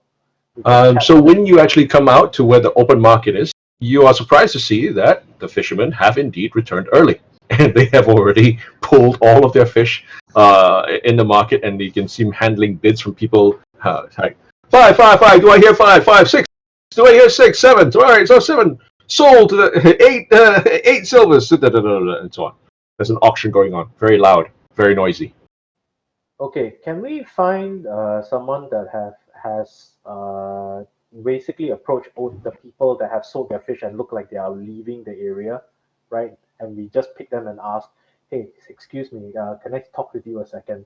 Uh, You see an older gentleman who seems to be standing behind one of the with some fishermen, and one of the guys is selling their fish, and they are basically waiting until their fish is all gone, which it is almost. He's puffing on a pipe, just seems to be enjoying the morning breeze as his wares get sold. And as you approach him, he looks up amiably at you. And says, "Can I talk to you for a second?" He nods. He says, "What can I do for you, lad?" um, there, we understand. We're actually trying to find out. I point out that very surreptitiously point out the warehouse over at the corner. Did you hear of any disturbance in that warehouse? A couple of weeks back, maybe. Oh, aye. That warehouse is cursed, laddie. Don't go near it. Cursed? What do you mean? Oh, some kind of curse. People say all sorts of different things. The owners must have angered the gods, or maybe they've made some deal with some spirits. But everybody connected to that place is dead. Dead, boy. Dead. Who owns that warehouse, or who owned that warehouse? Oh, some rich family or other. Was always changing hands. Leased out to whoever needed space. Dealt with all manner of goods. I see. And was there? Did you hear of any particular disturbance maybe a few weeks back? Possibly about 2, 3? He puffs on his pipe and as he nods, aye. Number of people said they saw something. Couldn't tell you who they were now, of course. Or everybody who said they saw something, they're all dead now. They're all dead? Struck down by some plague. Cursed, I tell you, cursed. Heart attack, perhaps. Nah. Heart attack, curse, same difference. Stay away, boy. I see. Thank you. Thank you very much. I turn to Arendar. Arendar, anything else? No. Who do I go to procure a lease for the warehouse? He takes his pipe out of his mouth, looks at you. Didn't you hear a word I said, boy? Stay away from that place. I wouldn't help the likes of anybody, least of all you. You seem like a nice person. Don't be go poking your nose around where to concern you. You'll end up dead, and I won't have your death on my conscience. Thank you, kind sir. The world needs more people like you. Say, tell that to my wife.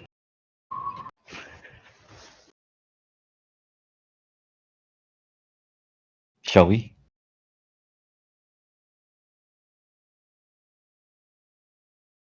Raiga, No. Ilian? You what? Oh, sorry. I this stupid push to talk. I are there any more fishermen that we can talk to about the area? We just go around, just. You see some others who are lounging right now. Yeah, I go up to them and say, Some are mending their nets. excuse me. A bunch of fishermen turn to look at you as you approach the group. They all look like they're in their 30s, all from the same crew. I say, that warehouse over there. You see all of them make signs invoking gods, one god or another. That cursed warehouse. I hear that there was a disturbance there a couple of weeks back. Do any of you know about this? Okay, make a charisma check. Okay. Persuasion? No, just charisma for now. Charisma. Give me a moment.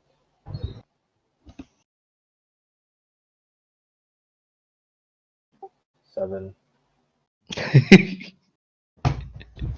Where's our guidance? It's okay. This group of fishermen, they look at you and they says, "Who are you? Why do you want to know? Why are you asking so many questions? I saw you talking to the old one."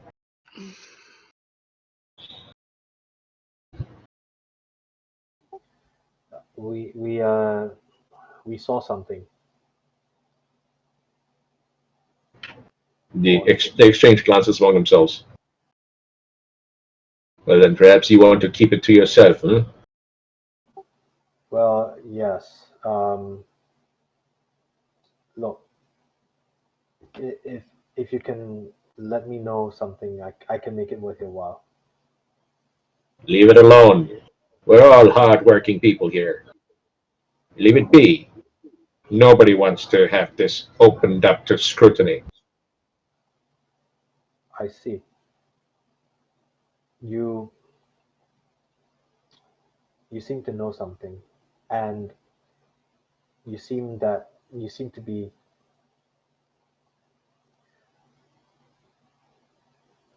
Look, if you can just if you can just let me know what's going on here, and I will leave it alone. Right after this, I will make it worth your while. I produce 5 silver coins. He's about to open his mouth again when his compatriots says, "Shut it! Say no more! And you and your fancy coin and your questions, and we'll leave it alone after you tell us everything. Get lost.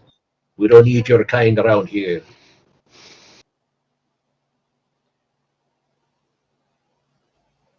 Arenda, Let us leave this group.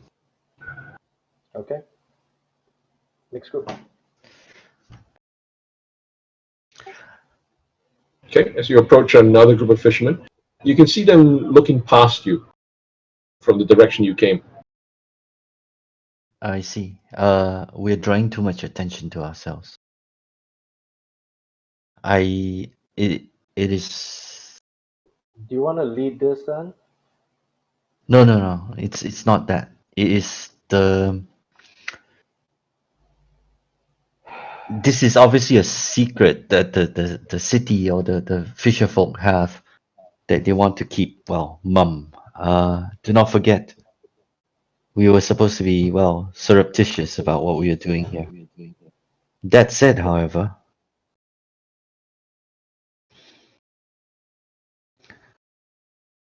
there was the second phase of what we were supposed to do.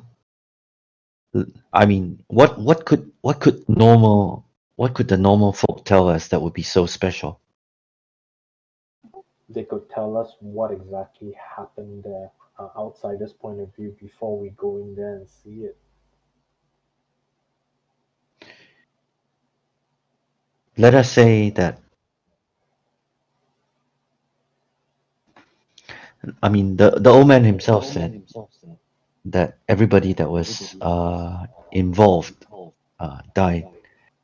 I believe that the common folk, the fisher folk themselves, would actually feel the same. Would actually feel that if they got themselves overly involved, their lives would be at stake. On the other hand, I have noticed no beggars of any sort so far, have we? Nope. Within the dockyard area? Nope. No patrols, no beggars. Why are there no beggars here?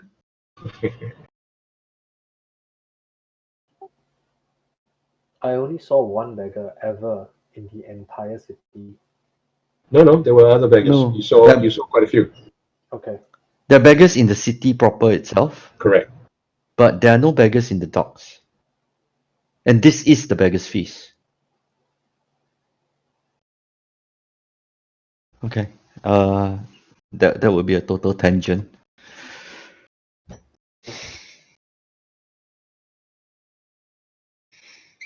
When they head out to the gladiators show, most of this area will probably be cleared out. That would be the best time that for us to conduct our investigation into the warehouse again. Do you think?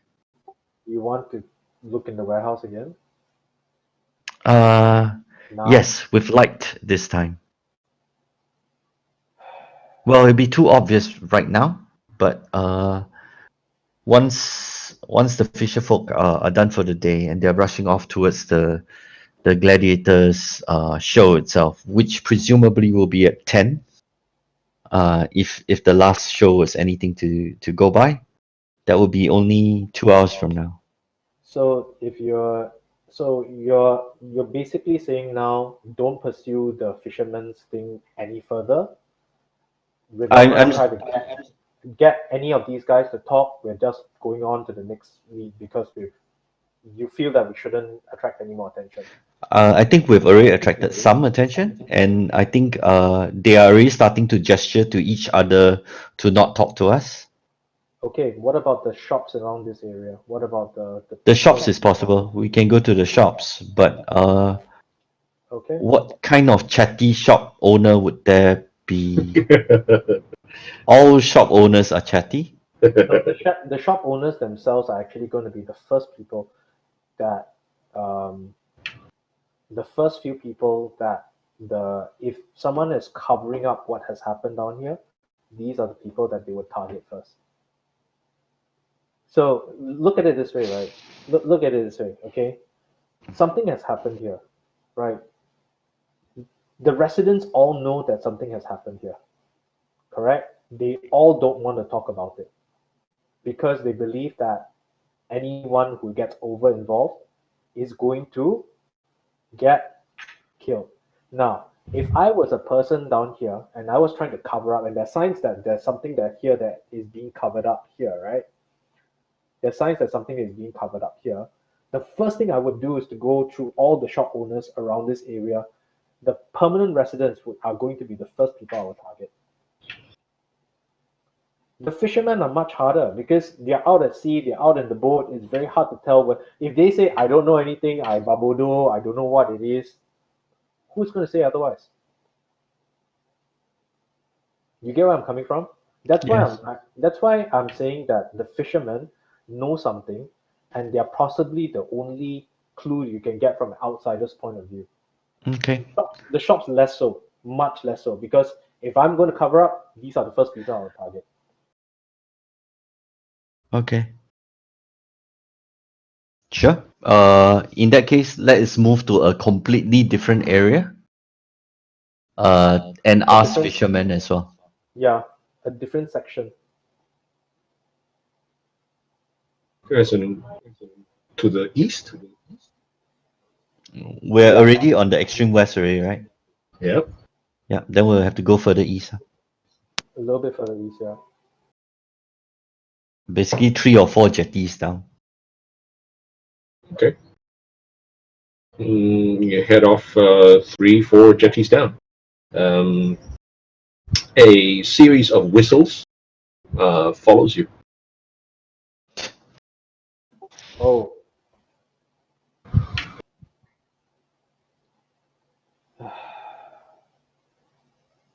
I hate that dice roll. Anyway, so go down to one of the go down and see if there's any fishermen that are willing to talk to us. Okay. You come across just pick the first vessel you come across. Okay.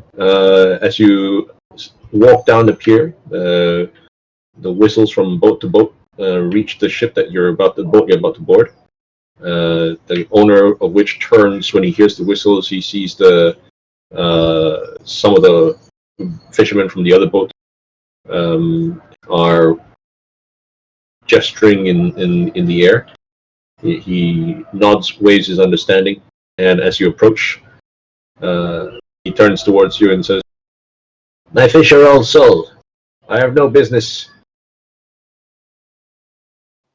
We are not here for your fish. We just want to ask you a few questions. I'm a fisherman, not a provider of answers. I get it. Thank you. He continues to stare at you while you walk away. Okay.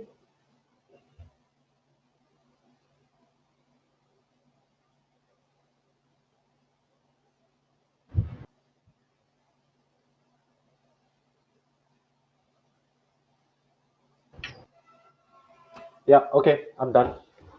I have no further queries. Okay. Actions. We will go and have our morning meal. Okay. Guys, I'm going to AFK for a while. We will go to have our morning meal. And when we see that the crowd is starting to disperse for the gladiators, the fights, we will then attempt to sneak back to the warehouse itself. At least that's my initial plan. Raiga, do you have something different? No, I don't.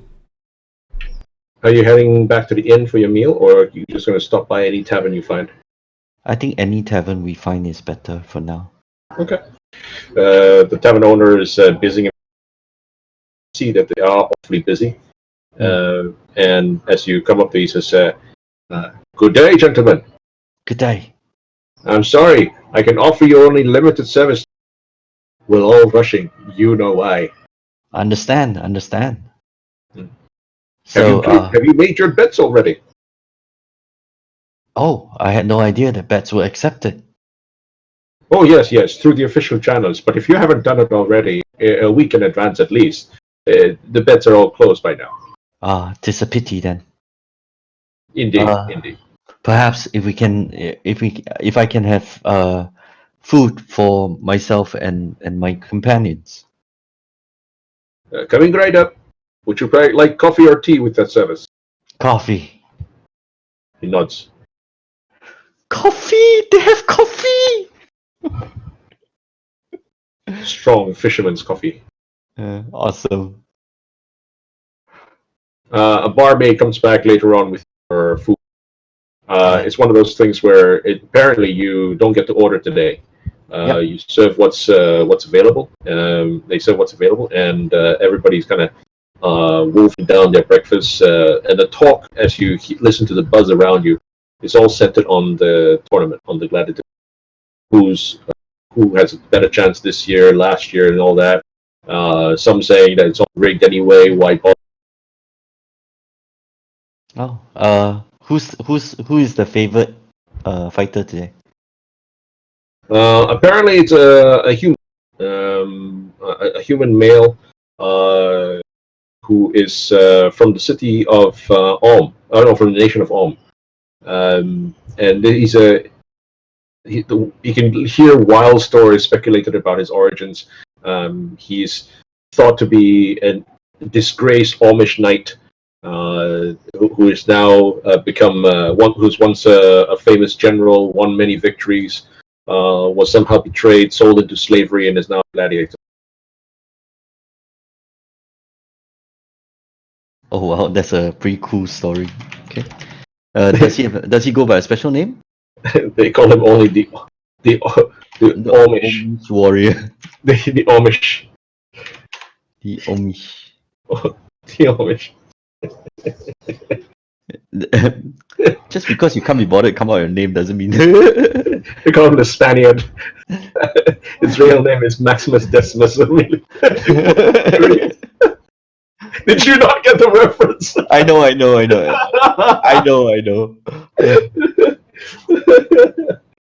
Is AMN, right? AWM. AWM. Where is that? To the west. Fairly far to the west. What are we talking about now? Sorry, I just came back. No, just dealing with basic gossip. Who's fighting today? The Amish warrior is The favorite to win is a human male Amish warrior. He's there's speculation about his origins. He's said to be either some exiled knight or was once a general in the Amish armies, was disgraced, yes. betrayed, sold into slavery, became a gladiator. All right. Are we going to head to? If you pass the arena, you hear shouts of, "Are you not entertained?" Okay, so we are eating, and then as the crowds start to clear, I presume they will. Yes, they're clearing actually quite early. Yep, they will. I presume that we'll start to see throngs heading towards the city itself. So the streets are going to clear fairly early. I look to Elena. Shall we just enter the go do a daytime recce of the warehouse now? You were the one who said that we were attracting way too much attention. No, the streets are starting clear already. Is everyone going to be? We're going to go in there in broad daylight. Yes. I don't follow your train of thought, but that's fine. Okay. No. So The train of thought is everybody is at the arena and there will be nobody at the door. okay, just leave this. I'm really completely tapped out already. Just leave this. sure. So are the streets as empty as I hoped they are? Are shops starting to shutter as well? Yes, they are. So in a largely empty area, docks, the warehouse. Okay, you make your way back to the western end. As you do, several people say, "Hurry, you're going to miss it," as they pass you. Okay, I let them pass and basically just avoid all contact with people as they pass. Yeah. Walking back to the western end, you get to where the warehouse is, and right on the corner of the warehouse district area, you see a stray dog that seems to be sitting there very contentedly, gnawing on a very large bone, unfinished haunch of meat. What happened to your dog? Is it the rest? No, my dog is with Lao Sai Boy. Lao Sai Boy, yeah. Yeah. But is it the rest of the body? The rest of the hand of Vecna. No. Yeah. So it's really empty, right? You along the way, you do still see some, one or two people, but they tend to be far older. One of them is for example, you pass by on one of the boats. He's sunning himself and basically dozing off in the morning sun. But he looks like he's others you can still see inside the shops. But out of every 10 shops, maybe one has a person in it. On the streets itself, they've cleared. Okay. Shall we enter the warehouse again? There are still fishermen around here, right? It's now about nearing 10 already.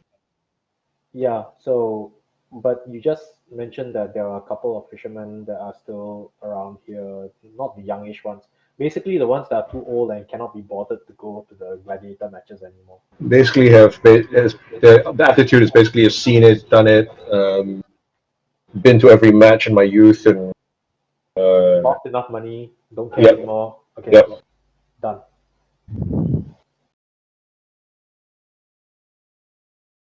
Are you unbolting the door? Yes. Okay, let's unbolt the door. Openly, yeah. Kind of stealth. I think we are quite failed at stealth anyway. So we look around. If nobody like seems to care, we just unbolt the door and enter. Where's my shit? We don't make a big show of it, but we do it quickly. Now that it's the day, do we see like any notices or anything pasted against the side of the warehouse? None. No markings, no name. Most of the other warehouses, boards outside showing it, what his name is called, name and so on. This one Okay. Is the warehouse door only in one direction? opens outwards. No, is there only one door? Or is it Yes. on both ends? Well, you haven't seen the other end. We walk around to the other side first. The side that we haven't been yet. Okay. The other end does not have. Okay. So it's a warehouse door, no windows either. None that you can see. Okay. 30 feet. 30 feet high is 3 stories. 10 meters up. About 3 stories. Okay. 10. But it only had one floor level while we were inside, yes? Mm-hmm. Okay. Yeah, we unbolt the door and we enter. Okay. You and Rygar remove the bolt, set it on the ground, and pull open the doors. Hmm. It's the same scene from earlier in the an empty warehouse. This time I use my dancing lights cantrip and light up the place. Light is coming in through the top. There's Is it a glass? It looks like slats, Okay. wooden slats. Okay. Does it form a pattern on the floor, or is it just a... No, it's just diffuse sunlight coming in. Okay. The dancing lights will go in anyway, just to increase the luminosity of the place. And we look around, I guess, one more time. Everybody make an investigation check. I will assist somebody, or somebody I can will assist me. assist because I'm so useless. Okay, No, one person roll, one person assist, and one person gets the bonus. I've got +1. I think Riga also has a +1. So, Yeah. I have also got -1. so assist lah. One person assist Riga. Assist is investigation, right? Yeah, I have a -1. So Well, I'm describe what you're doing. assisting. Describe what you're doing to assist. Oh, I'm helping to look. Okay, yeah, right. It's so useless. How does one do it? Have you looked there? Have you looked there? I'm nagging. Oh, I have a +2 for investigation. Maybe just mark the areas and help mark the areas, and then we can do it quadrant by quadrant. Okay. That would be assist. That would be I think. Okay. I'll make my investigation.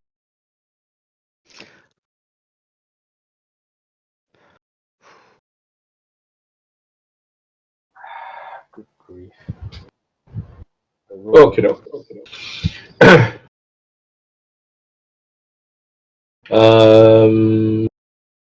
Rygar, Yes. in the far northeastern corner of the warehouse, you find some broken glass. Alien. Arenda, over here. Okay. I move over. Alien, you see anything? No, not that I see. I There pull is a like a canvas ragtag bag. It's very commonly seen among beggars. They would just like it's like almost like your almost like a gunny sack that they haul around most of their belongings with them, all their worldly belongings. And that's lying flat. It's dirty. It's half buried with dirt, sand, stuff from the floor, some straw, for example, bits of grains. So it's in the corner, and it looks like it's been there for a while. And next to it, and partially hidden by it, covered by this gunny sack, are these little tiny broken pieces. Okay, hang on. Don't touch the glass and see whether the glass is. Does it look like it was shattered here, or it was propelled from the center of the uh, of the room? Like, did it explode? That's a very good question. Make a investigation check. Give yourself an advantage.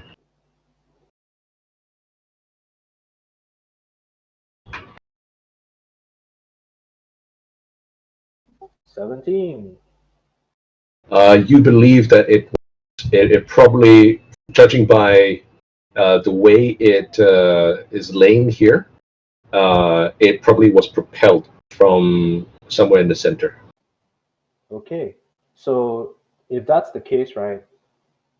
eh, I start feeling the sides of the walls and see if there are any like bits. Actually, what I'll do is this: I'll run the dancing lights against the wooden wall and see if I can see, just to confirm the theory, see whether there are glints of glass along the wall. See if it's propelled all the way up here. You find bits, very small bits, embedded in the.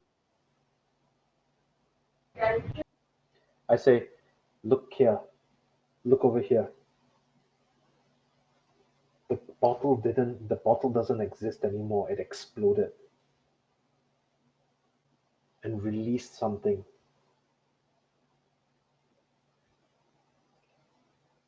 Wait. Okay, Why would it only explode in one direction? Walk along the correct. That's why. wall? Yeah. Walk along the wall. Walk along the edges. What's in the bag, though? Someone take a look at the bag. I will take a look at the back. You guys look at the. Actually, you look at the wall, I look at the back. I think it makes a lot more sense because, well, I'm bad. I'm basically blind and stupid, right? Okay. I don't see the bag.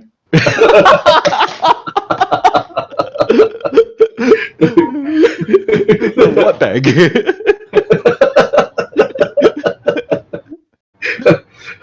Where's Donnie Yen? Wait. Just a quick check. Can I see outside onto the street while looking at the wall? No. But I don't see the wall.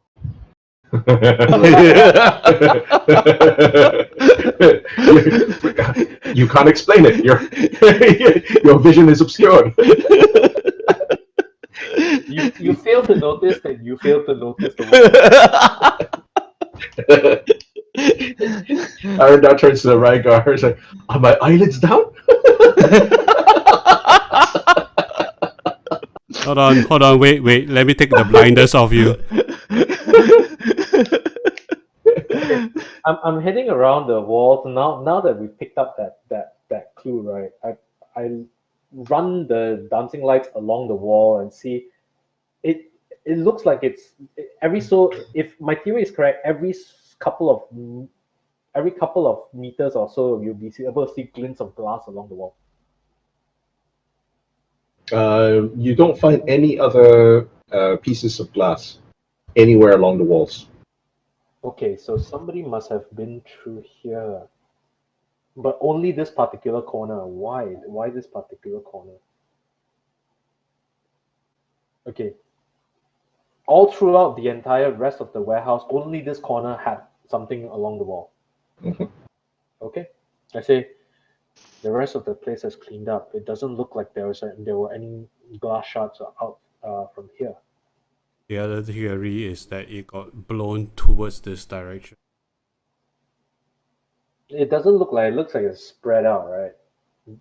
Glass doesn't blow in one direction, or shouldn't blow in one direction. Actually, this is a good time to check something. The light is filling this room, correct? From on top, right?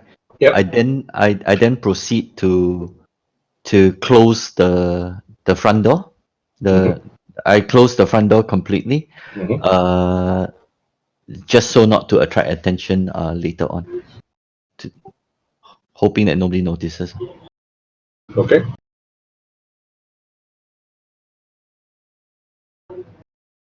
You bring a bolt in. I have to. Okay. I have to bring the bolt in. Okay. All right. You close the door and the bolt. There's still light coming in. Diffuse.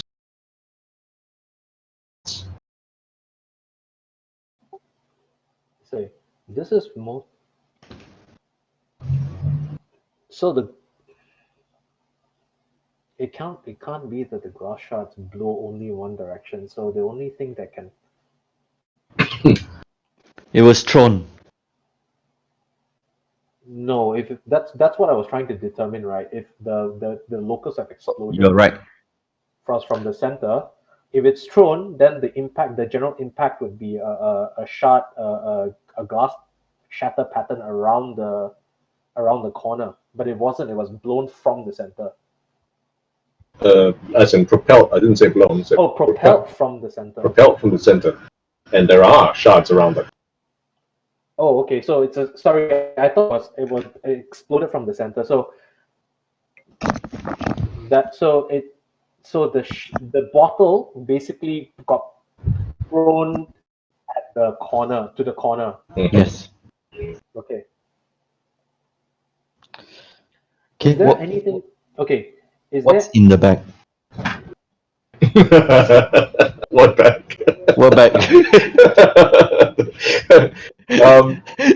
I squat down, right? I don't see the bag. I stand up and guys, what bag? And meanwhile, the rest of you go back and look, and the bag is not there anymore, and you can't find it either. But it's actually stuck to the seat of my pants or something like that.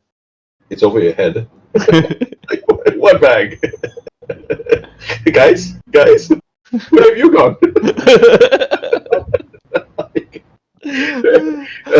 Okay, inside the bag, you find what looks like a fairly intact bottom of a bottle.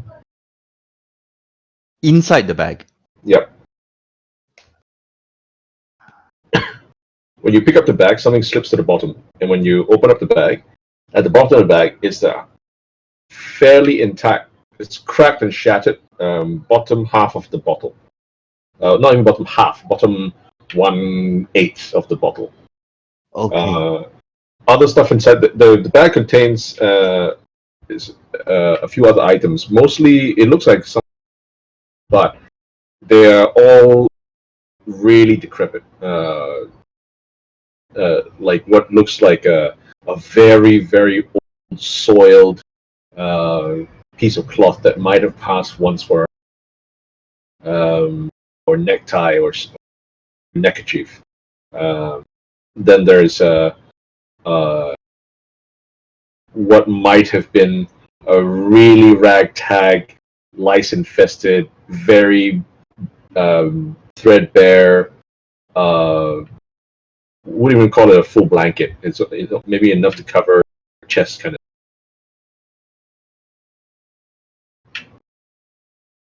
And then there's a small, a very old, looks like it's been saved from a dumpster kind of leather pouch. In very, very bad tattered condition, but at least it's still whole, it's still intact, and it the princely sum of pieces. How many gold pieces? 11 copper pieces. Okay, so I just want to confirm because you cut out at most of the important words. There is 1/8 of a bottle, bottom of a bottle. There is one neckerchief, one blanket, and one pouch of 11 copper pieces. Correct? Yep. Can I check to see whether the size of the bottle matches roughly the size the bottle that Arden was holding? Make a wisdom check.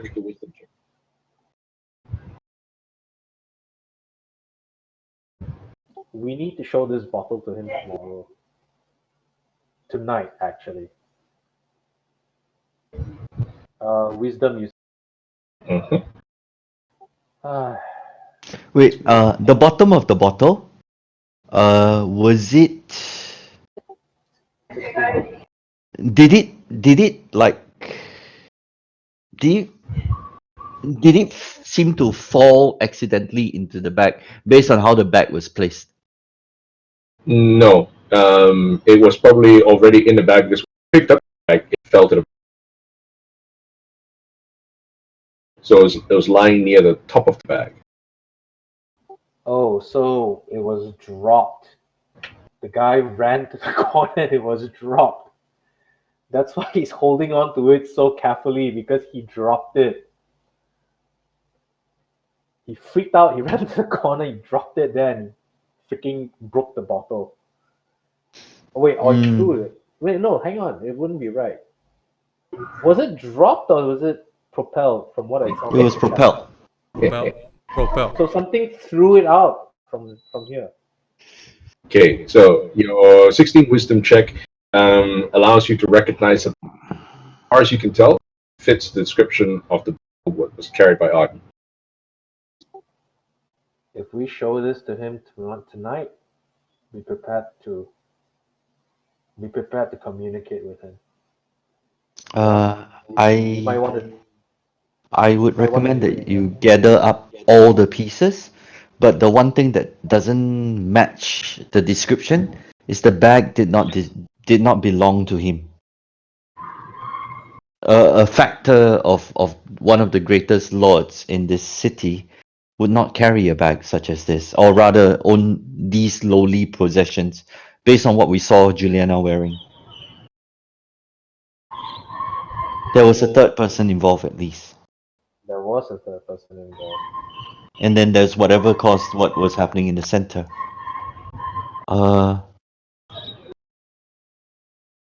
If anything,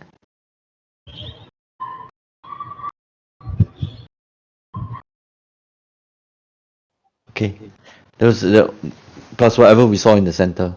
The other possibility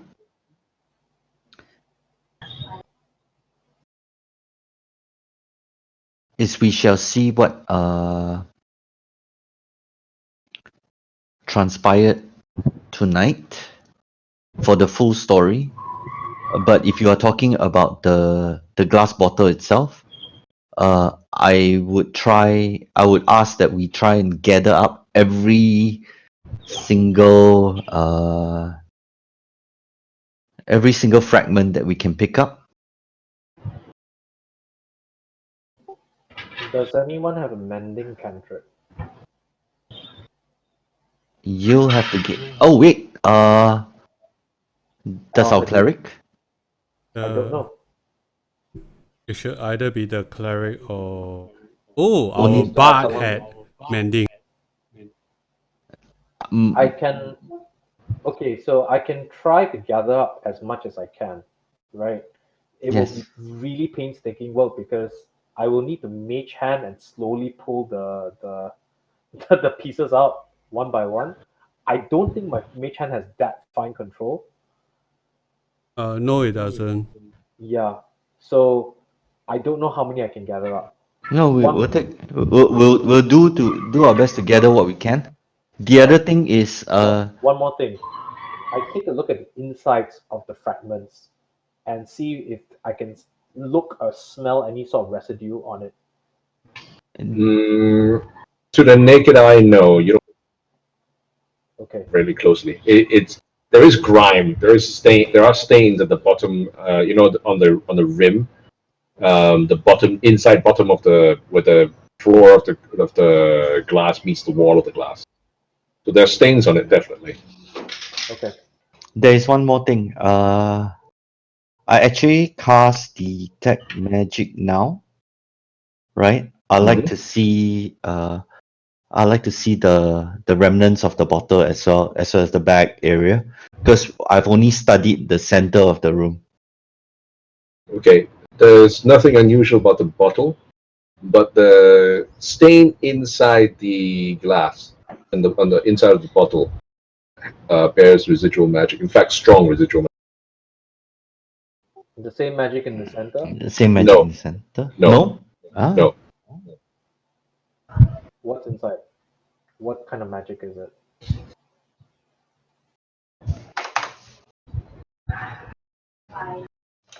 Uh, tu- tu- tu- tu-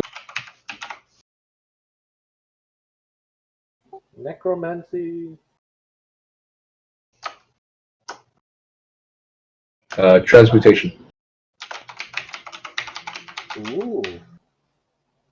See? Ooh. I tell this to Ilin. Transmutation magic was on the inside of the bottle. Transmutation. That makes no sense.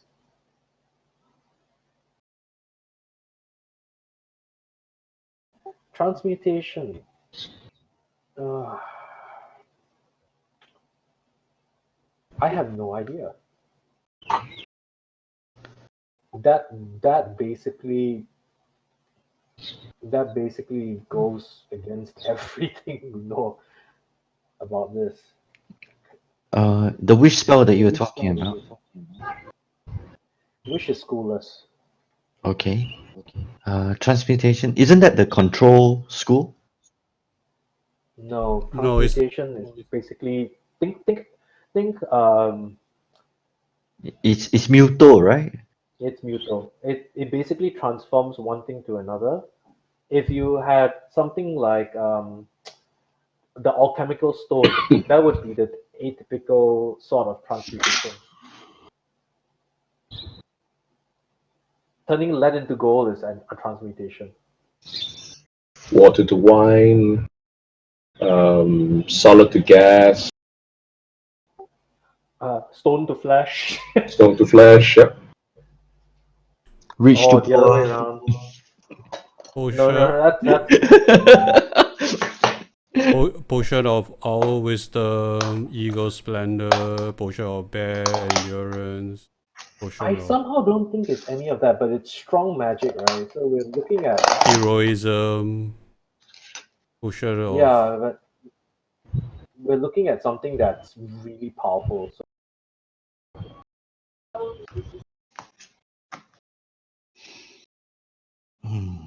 Okay. The other thing I was thinking is if we can camp here until tonight, perhaps can your mage hand lift the deadbolt? And can it do it from the outside? no, I can't. It's 50. Wait, I can do 15 pounds. The answer to do you even lift is no, no, I can't. Is there another way to bolt the door from the inside? There are no bolt those holders on the inside. It's only on the outside. Otherwise, we have to come back at night. I think we need to come back at night. But we're getting all the shards that we can. Right? Mm. Okay. Oh, by the way, making your wife prettier is also a transmutation spell. Just pointing it out. Polymorph, is it? Yeah, polymorph is a transmutation spell. But somehow I really don't think it is. Wait, let me check because I think raised it may be a transmutation. Raise Day is necromancy, right? Yes. I don't know anymore. Just let me check. But yeah, I think you're probably right. I can't think of. I Yeah. really cannot. Resurrection is a necromancy spell. Oh, okay. My bad. Sorry. Polymorph is a transmutation. Yep. Yeah. The only like transform living to dead is a necromancy. Everything else is for everything else you have transmutation. Oh, something interesting. Reincarnate is transmutation. Yeah, but I was thinking more along the lines of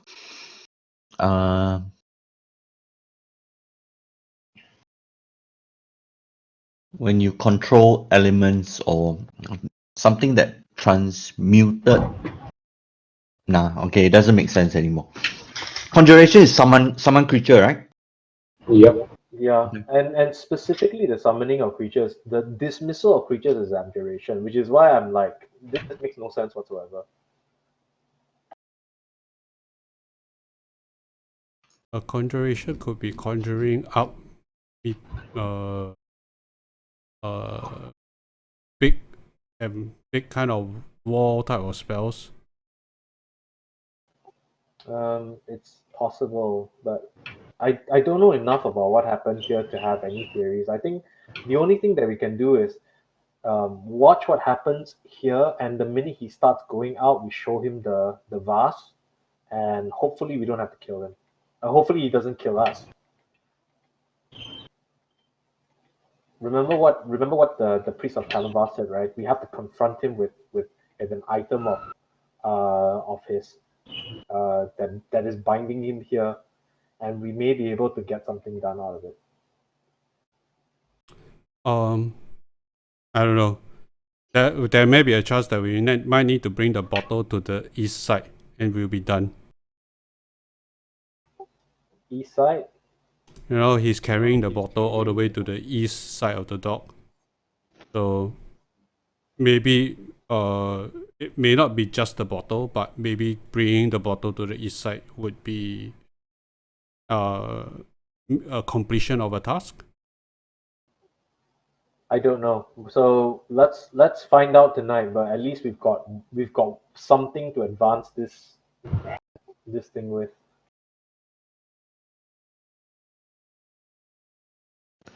So first we gather up all these glass shards, whatever glass shards we can carry. We put them into. Do we put them in the new bag or the bag that we found it in? I think we should get the bag that we found it in Okay, because we're supposed to confront him with it, right, or something like that. sure. The next thing I want to see is in that corner. I was saying that that bag was probably not the factors. I'm not sure though, based on the clothes and everything that was worn. In that corner, is there anything else?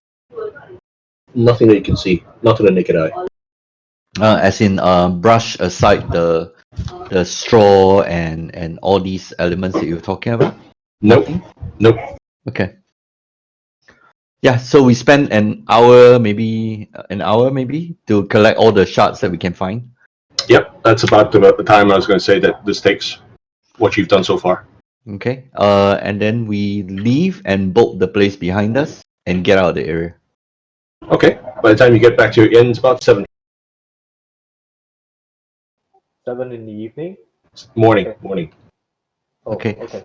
Before we go back to the inn, do you want to proceed to the far east to see, what he was trying to carry the bottle there for? Again, now that it's day, to see whether, I have one more. I think I have one more cast of detect magic I can do before I'll need to rest to be prepared for tonight. Sure. Why not? I You I doubt honestly, but again, I have no better ideas. you know there was a third party there. There was a third person there, right? Did he kill somebody and put it over here or something in the rubbish dump? I'm speculating at this point in time, right? I think we all are, and it's perfectly okay too. Okay, well, let's go over there and see whether we can find like human remains after 3 weeks or a month. There's the one thing that confuses me even up to right now is the neutrality of that warehouse itself. It is the one part that makes no sense to me. That's you know what I mean?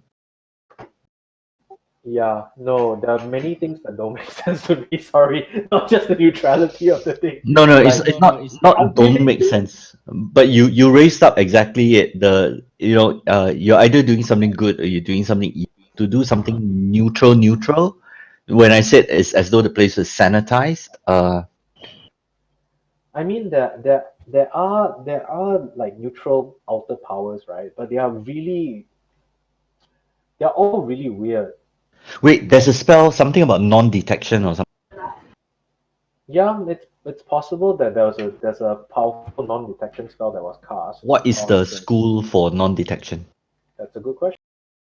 I think it's Probably abjuration. abjuration or enchantment. Okay. Okay, let's go to the east end and find out. Okay. You make your way there. Again, even to the eastern side of the district, it is empty for the most part. The ships here are also resting at anchor in their berths with no activity. You can see a whole bunch of seagulls flocking over various pieces of fish that have been cut out over the fish market, and is for the first time you've seen that these pieces are not been fully cleared away or left there deliberately as people pushed off, and they figured, you know what, seagulls can come and eat. So along, Seagulls can come and eat. Okay, I get it now. Let's go in there and let's start. Sorry, when you had your divine sense, did you sense that some evil deed was done here previously? No more or less than usual. Is that correct? yes, you got the sense that various acts of evil have taken place here before, much as various acts of good have taken place here before. Acts of evil, and I said included things like Leaving dead bodies to die here, get eaten by seagulls.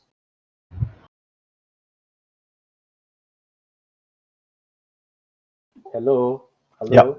Yep. Sorry, I SK just suddenly cut off, so I couldn't hear anything.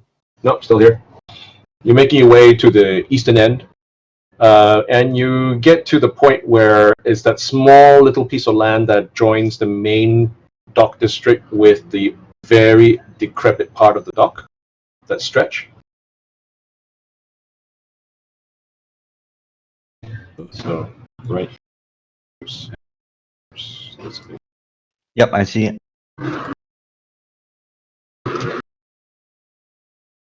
Hit to the spot where he disappeared, I think. Okay, you pick your way over, and in daylight, you can see that this place is even more dilapidated than even at night. That you can see it at night. Night hides all sorts of flaws and evils and what have you. But in daytime, you can actually down this place. There are still boats here along the slips, but even the boats here at night, they look like boats. But in the daytime, in the full light of day, these boats you can see are probably abandoned, disused. Some even have holes and are basically kept afloat only by the grace of some being propped up by some either lashed to the slip, or it's actually been propped up by some beam or pole right through its right through the body, right through the hull of the boat. So this part of the dock looks fairly abandoned, and the boats here actually look like they are either unclaimed, in disuse, disrepair, or just a completely useless wrecks that have been left here in place because it would cost too much or be too much bother to actually remove them or clear them. I look for like rope or something like that, that is hanging off the side of the boat.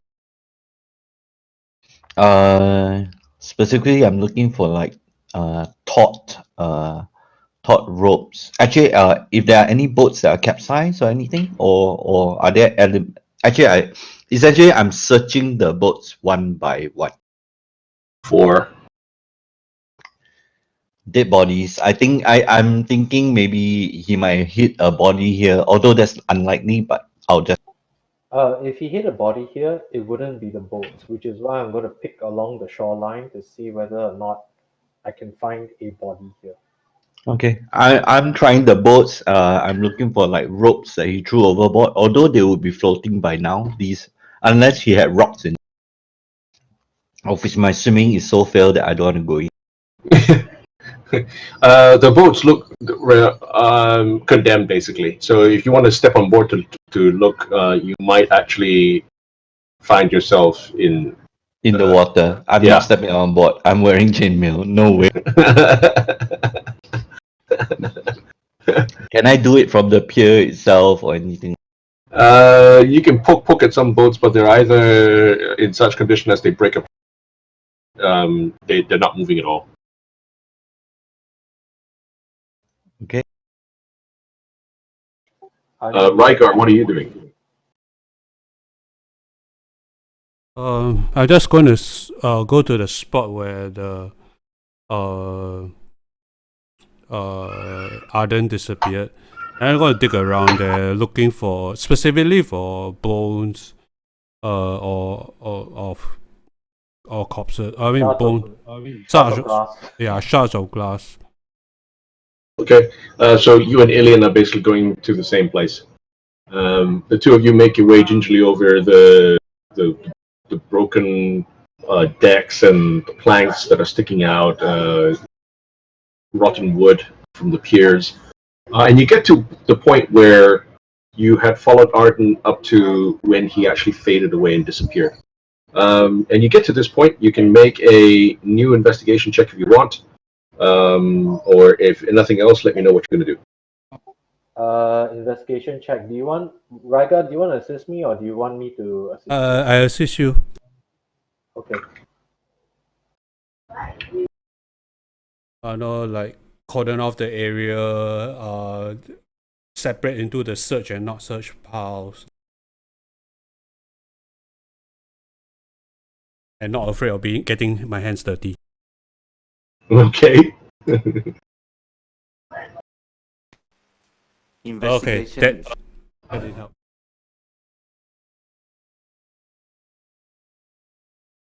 Sorry, go ahead. I rolled a 17 and it didn't register. Oh, did you roll it onto the chat window, or did you inside the chat I window? rolled it onto the chat window. Oh, that's weird. Okay, never mind. Never mind. Your assist would not have helped him anyway. Is the main role? Oh no, he's assisting you. Right, guys. I'm doing it the other way around. Okay, make another check.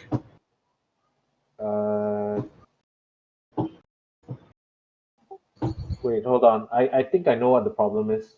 I keep throwing it to the top of the.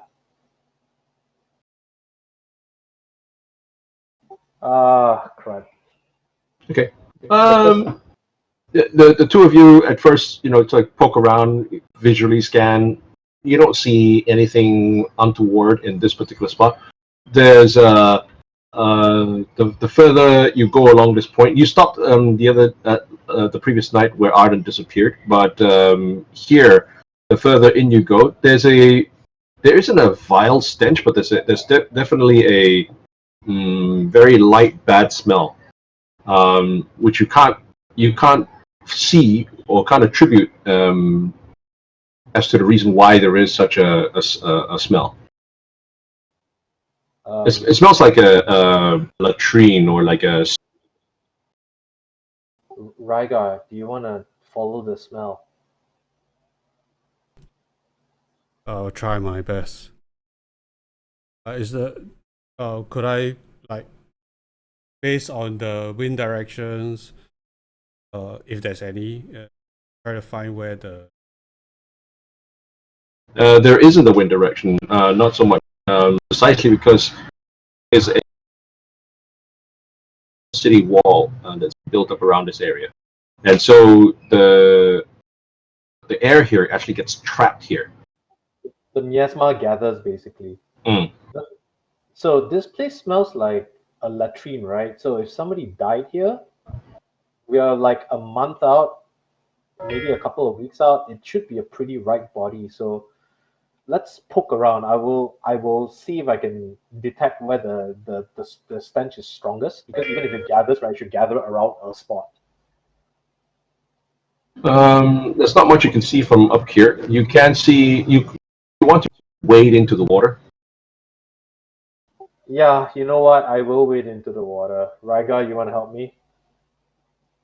Yeah, sure. You want me to tie a rope around you so that you don't slip and fall? No, actually, Rygar, you should wade into the water. Do you want to call me over to tie a rope? Yeah, Aranda, I whistle for Aranda. Come over here. Okay, I come over. I smell. I say there's something that smells here. It's like it's a rotting body of some sort, but I can't place it. So maybe Rygar should go into the water and start poking around, or you could tie yourself to me and I can go in to help him as well. Why don't we tie Rygar to me? But Rygar, perhaps you'd like to take off your armor. Oh, okay. Not many people looking in this direction, right? Because I have green skin, you know.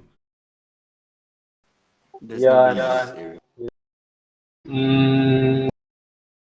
What's your perception? You take a look around. There doesn't see anybody from the dock area. You take a look up at the walls.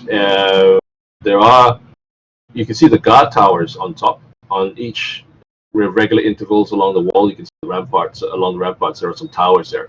But this is essentially looking straight down, and most of the guard towers are looking at the more towards the horizon. Okay, yeah, I'll take off my armor and wade into the. Mind you, just so I'm clear, were just to look down, they would be able to see you. No problems, I know. Okay. You doff your armor and your clothes. Yeah, stripping down to my loincloth. Okay, and you wade in. Yes. Okay. The water here, surprisingly, is first of all, it's cold. It's very, very cold. But you feel a current swirling around your legs even as you step in, and the water here is a bit sludgy. Okay. Although it looks fairly clear on top when you move in, and the two of you standing above on the pier, you can actually see as Rygar's body actually steps and breaks the surface. The water itself looks more murky than what the surface belies. And is it also deeper? No, it's fairly shallow on this end. So it looks like this section right next to the piers, you sink to about just above waist height. Okay, I'm just going to try to reach down to my feet and feel the ground around me for maybe bones or organic. Basically bones are our body. A sludgy body. Okay, as you reach with your arms all the way down, basically you have to lean forward, and the water basically washes over your chest, over your forearms, your biceps, up to your shoulders, and it comes up to your neck as you lean down to try and feel about. Your eye line also descends to the point where it's actually below the level of the pier itself. And just below the pier, what the pier is actually hiding, the water comes up to where the pier mark is, and as the water ebbs and flows, as the river flows in and out, it reveals the mouth of a sewer. Ah, I see. When the waves come in, it washes above the mouth of the sewer, and then when the waves go out, you can just see the top of it exposed and revealed. I stand up and say, "This is where the sewers is. That's why you have the stench. The mouth is of the sewers hiding underneath the pier." Are you saying that there's something in the sewer? I don't Are know. we able?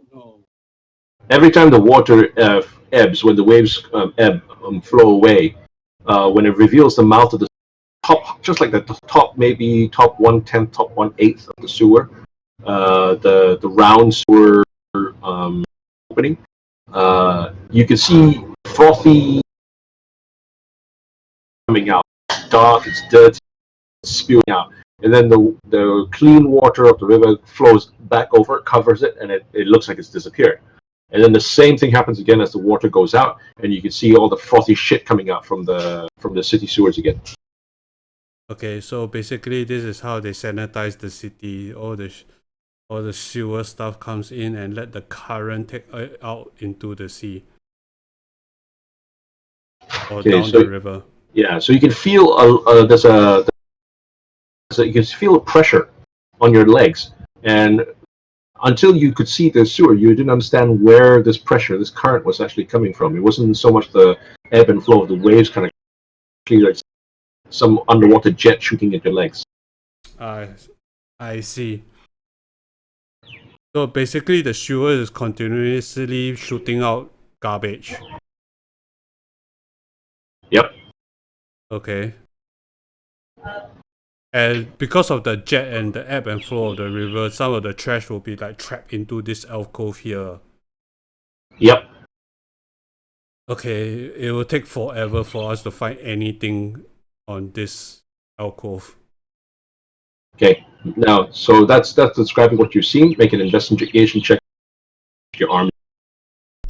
Sorry, do I have what do I have? Make an investigation check. Can I assist him by sending the dancing lights underneath the pier? No, Okay. it will not light up the what's underneath the wall. Because you can add a +2 to that, but it doesn't help. Yeah, it doesn't help. Okay. You grope around and your hand comes up with all sorts of gunk. So when you come up, your chest, your biceps, your tummy, your forearms, your hands, you've got literally some human feces on it. You've got other garbage that's like bad vegetables, chicken bones, various assortments of shit as you come out. It's all washed against your chest and your arms and your even up to your neck. Not worried. In worse shit than this. Odd or even. Even. Okay. So as you step up, make an acrobat. Oh, actually, you can just make a dex save. Was this directly under the pier? The mouth of the sewer is directly under the pier. Does the pier have like loose floorboards, or I mean, is it rickety? It's Can- rickety. Yeah. You Can can we pry. see through? You can pry open the floorboards. You can't see through it, right? You can pry open. Okay, I pry open one so that I can stick my head down while he's down there. And that's when I cast Detect Magic to see if, I can penetrate the gunk in terms of where to, if I see any. Okay. Your detect magic turns up nothing. When you tear open the one of the planks, is when you also begin getting a much stronger sense of the smell that's down there. Guys, I smell something. Rygar, you save yourself completely into the gunk because you stepped on something that makes your foot roll. Okay. and it's something that seems to be clogged up against the sewer. Block up against the. Sorry. Makes my ankle roll or. When you stepped on that, it basically turned your ankle, and you almost fell in. Oh, okay. Check it. Yeah, I try to reach in and check it. Okay, it seems you can feel like it's every now and then, as the waves go out, it feels like it's about to come loose, and then as the waves go in, you feel like this immense pressure sucking it back towards the sewer. Can I try to get a stable foothold and try to yank it out? Make a strength check. Okay. Time it with the waves. Oh yeah, I time it with the waves. Add a +2.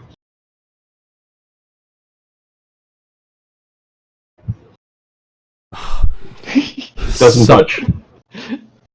Okay, just wait for it. I just sit wait for the waves again and try to jiggle it out. Okay. Can I assist by pulling, bringing in more of the rope so that when he gets a firm grasp and then he calls for now, I No, will pull on the rope at the same time. no, that's like pulling him from the Okay. the object he's trying to pull. Got it. It doesn't help free up that thing. The direction of force is wrong. Okay. Okay, never mind. Do I still get a +2 or? Yep. Ah, much better. Okay, whatever you're pulling on comes free. Bring it up to the surface to take a look. It appears to be, well, at least you think it is, an arm and part of the body. I wave it at the rest of the guys. Ah! Is it missing 3 fingers? Is it missing 3 fingers? Yes. No. No, Oh. wrong arm. Go back down there. Throw it away and find another one. Okay, we found a body here, but we can't identify it. Can we? No, the arm looks decomposed, but not only decomposed, it looks like it's been sucked dry. Desiccated. So that's the only reason why there is an arm in the first place. Arm and part of the body. It looks like so. It looks like that part of the body. It looks like the body was torn apart. Does it have rings? On the fingers? Yes. No. In fact, what is encased around the arm looks like tattered clothes, very old tattered clothes. You can't tell how old the arm is or how old it's covered in shit, grime. It's been caught in down there for a while. And not to mention, right, the rest of the body is probably separated from it already. Yeah, Well, he can go fishing for the rest of it if you. I could if you want to. Me too. You've got what looks like the left arm. Okay, so I could proceed rightwards and look for the body. Okay. Make another investigation check. This time you've got +2. Okay. We know what we're looking for now. A body.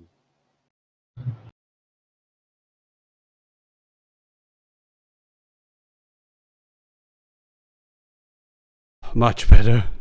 All right. You find several other things down there that may or may not be more remains. Okay. Could I jiggle it out of the? Yep. Now that you know what you're doing, this like ebb and flow with the waves and everything, you kind of pull, let go, pull, let go, pull, let go, and you fish out.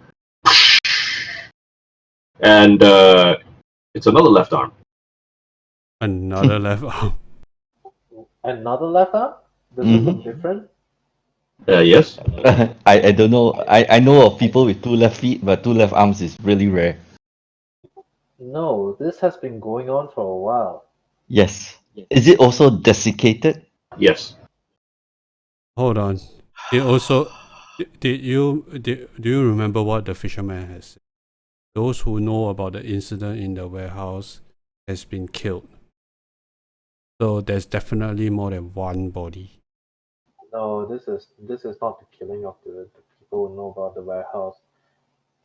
Whatever was in that warehouse, whatever was in that warehouse, these were the sacrifice victims, and the factor was feeding them until something happened. On the other hand, it could be something completely unrelated. I really don't think so. Okay, so it still boils down to the next question. Is the ghost looking for revenge? Is he looking for to fulfill a task?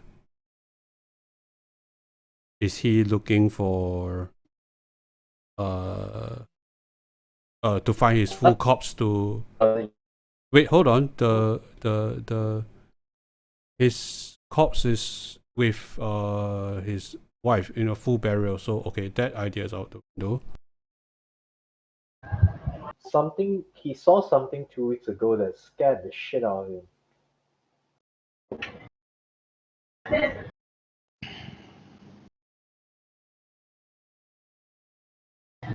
So never mind. You see what else you can fish out? If it's Yeah. all left arms, if it's all left arms, right, then we have something. Yes. We have found a beast that has a preference for right hands. Okay. Yeah, continue fishing out. Okay. Yeah, proceed on rightwards. You get four legs. 3 right legs, 1 left leg. 2 right arms. 3 heads. And that's it. This place has been used as a disposal site for a very long time, so we know at least there are 3 victims.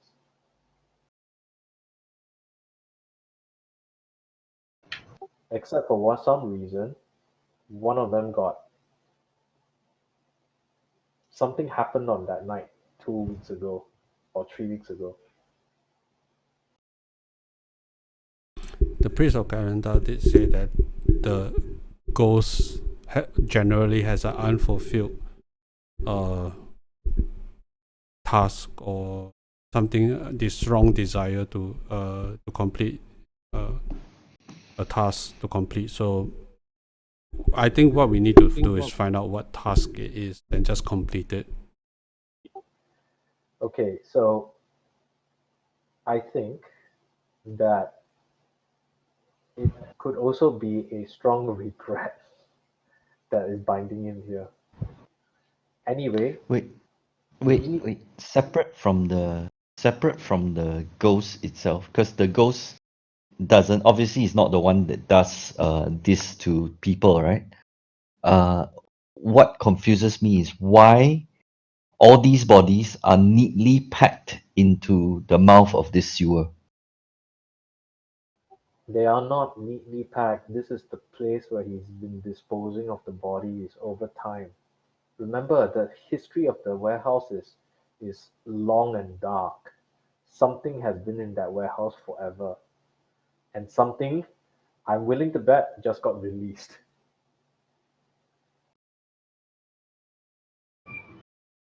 Okay. That's But one that theory. something has to walk all the way here to this corner of the city to place the bodies here. The No, fact the factor was the one that has been disposing of the bodies. Get it? No. Okay, then why would the ghost know enough to come to this exact spot?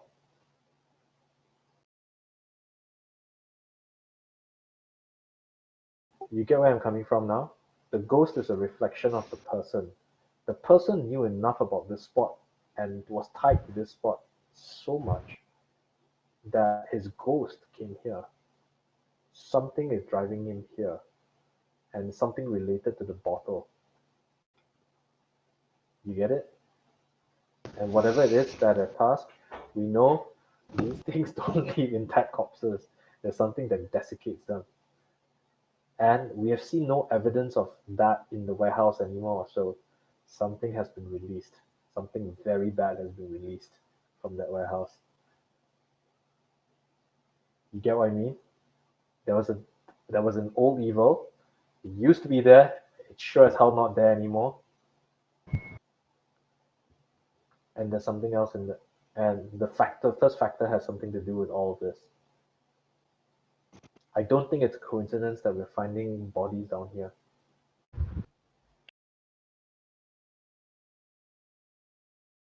Okay, we'll take that for now. Uh, do what do we do with these bodies? Do we bury them? Can we bury them here? No, we throw them back into the sewer. Can we just bury them here? Do we just does the explorer's pack come with entrenching tools? It's a shovel, I think. Okay, good. I think. Do you want to at least spend some time giving these guys last rites? Yeah, I dig a shallow grave It's a decent thing to do, right? I dig a shallow grave and perform a simple set of last rites. The No shovel. no shovel? Yeah, no shovel. Ah, goodness. Okay, things to buy. I think I need to create a list of really like basic items like pitons and things like that as Yeah, well. Oh, you get pitons. Ah, You get pitons, hammer. we can probably dig some kind of improvised grave lah, with whatever materials we have in the area. sure. We can't do that much, but Yeah, like I said, shallow grave, just a shallow mound. yeah, and put a rock on top of it and use it as a grave marker. Yeah. Where are you going to do that? Is there any land in that area that we can bury these poor sods? I mean, yeah. I mean, where you're standing on, other than the piers, right? With the piers attached to land, the land is shit land. It's marshy, and now it's been overwashed with river and sewer water and shit like. Why don't we just put them back into the water and then give him the last rites, and then put the grave marker at the On the shore. On the shore. That way, Okay. you don't have to dig for anything. So throw them into the river away from the sewer so that their bodies are not trapped in there anymore. Yes. Okay. And meanwhile, Raiga will do a quick bath in a cleaner part of the water. Yes, I'll go do a quick bath to clean up Swim out. Swim out. Swim out to the deeper part of the. You got Okay. 50 feet. You got 50 feet, Raiga. Yeah, I'll okay. attach you to the pier. Don't pull the pier with you, can already. All right. Once you're finished with that, call that all about 1 hour to get clean and everything else. Okay. Then we go back and rest. I'll put on my armor. Time's now about 8 in the morning. You know, it just occurs to me that we don't actually know what time that ritual starts Yes. in the warehouse. So if you want to sleep now and go over there and camp at the warehouse over, say, around past midnight, right? Yes. That would be a good thing. I agree. That would be probably for the best. I completely agree. Basically, the moment it is convenient to arrive, once like people are I mean, when people are sparse, right? We'll just go into the area. We'll close the warehouse after us. Just as a Yeah. point of reference as well, the three human fingers that your dog fished out, do they look like the desiccated ones in the No. scene? No. These And are all the fingers are intact on the desiccated hands, mostly. okay. So it's still potentially that you have the hand of Wagner by installments. Yes, yes, yes. Why don't you cut off why don't you cut off three fingers and see if they fuse to your hand? You know what my quest becomes from now on? My quest becomes the search for a ring of regeneration, just so I can grow the three fingers back. But when I find it, I find that it's the ring that was fitted for the fingers that I chopped off. Okay. So we're heading back to the inn and we're heading out to the warehouse, say about midnight. At the inn, we pay extra for a bath to be drawn up in the room. Is that how it works? A bath to pay extra, of course, for a bath to be drawn up in the room, so that It's Raika a- can totally cleanse himself. It's a common bath, so he can actually go bath himself. No one else is there to fight him for it. Round about almost 10 in the morning, while taking a bath or whatever it is. The noise is so great you can hear cheers, screams, and so on up from the arena. That's fantastic. Wow, it sounds like soccer, World Cup season. Yeah, think like a football match, that kind of thing. World Cup match, that kind of. Like if you were even if you were a kilometer away from the stadium, you could hear it. Which is pretty much how far we are away from the stadium right now. Correct. Yeah. Okay, so I'm doing full rest. Okay, no. Your guys? Wow, this Aladdin, really, you know, what? It's like so. Sleep all the time, one right. Yeah. It's like Hey, I you used can't I used see. up I used up every spell already. All my You're like Hawkeye in the Avengers, you know. yeah, I It's only got like- 3 arrows. I had 6 arrows. How many aliens do you kill? 6. You're welcome.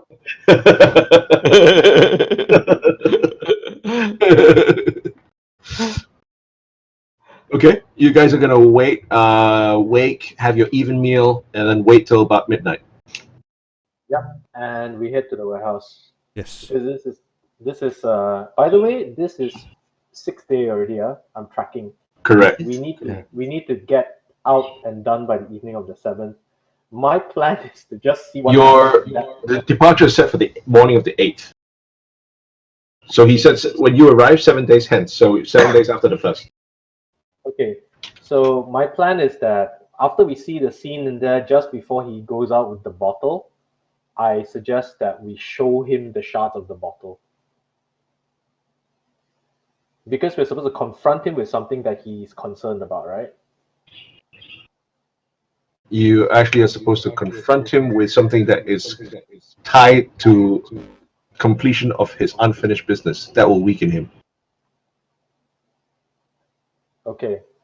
So we know that bottle is unfinished business. We know potentially that the desiccated arms and all that are unfinished business, but I think that's a little bit gross to show him. No, we have we put the grave marker already for what we could. Yeah, I have no means of like consecration or anything like that. We need a cleric. Yeah, I could cast a blessing. No, blessing on the dead doesn't really work that way, right? It's not consecration. Should we procure holy water? Alien? Well, all other weapons, if we're going to fight against the ghost, will not help. No, the holy water is to consecrate the dead.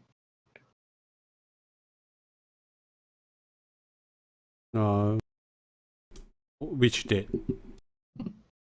The ones that we threw into the river. Never mind. Okay. We already threw them in the river. Okay. You Yeah. return tonight. You find Arden. He says, "Oh, thank you for completing my quest." And then there are 3 more ghosts. You threw me back in the. No, You know how difficult it is to swim one-handed? Bury me. Like, oops. this is like the Korean drama where the girl can see ghosts and he gets pestered by all of the ghosts to fulfill their duties, right? There are so I- many of those. Okay. Okay. Anyway, let's go back to the warehouse. And Okay, so you want to get to the warehouse for midnight, not by midnight. yeah. Okay. The city seems to be in euphoric celebrations. That evening, your inn is full. Every tavern is full. People seem to be drinking themselves into stupor. There are loud debates over whether the win was fair or not, and whether Maximus Decimus Meridius is really truly the greatest gladiator of all time. You are taking too much pleasure in this. Nick retires from being the emperor and becomes a hobbit with a painted face. Anyway, that evening there are street celebrations everywhere, and judging by the conversations going around, apparently this happens every year. You get comments, things like, "Oh man, boy, this year the celebrations are far better than what happened last year," and apparently the whole of Assam is just reveling in the streets. You know, it just occurs to us that we are like the three Asians after the Super Bowl. Like, who the fuck cares about the Super Bowl?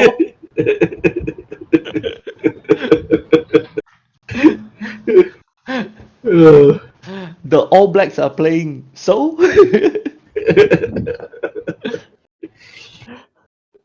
It's Australia after the footy championships, and we are the three Asian guys running the Chinese restaurant, serving the takeout, right?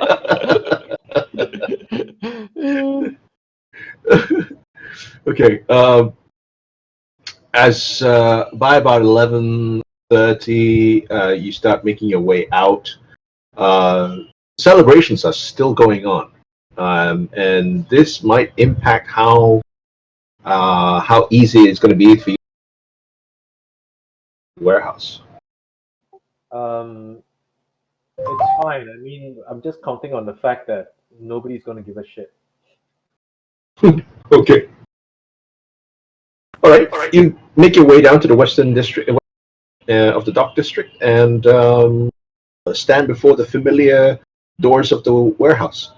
The nearest celebration is roughly about 60 feet away from you.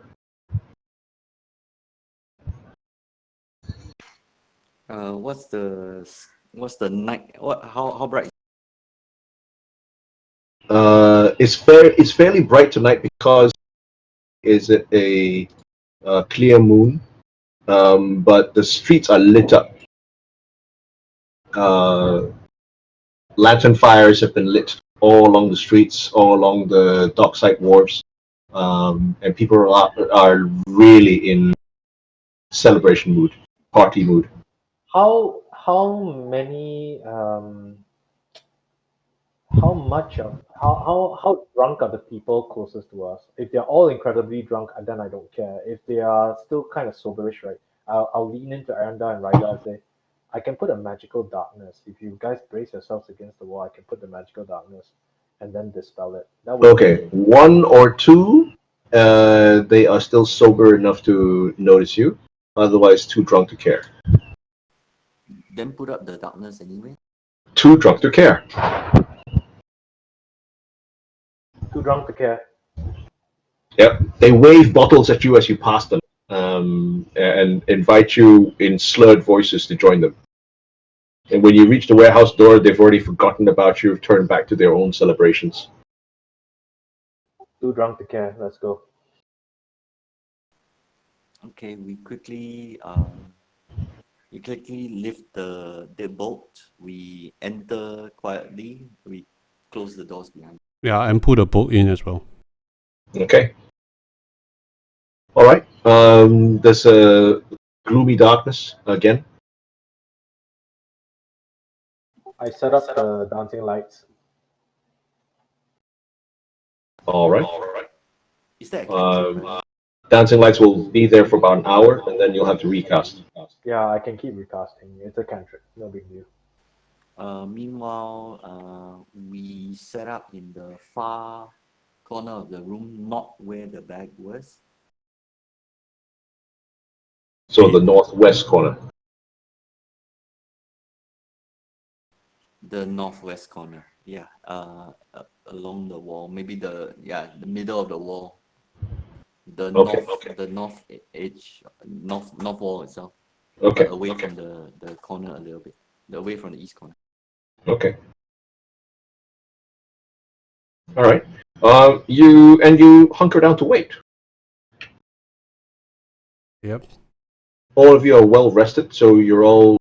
You don't need any rest. If anything, it's just to keep boredom from overwhelming you. You could hear celebrations outside, and they slowly die down. And you estimate maybe a couple of hours for this complete silence. Hear nothing again. It's just a still of the night. Okay. Couple of hours, so now it's about 3 a.m. 2+, yeah. Yeah. And nothing happens again for a couple of make wisdom check, wisdom saves, all of you.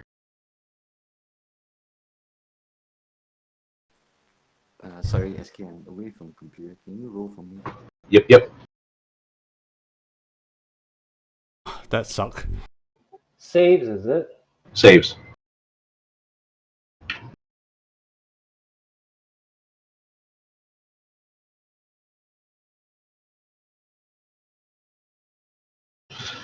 Okay. Rygar gets a little jumpy by the time the 3 in the morning.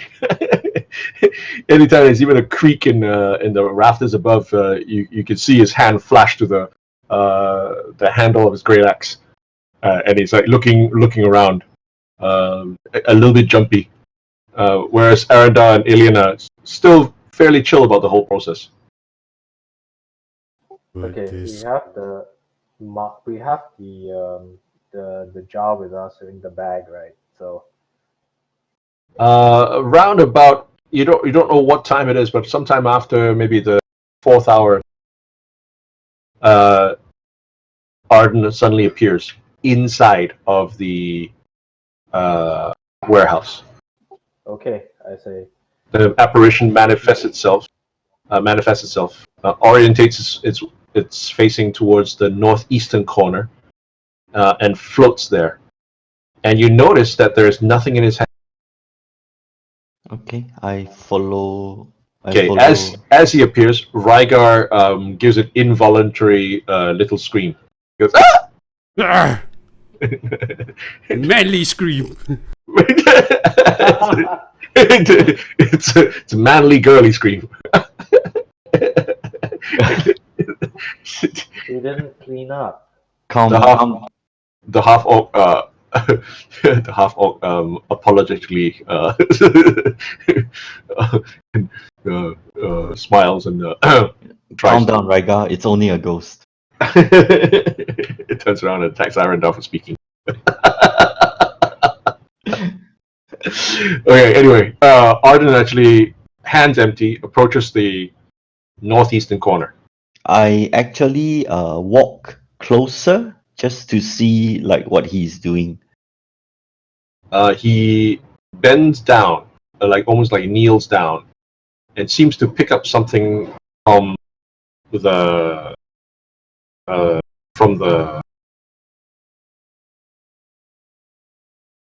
and when he straightens and turns around, Sorry, you cut off from the from the floor in the northeastern corner of the warehouse, where the bag was. where the bag was, and when he straightens, he has a bottle. It's time to confront him with the bag and the bottle. Do it as he's leaving, just before he leaves the I say to Ilian loudly. Do it just before he leaves the warehouse. We don't know what else he's done here. Okay, just before he leaves the warehouse is cutting it very, very close up. Okay, then let's okay, beyond does he continue to walk past the center? We are actually following him at this point already. Yes. So he picks up the bottle from the northeast corner, Walking towards the center. walking towards the door. Okay, Okay. we can do it now. I show the bag in front of him. Put the bag in confront. Put the bag in, and show him and open up and show him the broken bottle. Are you standing in his way? Yes. Okay. He doesn't seem to slow. He keeps coming towards you. His eyes don't seem to see you.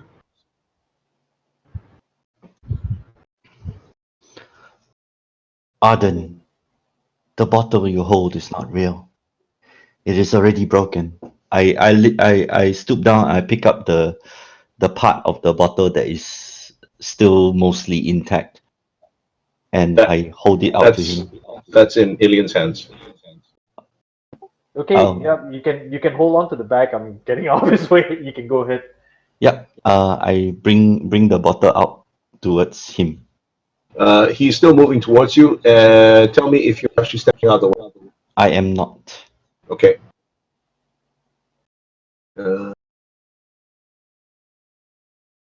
So the bottle makes contact with him before me, but barely.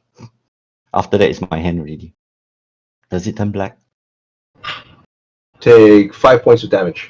Okay. He actually, as you don't step out of the way, he passes through you.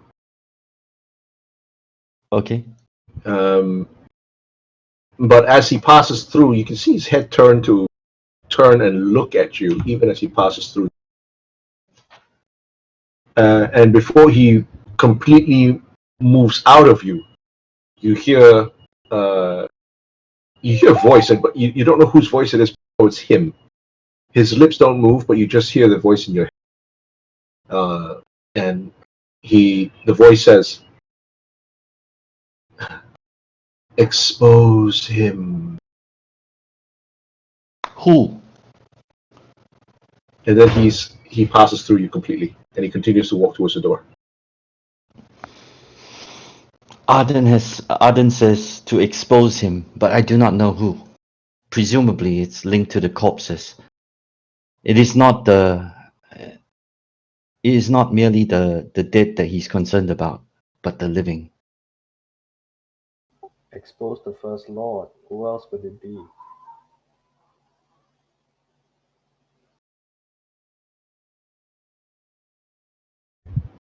He passes through the front door. Well, we no longer have the bodies. Who can we tell? The bodies doesn't help.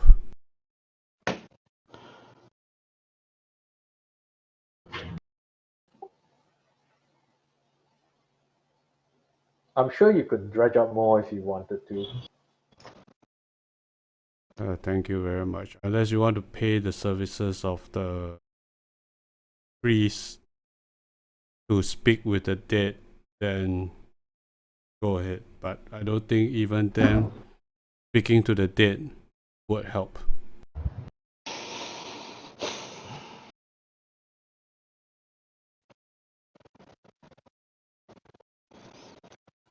Perhaps One more thing, Arendar. Sorry, make a wisdom save.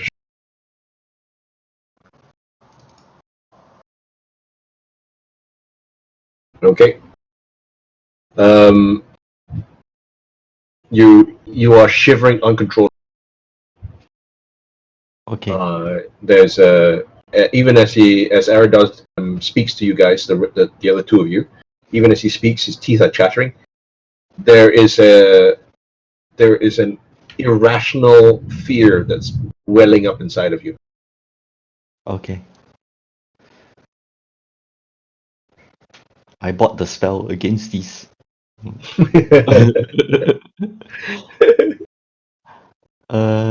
Actually, I let the I just allow the fear to continue, but I proceed to not follow the Arden. You wouldn't be able to even if you Yeah, wanted. I proceed not to follow him. Right, I let out a girlish, a manly girlish cry as well.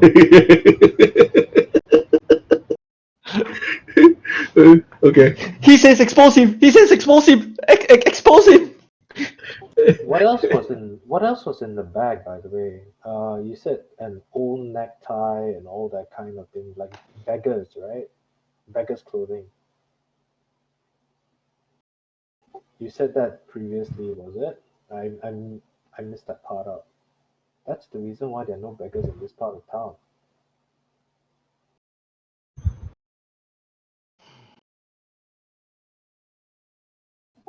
They've all been sacrificed to this thing.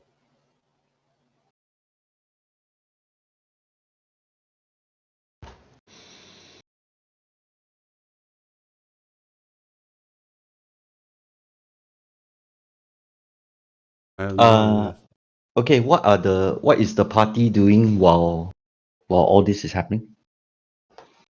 Okay, from Ilian and Raiga's perspective, Aranda sinks slowly to a seated position. He slows himself to a seated position, and you can see him shivering. And then he starts to tear up uncontrollably. I I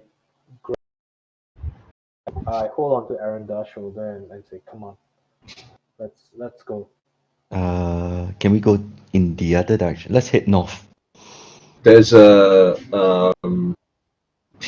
there's a sense of this profound sadness and loneliness. The sense of some unfulfilled yearning that is just sweeping through you. Okay. And the fear is slowly ebbing away to be replaced by this. Okay. I assume it's to expose all the murders in the sewers. I assume, but I don't know. Expose who? It would have to be the First Lord. Not necessarily. Uh, Who else would it be? should we bring our findings to your factor?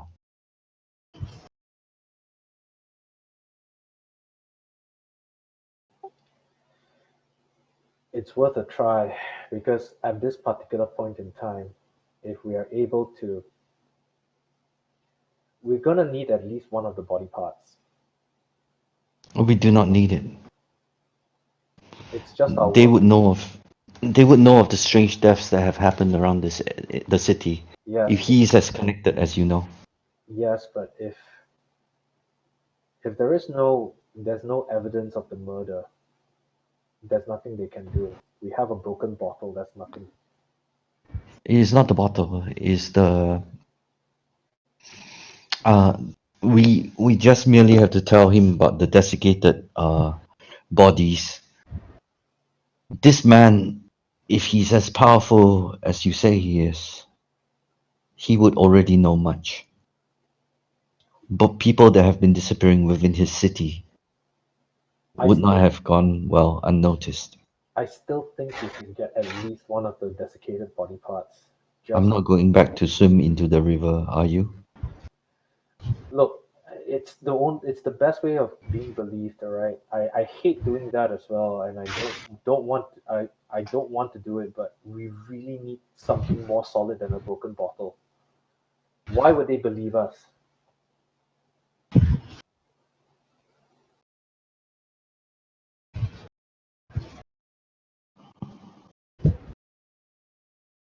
Because we have no reason to lie.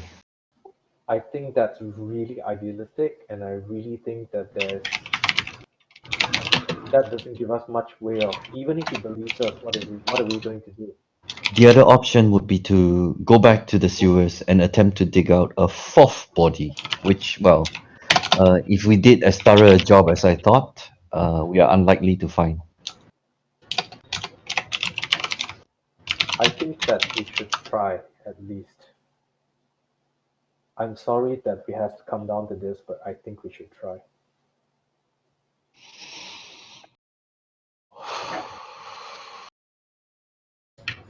Okay. Any? I have no complaints. Let us do this quickly then. Let's go there before we get spotted. Yes. Can we make haste to where Arden is? I walk very slowly.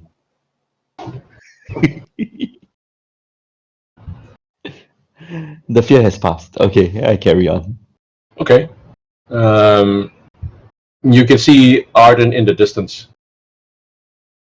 The streets seem to be deserted. There are, as in of people still standing. There are various groups of people who seem to be passed out, completely drunk. Does Arden not that does nobody see Arden? Not that you can tell. No one seems to have stopped him. Okay. Okay, let's jog and head to the spot and I guess we have to prepare something to wrap. If there's a burlap anywhere, a burlap sack, somewhere that we can use to carry a body part, that would be great.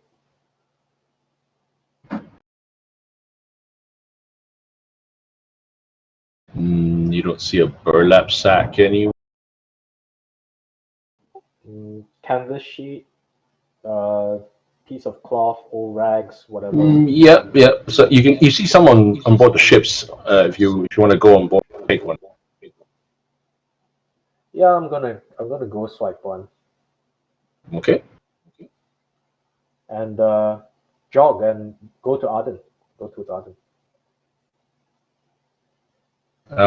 You catch up with him easily. Okay.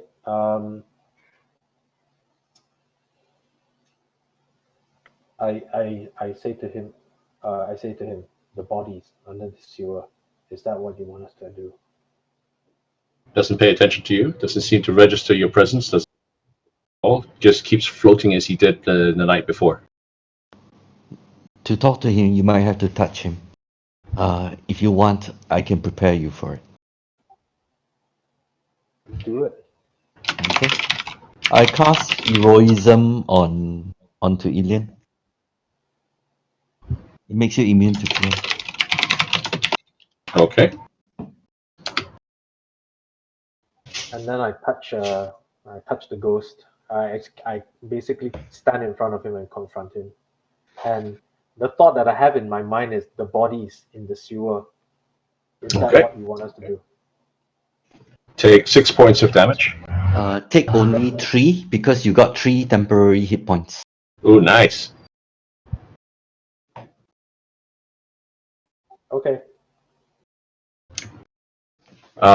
And he passes right through you. And the bodies in the sewer. He carries on floating towards the eastern end.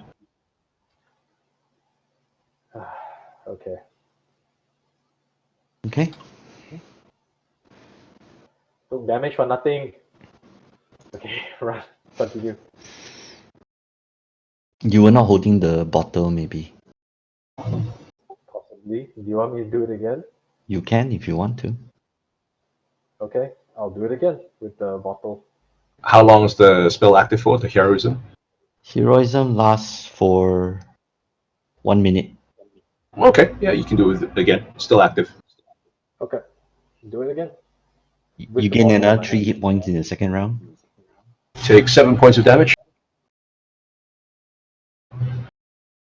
Okay. As he passes again through you, and then you can see him as he's actually entered into your body. His head turns to look at you, And you hear again, his lips don't move. You hear again a voice in your head. Expose him. The bodies. The bodies. And he's passed through. Okay. Okay. I heard it too. And I'm down to half hit points.